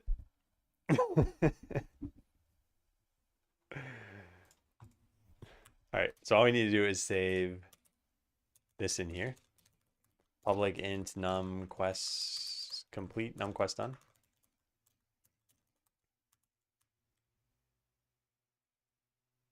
Have my USB hub for almost 10 years, hasn't broken on me yet. I don't really know what's going on. Every once in a while the mouse just stops. And it doesn't start up again. I have to unplug it and then plug it back in. I'm just like 95% sure that it's this USB hub because the camera keeps stopping too, and they're both plugged into this thing. And it was a pretty good price, which makes me think it was just not well made.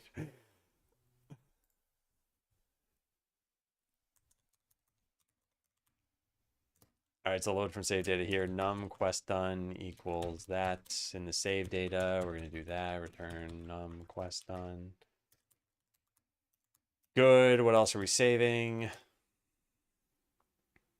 Save the current quest. Oh, yeah, that's pretty important. We could make it so that we can just serialize a quest, right? I think that would be nice. I think that would be nice.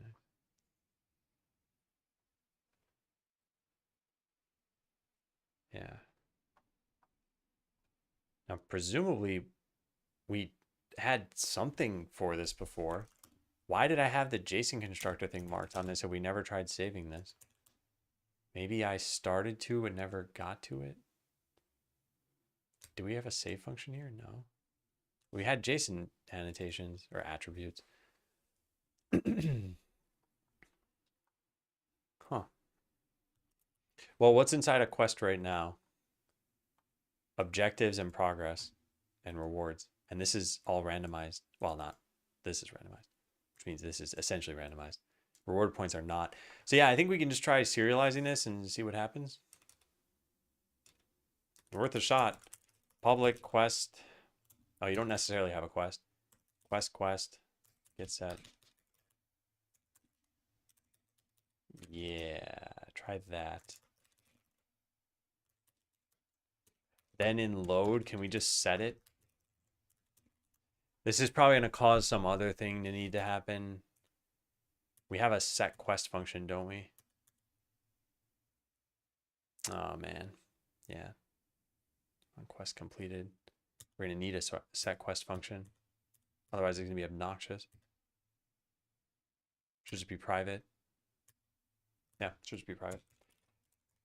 Private void set quest. There's an echo in here. So we get rid of this. Call set quest on that. Don't put the sound effect in here because then it'll play on a save file. We know for sure the quest has to exist here. Oh, what am I doing? I messed this up. Oh, fun. There. I was like, that looks wrong. Okay, so let me do this from loading. Set quest. Possible null reference. Oh, I see. We got to allow this to be nullable. And then if quest is null, return.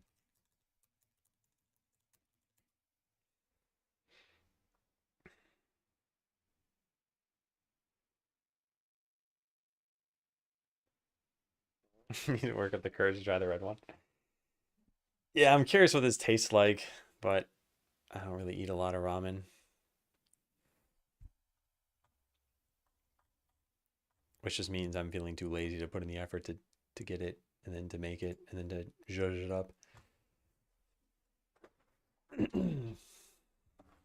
So you can tell that I know someone who watches cooking shows. Usage of the word zhuzh.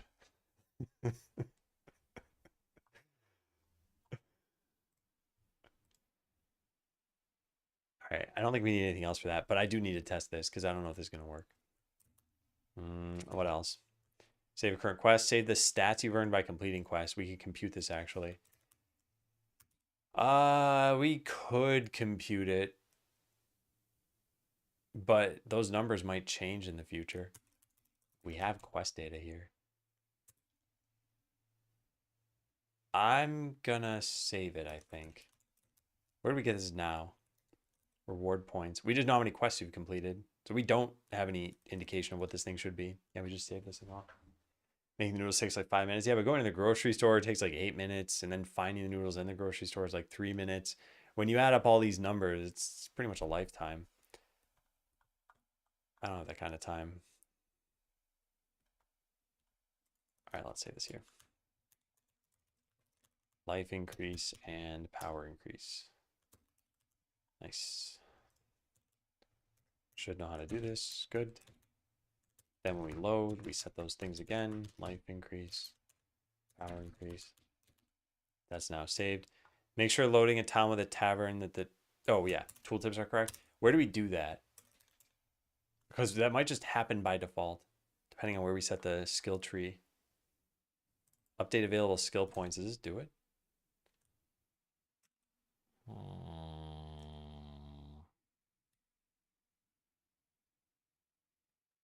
Strange. I don't see that anywhere. That might not be done yet. All right, let's try this out.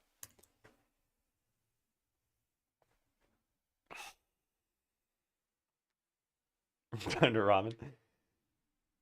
If your country did stop stocking it, you'd have to just look online. I wonder if it's already cheaper for you to find it online.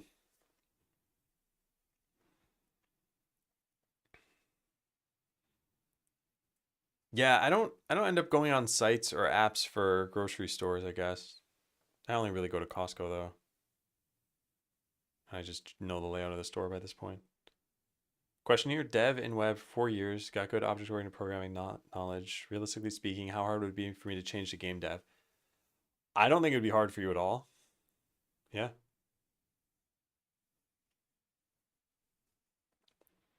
I think the thing that would probably bug you the most is that you'd want HTML and CSS for all of your styling.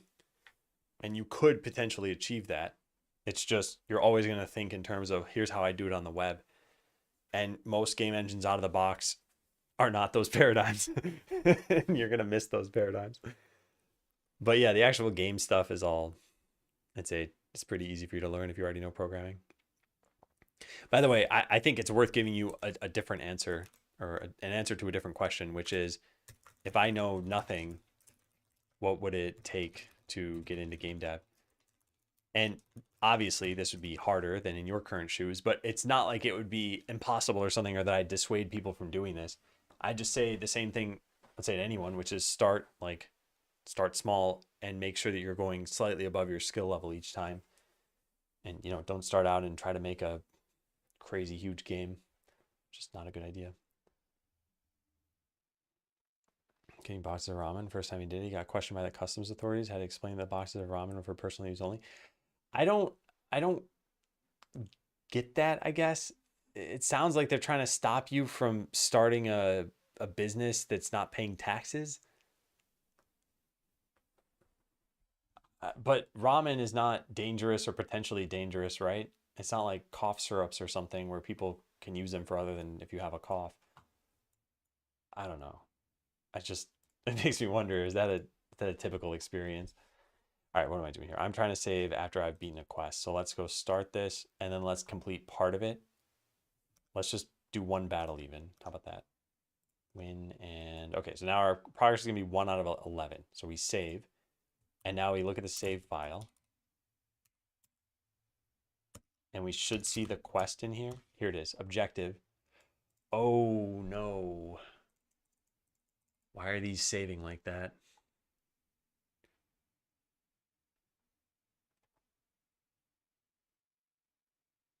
Oh, it's not good.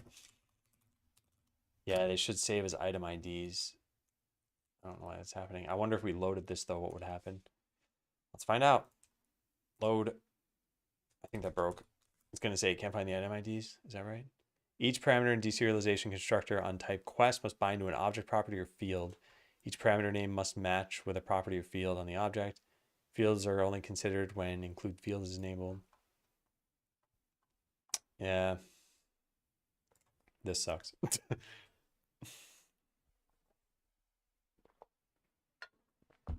Yeah, I hope it goes well for you, Ruslan. Import taxes here are different for businesses and individuals. I see. Yeah. I wonder if it was cheaper though than buying in the grocery stores. Also, my chat is stuck. Oh, there it goes. All right, how do we fix this? I don't like that there's not a lot of transparency in here. The objectives, reward size. We never had a problem with the item IDs in other spots. And we have dictionaries that serialize inside the save data. If we just go into one of the save data files, if I open up this, for example, and do copy path of active file and then cd into that directory, and then just do a search here for dictionary, we should find something. Yeah, both of these. They don't use items though. But they also don't have a problem serializing, right? Volume slider values, where's that? Volume slider. Yeah, so -C4. Oh, it does serialize with a string. Why does it do that? Huh. Are we serializing dictionaries in Jump Royale? We're serializing dictionaries here too. I just don't know why it saves that way. The other one is instance ID. Highest elite levels defeated. Highest elite levels defeated. Oh, we don't have any. Okay, let's defeat one. This isn't gonna work, is it? Oh, what am I trying to do? Maybe we could try saving again. I guess it didn't load to begin with. All right, I'm gonna augment the portal a couple times. We're gonna go to the canyon. We're gonna win this fight, and we're gonna save. And now it's set. Yeah, it has canyon. Okay, that is not what I would expect. In fact, I think this is kind of bad. But we have some converters. Let's go look at the converters. Maybe we need converters for the enumerations. How does it work? Takes in an item.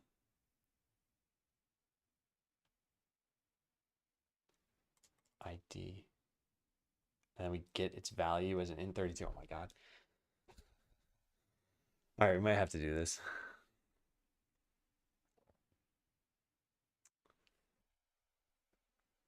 Or it's sold here to begin with. Did come out to be cheaper as well. If we compare per packet price, you paid like a third. Whoa. Huh. Yeah. Maybe you should get questioned by the local authorities. Wonder if we can make a generic converter for enumerations. We might be able to, because all enumerations have ints.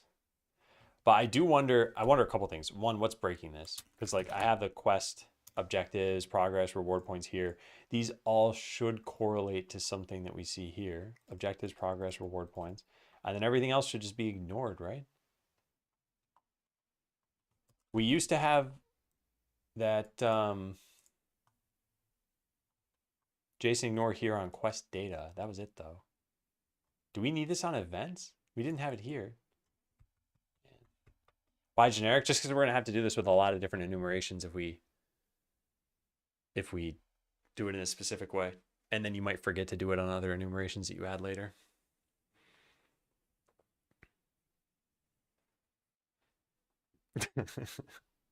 Best of both worlds unknown. Is this some parameter name in the save data class that happened once? Oh man, I don't know. Let me look at the error again.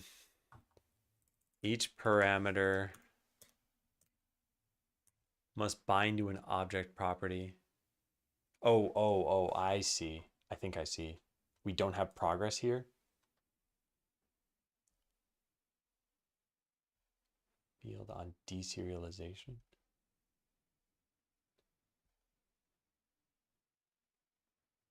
Well, why won't it just tell me what it's confused about? Is it objectives? Is it progress? I think it's that we don't have progress in here. I think we just need to pass that in. This is going to look a little weird and it's going to break the rest of the code. But yeah, I think we need to do something like that.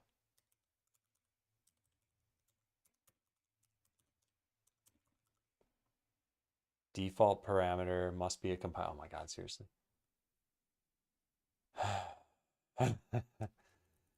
Oh. All right. I think we just delete the default parameter then. And then just ignore that completely. I don't know. This is stupid. Yeah, and then here we just pass in an empty dictionary. Would that fix this? We also need to have the same capitalization. It might be that. In fact, I should probably, given that this is always confusing, search for deserialization in my C# note, which I probably, I wrote something about JSON in there. C#. Well, what was that? JSON. There was something about C# and JSON. Where's that one? Viz. Why is this here then?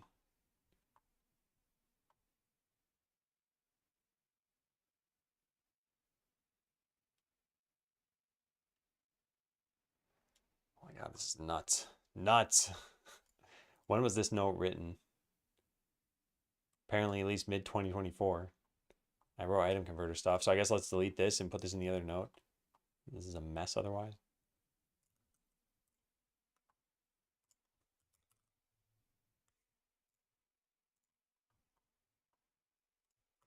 See this.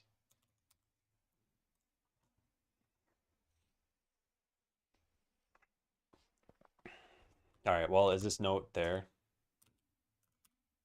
No. All right, well, let's just take a look. Can we load the game? Still no.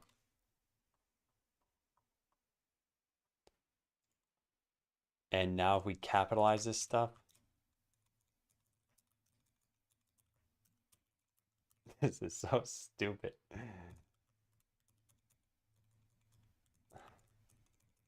I'm probably breaking all sorts of things right now. Oh, wait, maybe it was reward points the whole time because this is called reward size. If it were that, that'd be really silly. But we'll figure this out and then I'll write something down about it.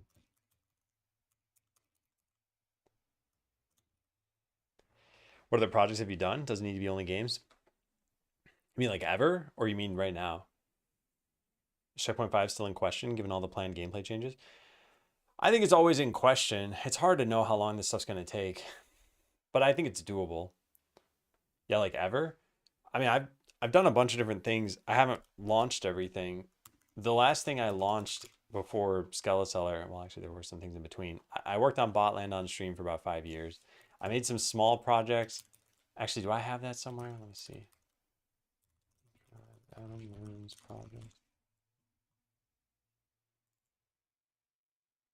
Yeah, I have this. I think this is public. Let me try to link this to you. So here are all the things I did during the Adam Learns time frame, which was only February to June. And in that time, Yeah, there was some bot stuff. I made Animal Royale. I made an NES ROM. This never got started. I made the Adam Learns website. What else did I do? I learned Godot. I made a shooter RPG in it. I learned some general stuff, I guess. I've worked on some other games in the past too. Ophog was one of them. And then some games I never released. They were not great. And then a bunch of projects that just never got completed. Not even that I didn't release them. I just never even finished them. And little things here and there, I guess. Abbott counts, yeah, Abbott counts too. I guess, yeah, if you want to take a look at all the stuff in the last year, there's the journal that you can take a look at. That's public. Because it's mostly Skeleseller the entire year. Then you get before April and you see some different stuff.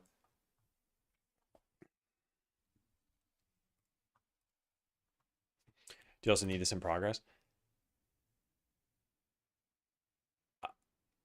I probably do. Yeah. What's up, Hog?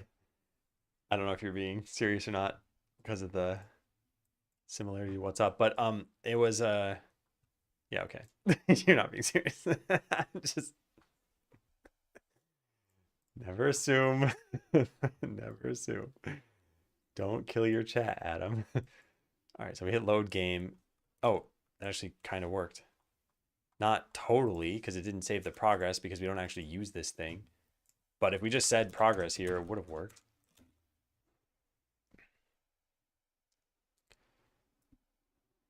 So I still don't totally know what caused this, and I'm going to need to test this. I don't think it's that I need to add progress to this. I don't think it's capitalization either, but let's figure it out. So if I load the game, we should see one potion on this thing. We don't. Why? Maybe it wasn't saved with the potion there?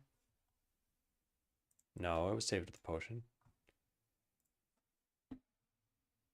What is going on? Oh, because we said it's 0 right here. Yeah, whoops. I'm overriding. Yeah. If progress.count is equal to 0, then do this. There.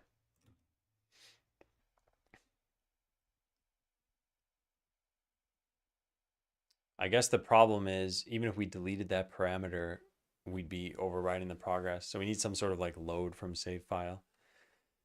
So let me figure out how I want to do that. All right, yeah. So now we're loading in the one potion that we had saved.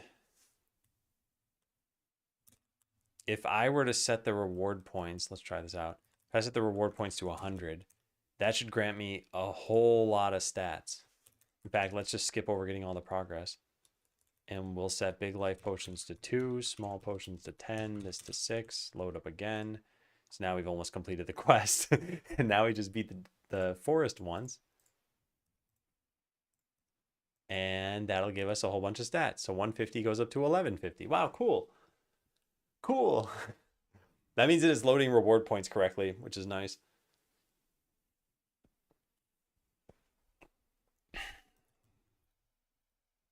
Well, that tested that. Now we need to test the bits about quest. So can we make these lowercase?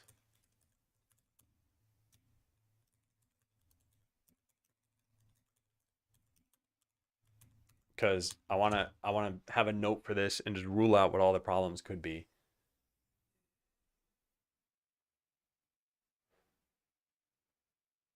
Yeah. So does that load? Yes, it does. So it's not a casing thing, not necessarily at least. I want to get that error too. This should go over here, troubleshooting.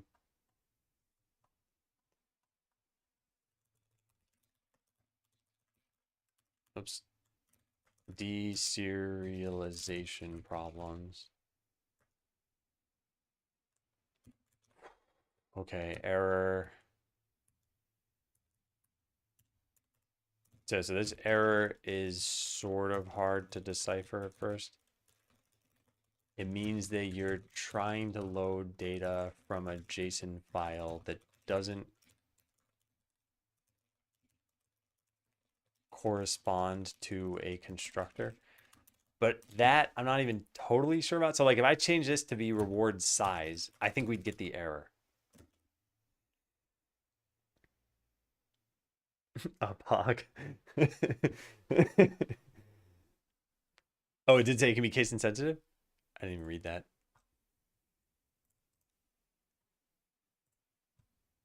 Yeah, I see. Okay, cool. That's good to know. All right, so does this fail? It should. It did. Yeah.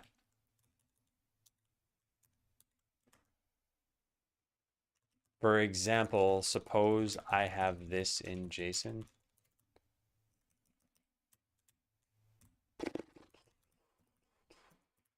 Okay. JSON that and this constructor in C sharp.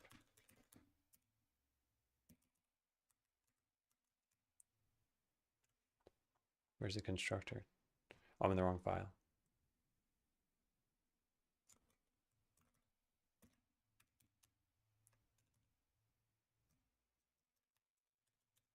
Dot, dot, dot.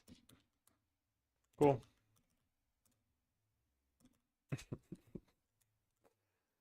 The green slime, the green and slime potion sprites are the same? What?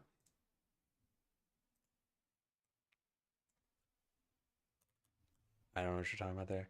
Oh. Are you talking about an op hog?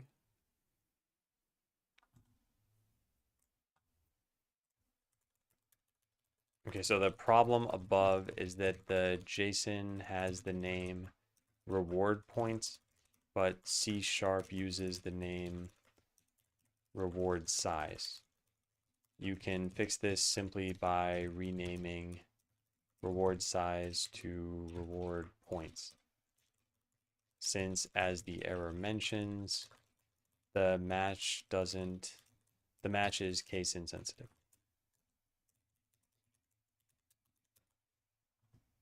Oh, I see what you're saying. Yes. The item spreadsheet is taken from that asset pack. I bought that so many years ago.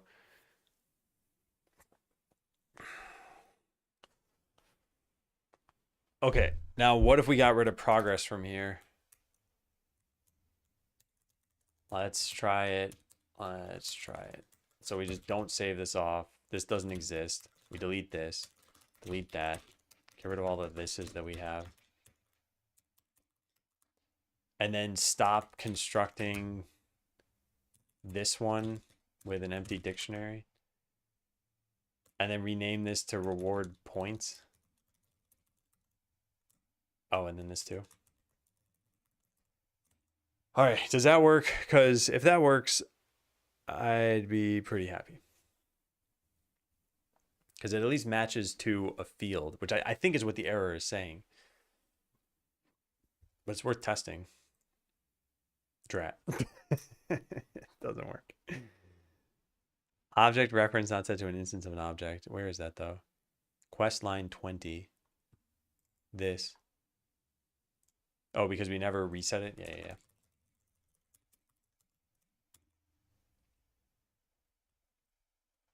All right.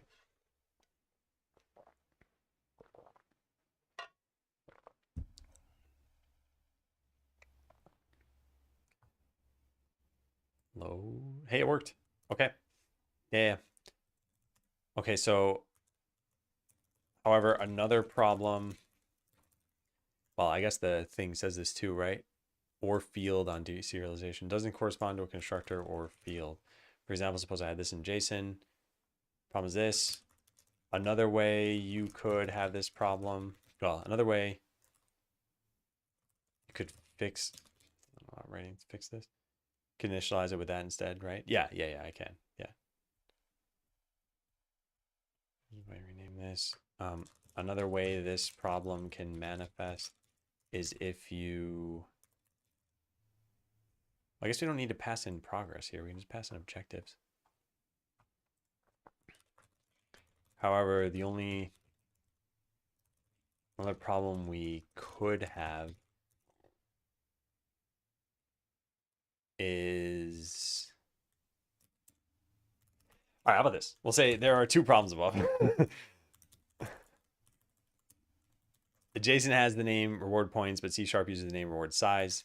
And then the JSON has a progress dictionary, but the quest constructor doesn't take that in. For this fix, it made more sense to make a progress field, which was done like this.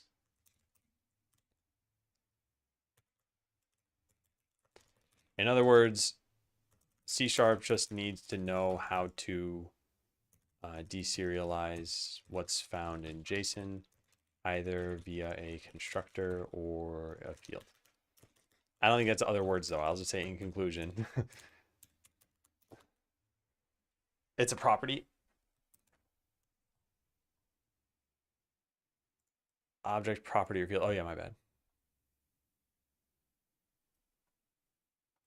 Yeah, my bad.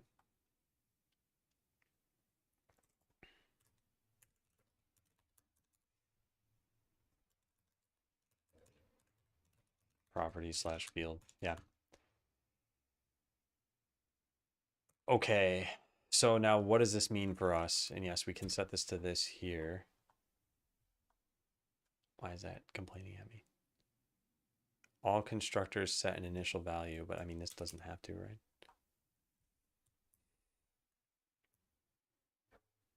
So now we don't need this stuff. And that's it. Everything just works, right? I think so. Yeah, I think so. So I'll add a note here. Stop serializing enumerations with their key names as strings. I think this is just a bad idea. We would typically expect as developers that the key names aren't going to matter anywhere. But then the save files end up looking like this.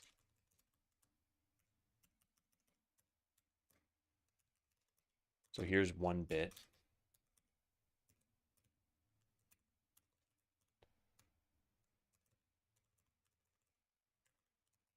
We're going to say notice that item IDs are spelled out, or like this. And the other bit was that the canyon shows up here.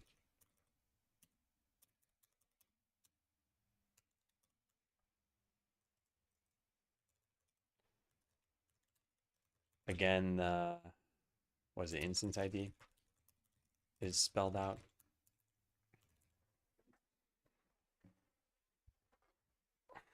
The onions are wrecking my archer. Well, just so you know, unknown. A game probably takes like 3 or 4 hours to beat, and it's not very fun for the last 2 hours.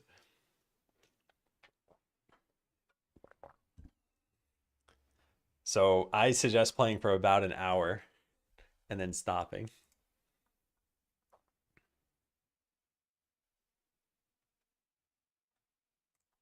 Okay, so yeah, perhaps we can add a converter for like enum in general. If not that, then perhaps we can make a generic converter and specify all of the enumerations that we save. I don't understand what the issue with string keys is. Hang on first, let me finish writing this issue. Wait a second, did I type that right? Yeah, I did. Code quality? Maybe code quality. Probably before launch. Okay. The issue here is, imagine that you have a save file. So you have, I don't know, 2 frost axes. There are a couple ways you could do this. One is you could save that you have frost axe quantity 2. The other is that you could, or whatever I said the number is that you have of these. And the other is that you could save it by the ID. So you could say like I have one, of the item ID one, I have two of those. Anyway, both are pretty straightforward in that you're either saving the name of the item or you're saving the identifier of the item. Now imagine that we want to make a change to this file. We're like, oh man, we want all the frost stuff together. So let's put another frost thing here. Let's put like frost side, and that's going to be equal to whatever our final number is. I don't know, 47 or something like that. This works. This is totally fine because we've specified a new name and a new number. But now someone's like, you know what? We deleted Hooded Cloak from the game. Why don't we just set frost side to 2? Now this is a problem because how you saved the file, if you saved it this way, now you might have recontextualized what those items are. So now it's not like, well, maybe you had a frost axe. Now maybe it's like you had a small green potion or something like that. So the problem is with the item names is the same thing, but with the other save file format. So let's say you have a thing called frost axe and there was a typo in it. You had it as frost axe. And you're like, oh, I'll just fix the typo. You might have just broken every single save file that's out there on like players' machines and they haven't gotten the patch yet and you just never realize it. So that's why I don't think it's good to use something here unless it's clear to us as developers. We should never change it. And it's clear the numbers should never change, but up until now it wasn't clear that the names shouldn't change. I love my frost axe. If you were to write flavor text for your frost axe, would you say frost axe is a really cool item? What do we have? Yeah, this is a really cool frost axe. That's our default flavor text. Yeah, so anyway, that's why it's a problem. And if we have awareness about don't change item names either, then I think that's also fine. But yeah, what do you do when you find, like I said, a typo or you're just like, oh man, it's super confusing. We actually deleted all the axes from the game and this isn't even an axe anymore. It's a necklace or something.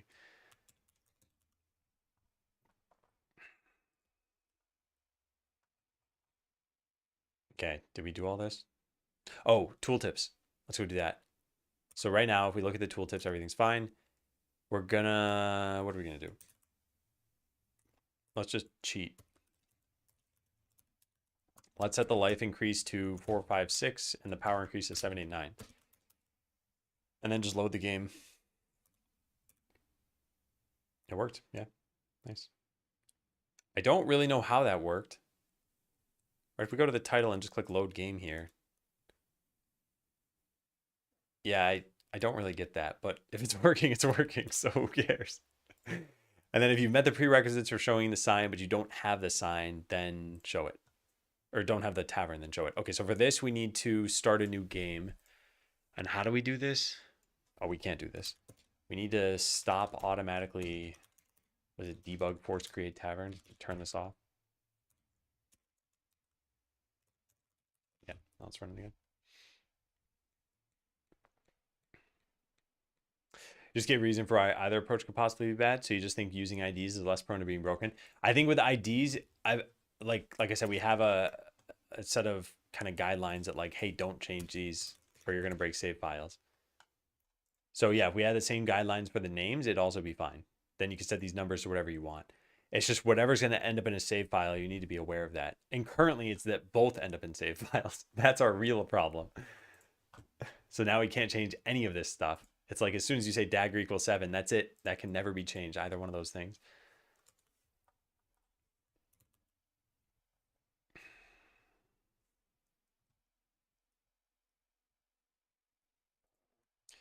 All right, so we don't have the tavern.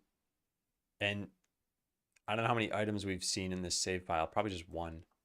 So I think what we need to do is grant a bunch of items and make sure they end up in this shop.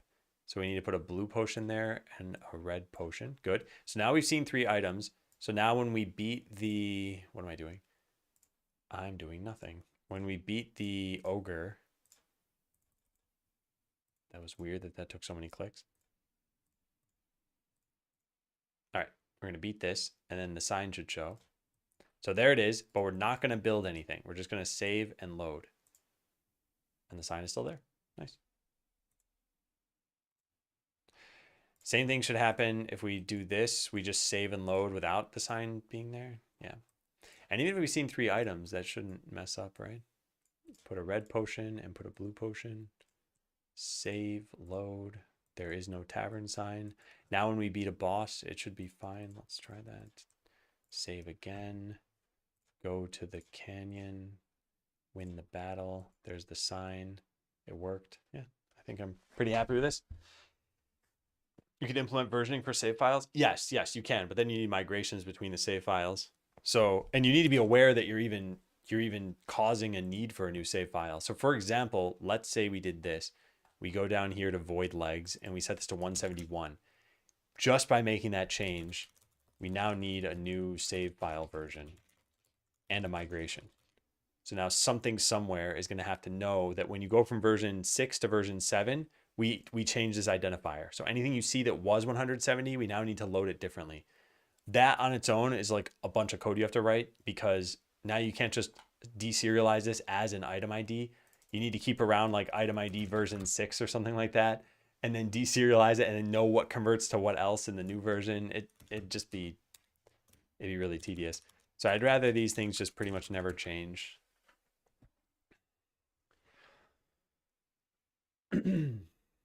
Yeah.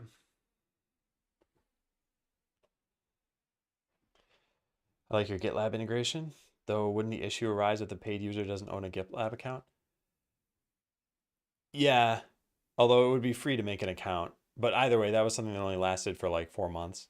Now that code isn't even possible anymore because GitLab changed their group restrictions so that um, I can't even push code anymore, I think, until I like delete the groups that I have. Or if I cough up some money.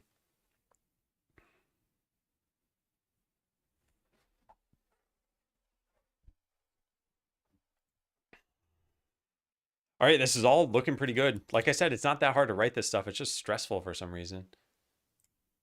But I think we're done. That's not bad. All right, so what do? We rename this to reward points so that Jason could work here. That's fine. We initialize that so we could delete a line. That's also fine. Everything else looks fine. Cool. Good. Yep. Yep. Yep. Yep. Yes, we need to save all the quests there. Good. This shouldn't technically be deleted yet, but it's on its way out. Not long for this world. Yeah, okay, cool. So save and load. Well, allow saving and loading the tavern. Not too shabby. IDs would just be auto-incremented, and for inserting and removing items from it, you would write actual database migration files. So if you think about it, a database is just a means of storage, and JSON files are just a means of storage. You could have migration files for either one of those. Migrations for database or migrations for your JSON files that you have.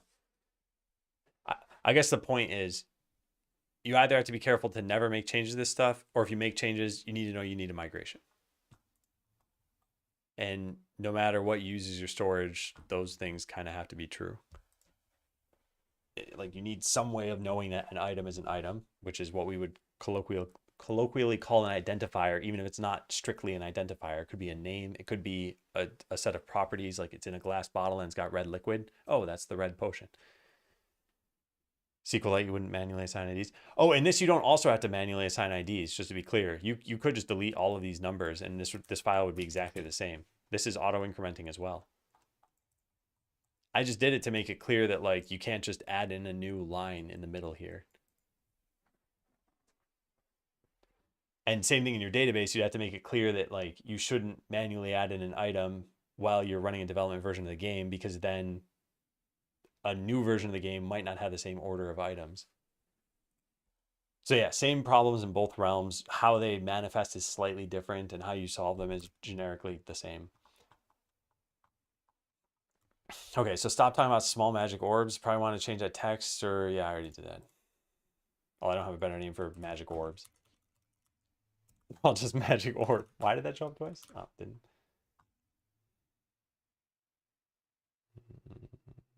I think it's fine. See, we still want the exclamation mark indicator. We don't even have this anymore.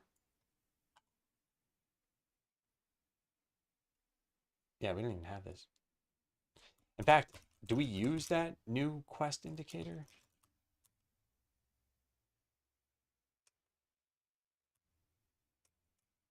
What is this?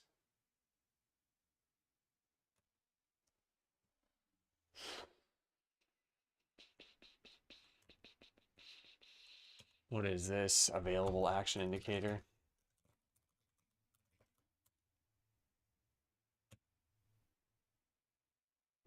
I don't think anything uses this. I think this is just not in the game anymore. This only existed in one scene, and an NPC had it. And I don't think the NPC ever uses it. This is its own special scene. Yeah. Oh, never mind. The guild master does use it, but I think that's the only place in the game where it's used. I think it's only once. Hmm. Unlocks my use UUIDs unskippable cutscene. Yeah. Yeah. I think the nice thing about UUIDs is you never have a reason to change them. Like if a potion got the UUID, whatever, X, and another one got the one Y, you'd never be like, I want to change one of these to Z.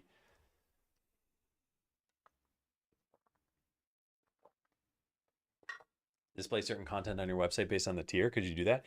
You could probably do that. Although I assume what you'd use to do that would be OAuth. And if you're using OAuth, you would probably just have some flow based on, well, I guess pretty much based on what you're talking about. Yeah. But you'd have like a login with Patreon button, I'm guessing. Never a reason to change IDs either. Yeah, that's true. But I think that is a very risky, like I said, you get in this file and you delete one of these things. That's where no matter whether you use a database or a JSON file, you're like, maybe I need to run a migration. Actually, with a database, it'd be, unless you explicitly set IDs, you'd have to write a migration file at that point.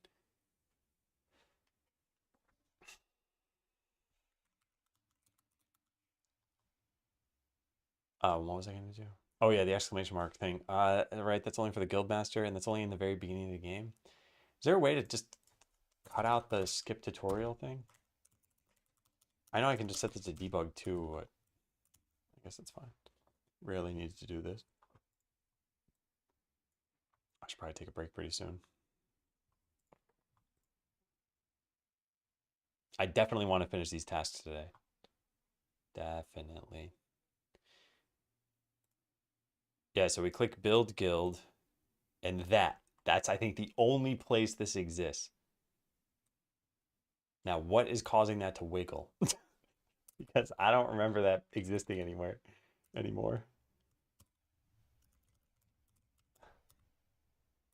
It was here? I had this in two places? What? Yeah, Shopkeep had it themselves. Why do they do that? There was no need for that. All right, I'm gonna just write a note here. The guildmaster has this already. The guildmaster has this already via whatever this is called. Available action indicator. Cool. Move the call to debug force create tavern. Debug force create tavern. Should that even exist in the code anymore? Like the underlying function, this. I think broke again.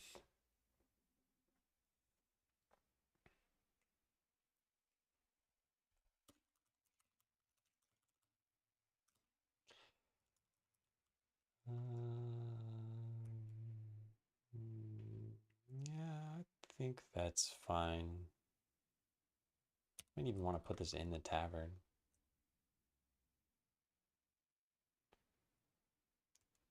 I think we're going to delete this. Yeah, if nothing's calling it, you know what I'll do? I'll put it in this file. Unlock tavern. This is going to be too much code to put in here, isn't it? Yeah. Okay, well then just delete it and put it down here. Unlock the tavern.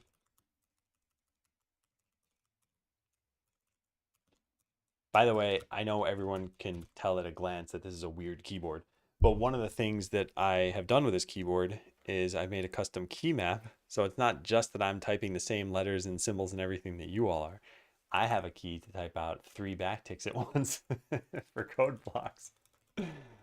I can type these really fast. And it's little things like that that you can do to really personalize a keyboard to your specific scenarios. Don't add armors here if you don't have the armor shop.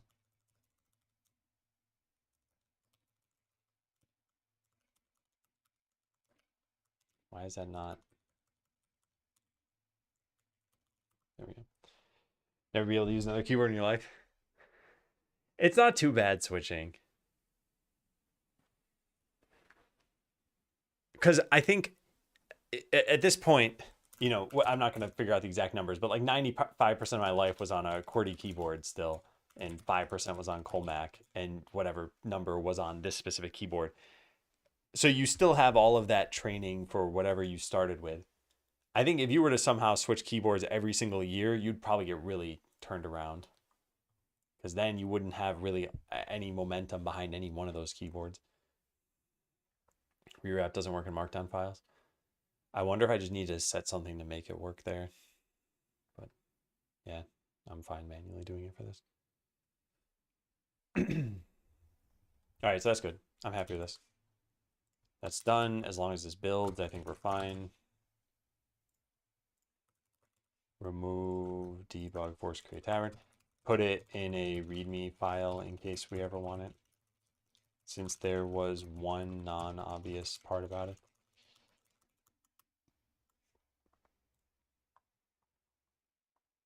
Yep, pretty good. Pretty good. Can't get it working on the commit message field. I wonder if that's caused by... You might need this. Have I already pasted this in chat for you?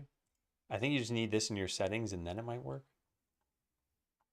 But beyond that, I don't think I'm doing anything special. Yeah. What's next? Just realized, isn't that whole hierarchy for quest progress for the board overly complicated? Shouldn't it just be a panel container and have the board as the style? All right, quest progress. Go close out of all the other tabs.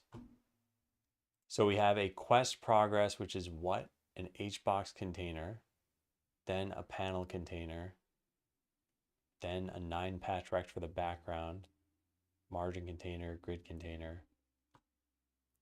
And we think we can change this to just a panel container. Wait, first, before I do that, what's in this panel container? Texture is board 2. Okay, let's not forget that. So change this to a panel container. Delete pretty much everything else. Turn these things off for right now, I guess. And then give this a background. Board 2.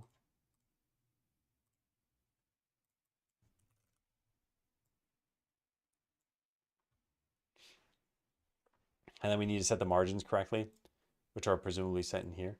6, 6, 9, 10. 6, 6, 9, 10.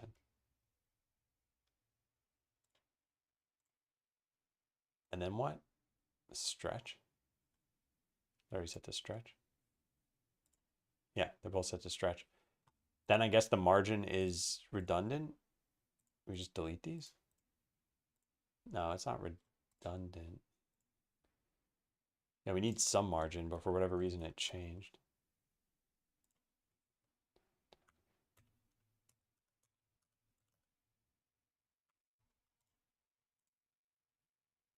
That looks good. 72. The 72 is from the commit guidelines. Yeah, these. They say to wrap to 72 characters. This is what I've just always used.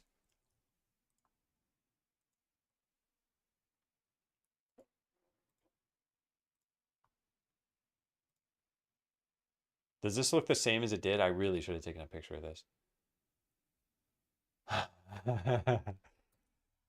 I don't know. And we don't have the game running anymore. Although, would it produce a game output thing? No, I think out would only be for the exported builds. All right, well then here's what we could do. We could stash what I've done. and then open this up and then take a picture, it does look slightly different. So here is the old way. And the new way,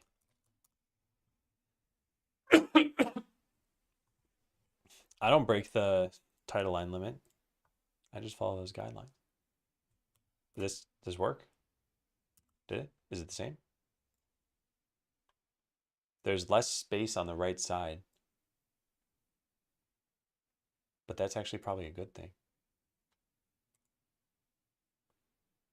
What else is different about this? There's not nearly the same margin there was on the right side here either. I don't, I don't, yeah, I don't want that margin on the right side. Why is there so much? What is it controlling? It's controlling this. Oh, is it because this stuff still exists? No, it's not. Maybe this doesn't need to be so high.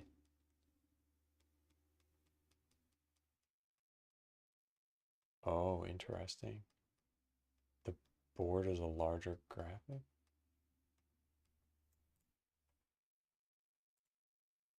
I'm a little bit confused here. Okay, this just isn't centered. That's what's going on. Ugh. Being a dummy is what's happening. Can't we just have this be centered?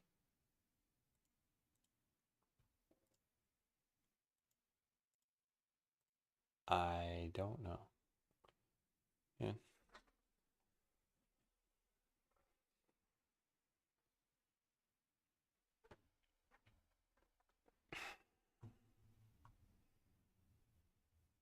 I don't want to spend a lot of time on this, but I don't want to add a center container to everything. There's got to be a way to just make this thing lay out the children centered, right? This is anchored to take up what the full thing, right? Yeah.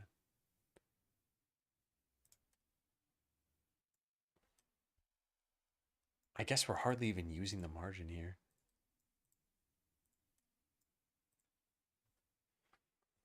I think you get rid of the margin container. The panel's already applying a margin. The panel's applying a very small margin. If I don't have the margin container, it looks like it's a little worse. Like, yeah.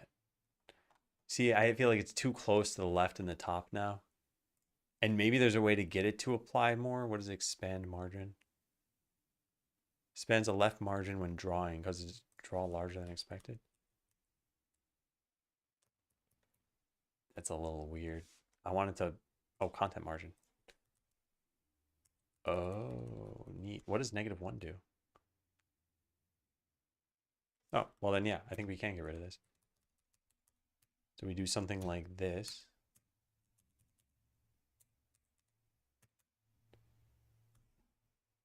Okay. But now how do we get this to not look so large? Why is this expanding all the way over to here? Does this have a minimum size? No. Does it have a size? Yes. Can we delete that? Yes. Well, then there we have it. I figured it out. It's all working totally fine now. Yeah, so now we can just increase this a little bit. Oh, now it's going in the wrong direction though. Did we need to change the anchor? That just disappeared somewhere. I don't think we need to do that. I think we just need to change the position. Yeah, there we go. Okay, that looks pretty good. Let's try it in game. Hey, so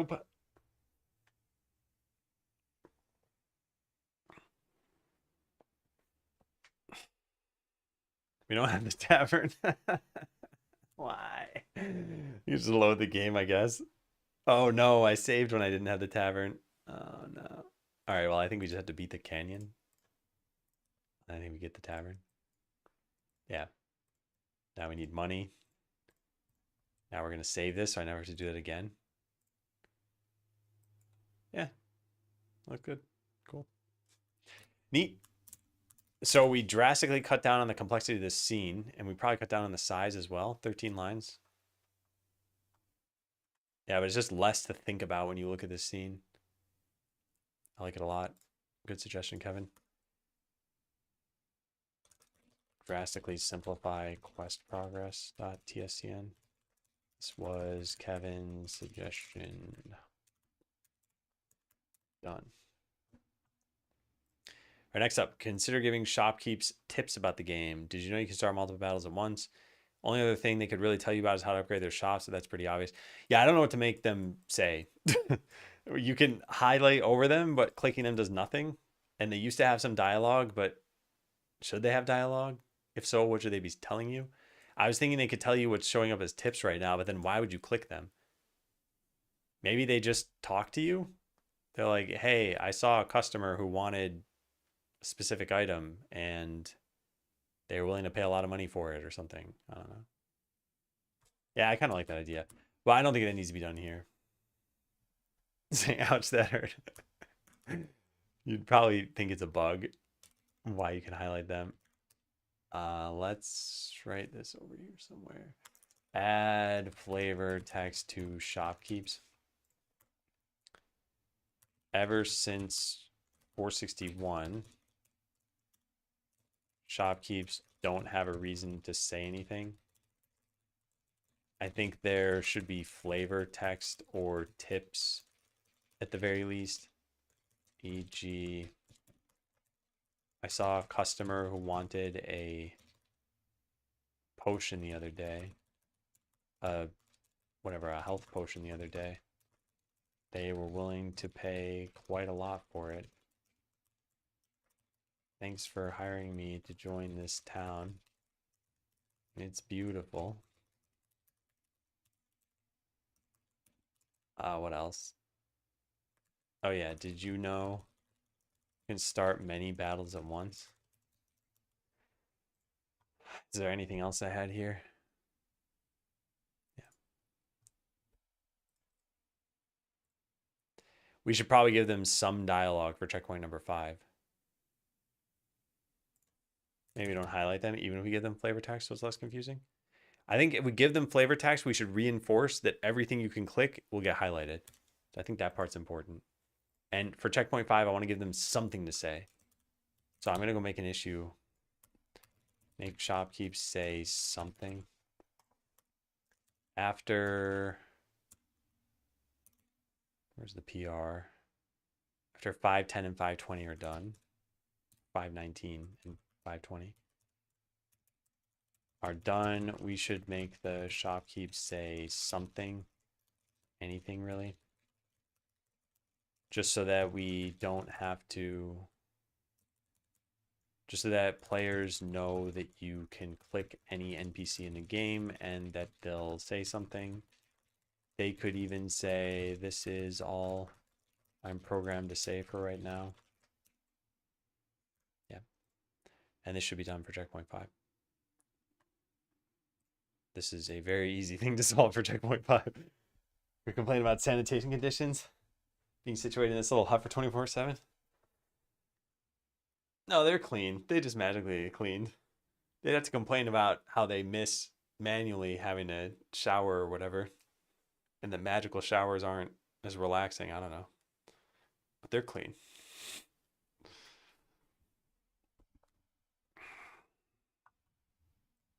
Okay, so I don't want to do this anymore. We're going to delete that. Okay, if we didn't allow for clicking shopkeeps, yeah, I'm just going to delete that now too. Make it so when you click on the quest board while you're on a quest, you see something happen that's already done. And that's it. This took a very, very long time, but I think we're done with all the tasks now. Wow. Now let's merge the PR. Oh, yeah.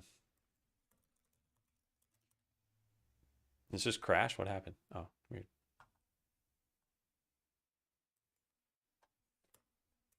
Was a heck of a lot of work. 461.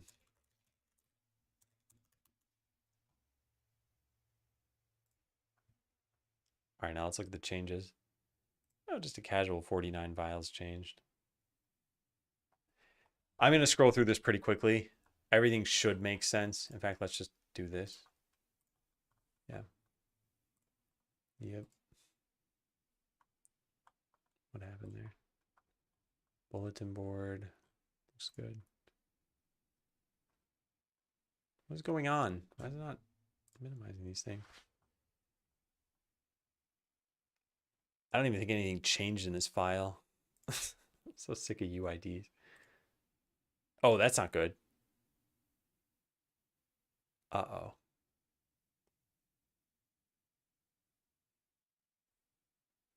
What changed in the environment? Oh God, those nav boundaries and stuff. Oh, this is gonna be the worst. This is gonna be the worst. Gonna cause some like mega conflict. Oh man, it's probably already got a conflict, right? Surprisingly, no. Well, thankfully we did all the apple tree stuff and whatever else. And if we have to move the slime one more time, it's not a big deal. But yeah, I moved the nav boundaries. Okay. Did I lose my progress? No, here it is. All right, guild, same thing, just UID stuff. Item bin did have some changes. Got a quest progress in it. Sounds good. It's a different tile map, so maybe there's no issue. Actually, that's true. Yeah. Maybe it won't be detected as an issue. No one should be modifying the nav stuff. Quest progress scene, we just modified that. I'm pretty happy with that. Shop changed a little bit. Tavern is brand new. Town hall. I'm not looking through this. I'm done. The scroll bar is so gigantic. And I already reviewed each individual commit.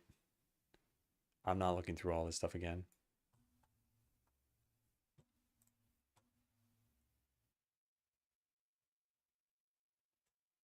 The progress bar is stuck. Oh, there it goes. Okay, squash and merge. Confirm.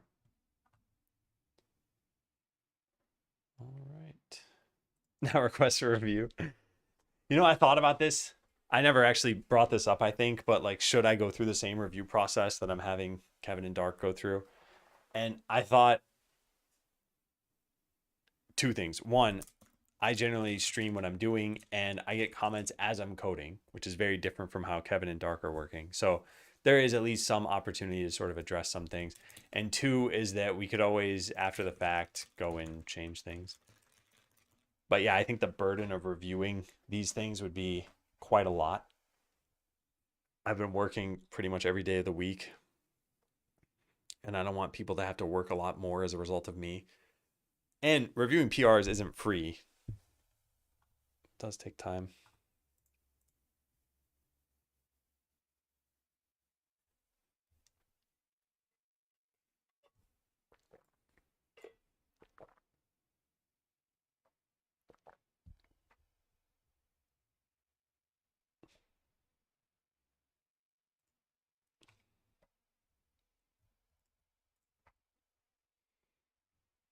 Stream while we code.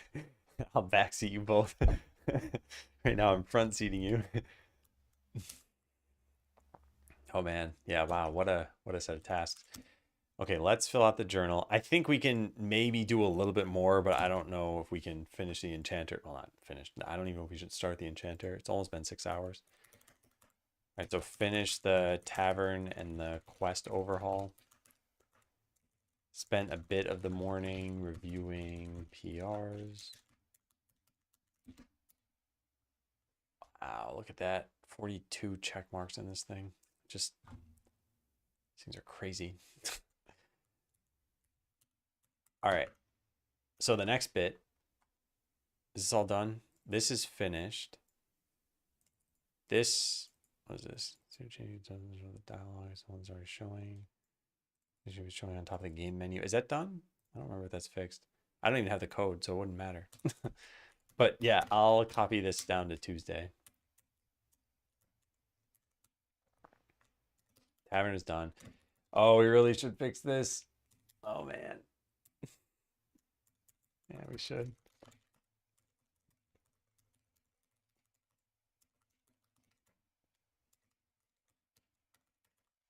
I'm still gonna look at the milestone, the next milestone. Where is it? Here it is.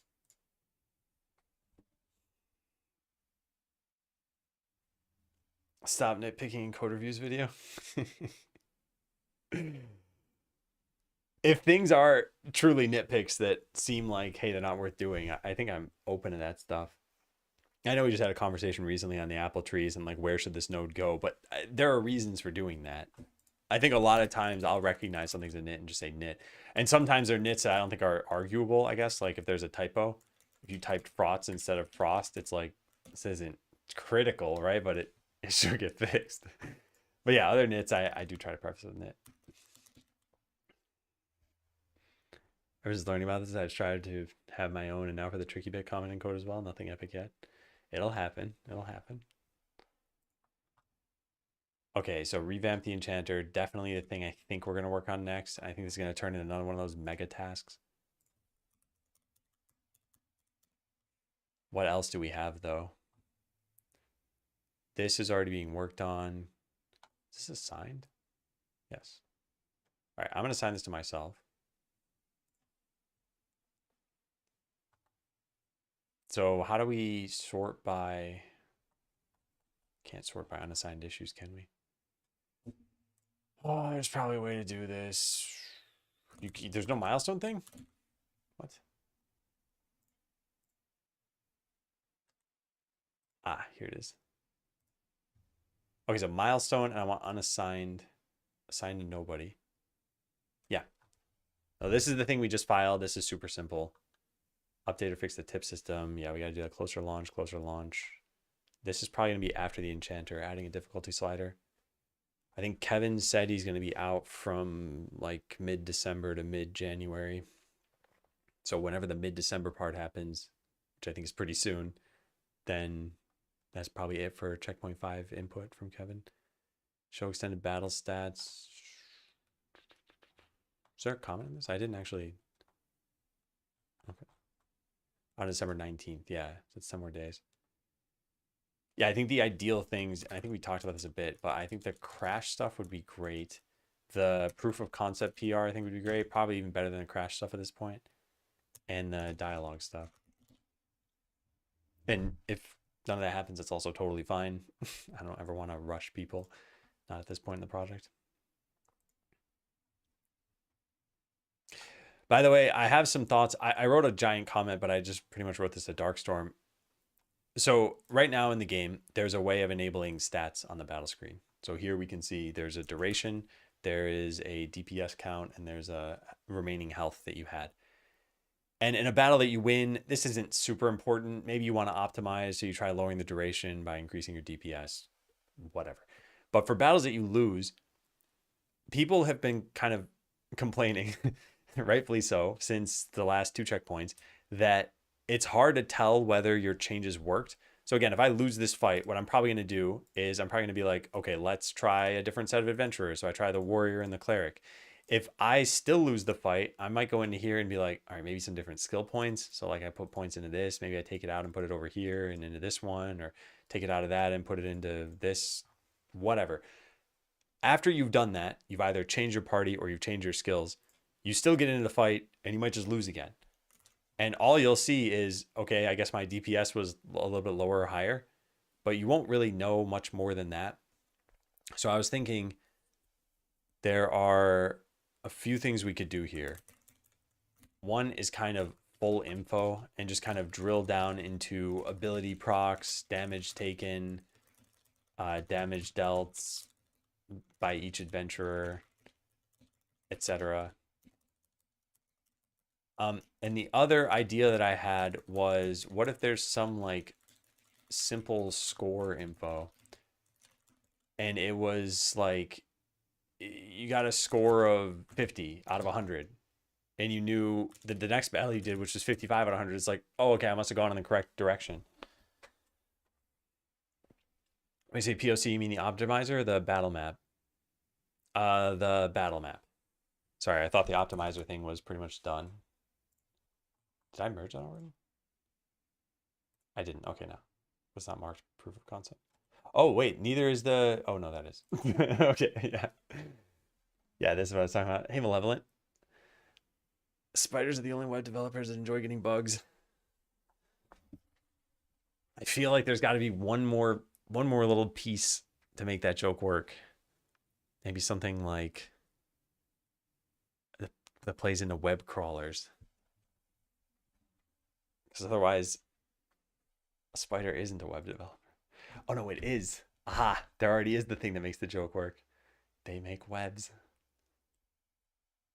And this is why I shouldn't be thinking about stuff at 6 hours into a stream. That's what, just double checking. Yeah. Spiders make webs.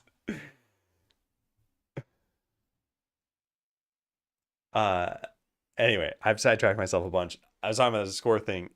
I don't know what people are going to really want because in a manually controlled game, the feedback is almost automatic. Like you cast Fireball, you see that it does 5 damage, you gauge whether that's good. That's it. It's pretty obvious. In this game, you've got like 4 adventurers all doing stuff at once, X enemies all doing stuff at once. Then the battle ends. And most people are like, what happened? Did I do better than last time? It was hard to miss. I mean, they also stabbed Bilbo. Or Frodo. They never got Bilbo. Um, I'm backing up one more step. Did I ever take another break? I don't think I did. And I can like sense my brain slowing to a halt here. I'm just, I don't even know what's going on. I probably need a break. But yeah, I don't know what to do about this problem. And let's see if there's anything else that's on the radar here for the near future, because I'm trying to go as fast as possible through all these issues that we have. Where'd the issues thing go? Huh, I don't know. Yeah, maybe we won't do that bug fix today. Maybe it's better to just sign off. I don't even know where I put that tab. Well, let's close all the other ones so I don't have that happen again. Is PR, I don't want PRs. Is open and doesn't have an assignee. All right, difficulty slider we got to do. Extended battle stats, getting stuck in battle. This is happening in multiple ways. Sprite bleeding, potion shops, getting too many customers, skill tooltips. What is this? Oh yeah, this is fine. Truncated, show game version, that's easy enough.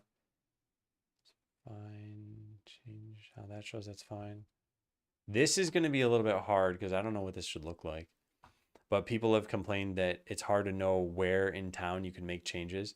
And it's every glowing sign, but there's no one place for the signs. So I have an idea about this,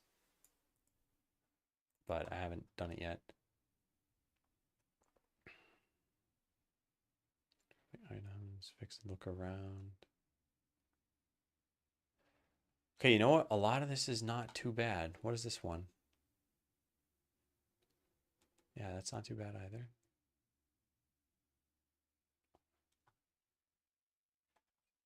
Okay, so here's what I think is the hard stuff. Enchanter, maybe the difficulty slider. I'm not sure, but I know Dark tried that, had some trouble with it. The battle stats to some extent. The consolidate all actionable things in the game. Autosave might also be very easy. Who knows? There's going to need to be some UI for that. And anything else?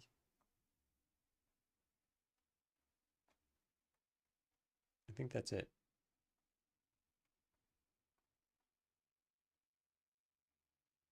Yeah, I think that's it. I think these are the hard things that remain.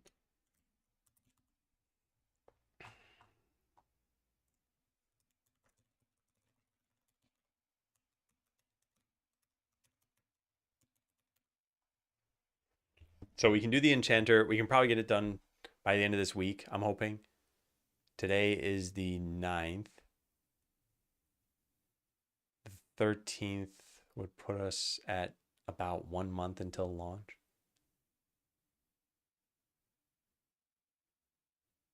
Yeah, it'd still be tough to do. I think this would be cutting it close.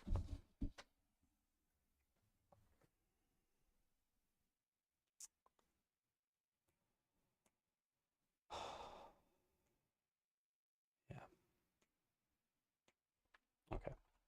Well, let's bump this to tomorrow.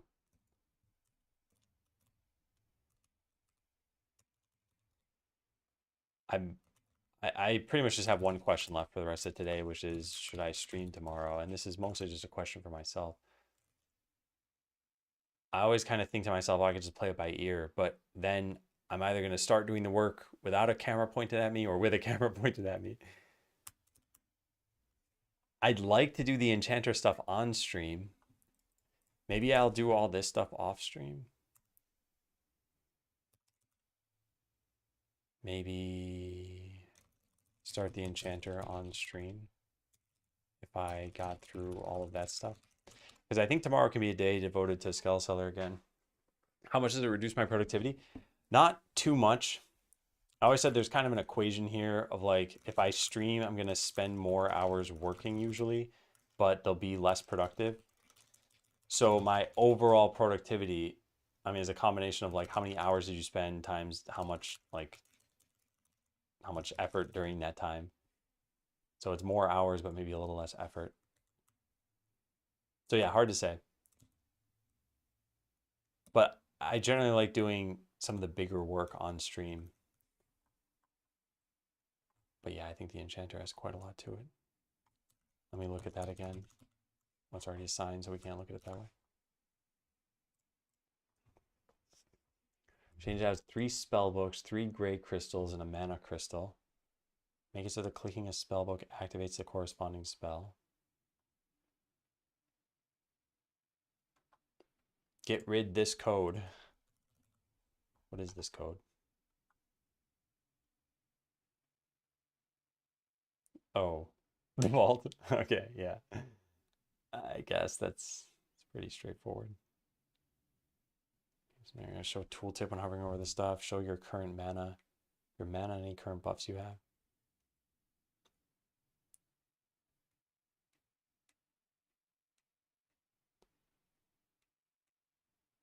This sounds kind of fun to work on, but it does sound kind of like the tavern in that there's just a lot to do here.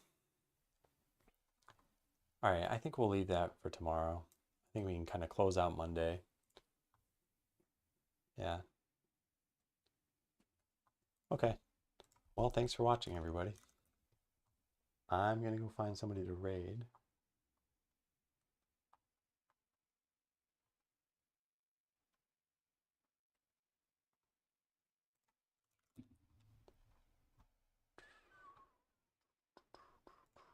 Oh, by the way, if anyone hasn't already checked out the game on Steam, please do consider taking a look.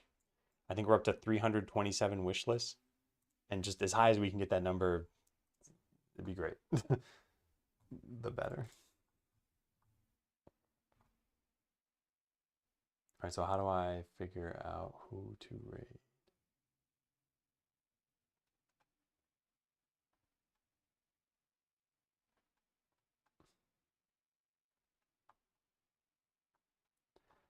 Looking through the stream list.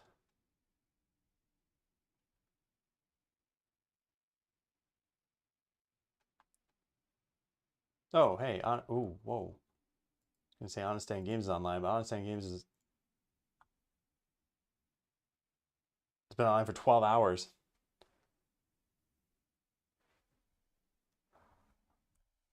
All right, I don't know how long he's gonna be streaming for. Actually, no, I shouldn't break my own policy. I try to not raid people who've been streaming for longer than like 3 hours because the odds that they're gonna just disappear afterward are pretty high. Let me keep scrolling through the list.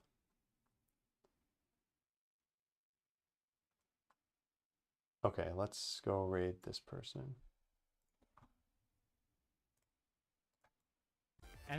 Oh, sorry.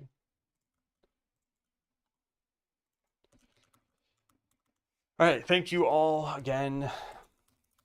Also share Discord here. I might be online tomorrow. I'm not usually. I want to start the enchanter, but we got to get through a lot of other work first anyway. Anyway, I appreciate it. I'm glad you were all here. I hope you have a good rest of your day, and I'll possibly see you tomorrow, but if not then Wednesday. Take care.